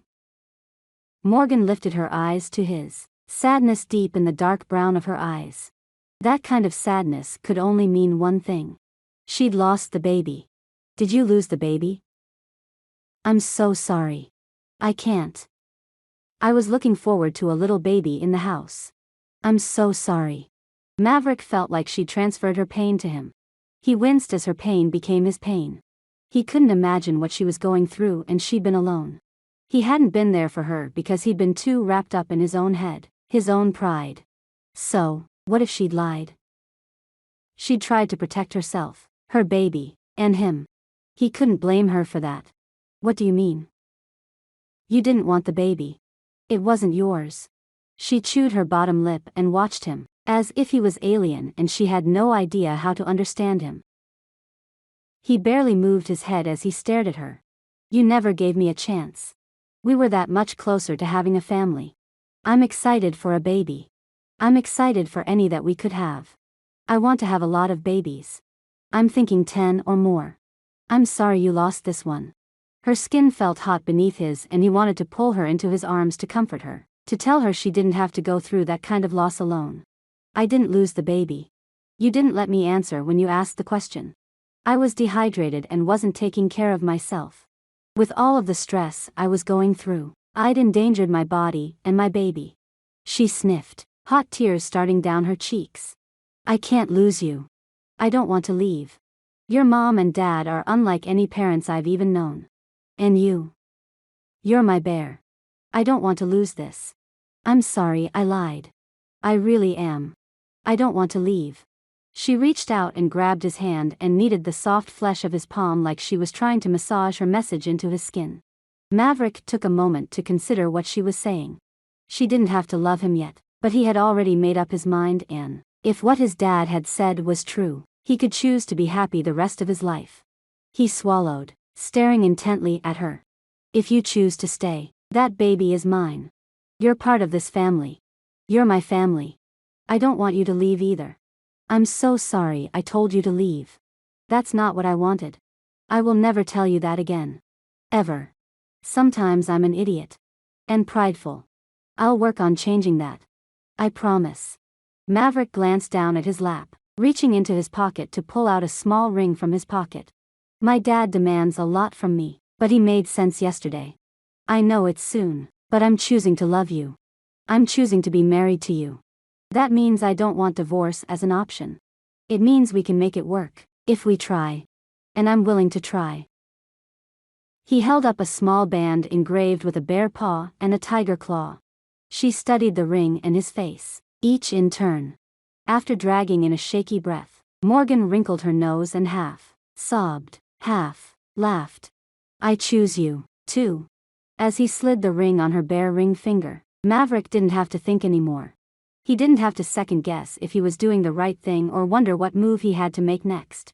For once, he and the woman he chose were on the same page and things didn't look so lonesome anymore. Chapter 19, Morgan. Well, the baby looks healthy. Keep eating the way Jewel says you've been eating and you'll have a nice chunky baby when he or she comes out. So far, this child is very active. Their doctor pointed out the curvature on the screen. Now, Jewel says you'll be delivering with her. That's a good choice. She's one of the best in the business. You've got a lot to be thankful for. Remember, keep drinking your water. Meeting Maverick's gaze as he looked down at her, Morgan smiled. Her chest tightened, but not in pain, with pleasure. Maverick squeezed Morgan's hand and helped the doctor wipe off the ultrasound gel from her comfortably bulging stomach. As they left the office, Maverick leaned down and kissed her, reaching around to rub the soft roundness of her tummy. You realize it's our 3-month anniversary. Aren't you supposed to be leaving? He laughed and ducked as she swatted at him. Oh, you. Morgan laughed as he swung her into his embrace and kissed her forehead. She took his face in her hands. I'm not going anywhere. I've never been so happy. She hadn't. Nothing would make her happier. She'd given up on hoping her parents would reconsider her position in the family. She'd quickly taken the two claws on as her own. Maverick set her down and grabbed her hand as they walked to the truck. Well, you might want to be excited to go to the coast again. My mom has been talking to your mom and we think there might be a way to let you see your mother and your sisters. A shadow formed in his eyes. Your dad won't budge though. I'm hoping my dad can talk to him and explain things. My dad is an elder, you know. I'm hoping that has a little bit of sway with your father. She caught her breath, watching him and stopping on the edge of the curb. Blinking, she whispered, "What would I do without you?" There was a chance she could see her mother and sisters again. Her husband was giving her what she'd thought she lost forever. Probably be an old cat lady, lonely and sad all the time. You'd probably eat ginger snaps all the time, too. He winked, reaching and tugging her along by her hand. Just remember that you love me, or I'll point out to your mother and mine that you have a tattoo. His hair brushed the tops of his shoulders, growing in since she'd cut it that day before the matching. Their laughter bounced off the cracked black top of the clinic's parking lot. The 3-month mark from being married should have been filled with heartache. It should have been lonesome and painful and filled with departure and emptiness. Instead, Morgan's heart was full and she had never been so happy. Her loneliness was gone. Now, she had Maverick, a child on the way, and a family she couldn't wait to see. She wasn't alone, and that was more than she could have ever hoped for. Stephanie. Stephanie stared out over the fields she could see of Bella Acres. She lowered the cell to the table without looking and set it down. Then she folded her arms and continued staring. Her wedding to Drake Benson was in just a couple weeks. That's it. Only half a month. Hannah had texted Nate over and over and over that the wedding was coming up. She'd asked him to come back and give Stephanie away. She'd asked so many times. Stephanie was sure Hannah was texting the wrong person. Why would Nathan care if Ruby was living with someone or not? He didn't seem to care that Stephanie was. True, she wasn't sharing the same room or bed as Drake, but they lived under the same roof. Didn't that matter to Nathan? Had he completely written his sisters off? Had he abandoned them as wholly as he'd abandoned Bella Acres? Sloane had texted Hannah about the call. Everyone seemed to think Hannah was the only one interested in getting Nate back. True, she was the most dogged about it. But Stephanie needed her brother back. She needed him there when she married Emma's brother. There was something, almost poetic about the family lines continuing to merge, and Stephanie needed Nate's blessing. Why wouldn't he acknowledge her? Why would he go to the trouble of calling someone he'd never met to give a threat about a cousin he'd rarely seen growing up? None of it made any sense. He completely ignored Hannah's attempts to reach out to him. He ignored the voicemails Stephanie left on his phone, messages she'd never told anyone about. Nate was effectively wounding Stephanie and Hannah and anyone else who missed him as surely as if he'd branded them with a hot iron. "Hey, you okay?" Drake's question dragged Stephanie from the depressing train of thoughts. He stepped off the bottom stair, cocking his head to the side as he studied her. She blinked, half shrugging as she slowly sank onto the dining room table chair. Hannah called. Sloane got a call from Nate. He was warning Sloane about living with Ruby without marrying her.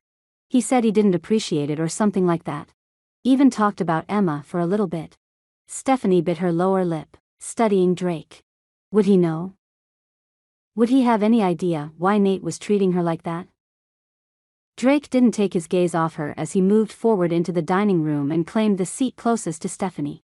He took her hands in his and leaned forward, bracing his elbows on his knees. Reaching up, he brushed the hair from her face and shook his head. "Honey, I don't know what's going on in Nate's mind or his heart. I know you want me to have the answers for you, but he's waging his own wars. But why not me? Why Ruby? He couldn't call and warn you? Or me? Why did he only care enough about Ruby?" Stephanie ignored the large, hot tears rolling down her cheeks.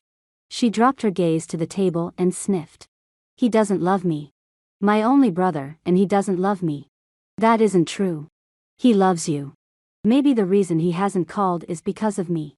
He already hates me." Finding out about us can't be the best way to get in his good graces.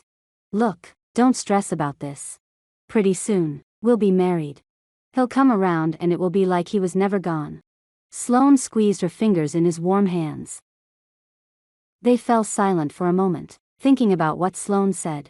Stephanie raised her eyes. You don't really believe that, do you? It wasn't a question. No one believed Nate was coming home. The only one who was determined enough to tear after him was Hannah. She was just stubborn enough to chase down the nearest ranch hand and make him take her with him. Drake reached out, pulling Stephanie into his arms. It doesn't matter what I believe. Your brother will come back when he's ready. Not before. Keep him in your prayers. Whatever demons he's running from will catch him. Let's just hope he's a strong enough man to face them. When Nate faced his past, he was going to wish they merely demons on his tail. Stephanie had no doubt about that. She just hoped he did it before her wedding. She needed him there. Wanted him there. He was family. He was her family and she needed him. Why didn't he get that? Epilogue. Rakia, I told you I didn't need a baby shower. Morgan laughed as she held Maverick's hand in the center of the two-claw home. People milled about, trying out the baby shower games Rakia had set up and eating the food the tribeswomen had brought. The entire Montana Trails clan had converged on the reservation and the two-claws had opened their home to friends and family. Everyone was excited to announce the new baby in the family and even more had come to celebrate the extension of the name. Nobody else knew outside of the family that the baby was anyone else's. They guarded the secret like they had guarded Jewel and Rakia's. Using a picture Morgan had found in Maverick's things, she'd kept her eyes open for Sherry. When the woman and her Montana Trail husband walked in, Morgan pulled away from Maverick and approached Sherry nervously. I'm Morgan too, Claw. Thank you for coming. You must be Sherry and Kyle. The dark blonde woman had licked her lips and nodded, smiling shyly. It's nice to meet you.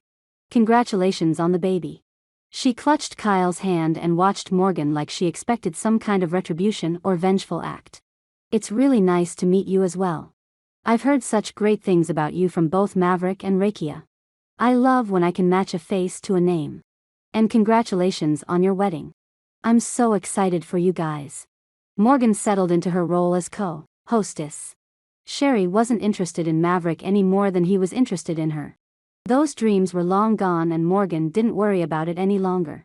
Sherry's smile loosened further. Rakia approached. I'm so glad you guys could come. Morgan, I want to introduce you to Hannah. She's Stephanie and Nate's sister, another Montana Trail. Rakia wrapped an arm around Hannah's shoulder and pulled her close. She's the baby of the family. Hannah rolled her eyes and shrugged away from under Rakia's arm. I'm not a baby anymore. You sound just like Stephanie. Her nostrils flared and she glanced at Morgan.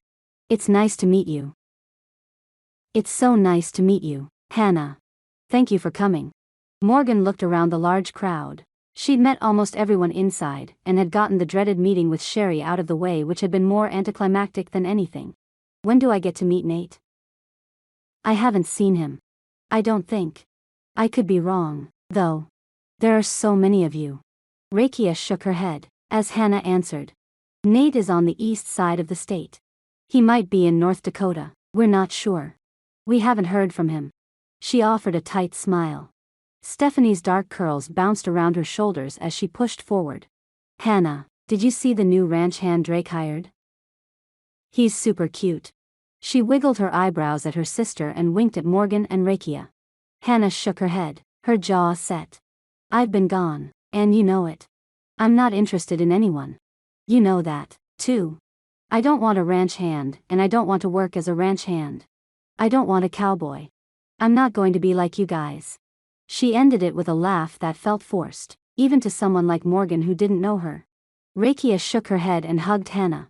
It's not as bad as you think. Nate will come back. Loving a cowboy isn't a bad thing. I promise. Yeah? You should tell Nate and Emma that. Hannah turned and made her way to the food table. Don't let it get you down. A baby is something to celebrate. There's a lot going on in the Montana Trails family. Hannah and Nate are the only two hearts that aren't settled, and it hurts all of us to see. Hannah needs her older brother and we're worried that it's not going to happen. Rakia put her hand on Morgan's protruding belly. None of that matters right now. I'm going to be an aunt soon. Have you and Maverick decided on names yet? Or are you guys still fighting over Mustang for a boy? Morgan rolled her eyes, shaking her head emphatically. I am not naming my son Mustang. Maverick called out across the room, hushing the rest of the occupants with his voice. They listened intently as he spoke. I'm naming my son Mustang. You do what you gotta do, Tiger. A blush heated Morgan's cheeks and she grinned at him. She really didn't want to name her son Mustang, but at the same time she usually gave Maverick anything he wanted. The choice to love him had been easy. The choice to continue loving him every day just got easier and easier.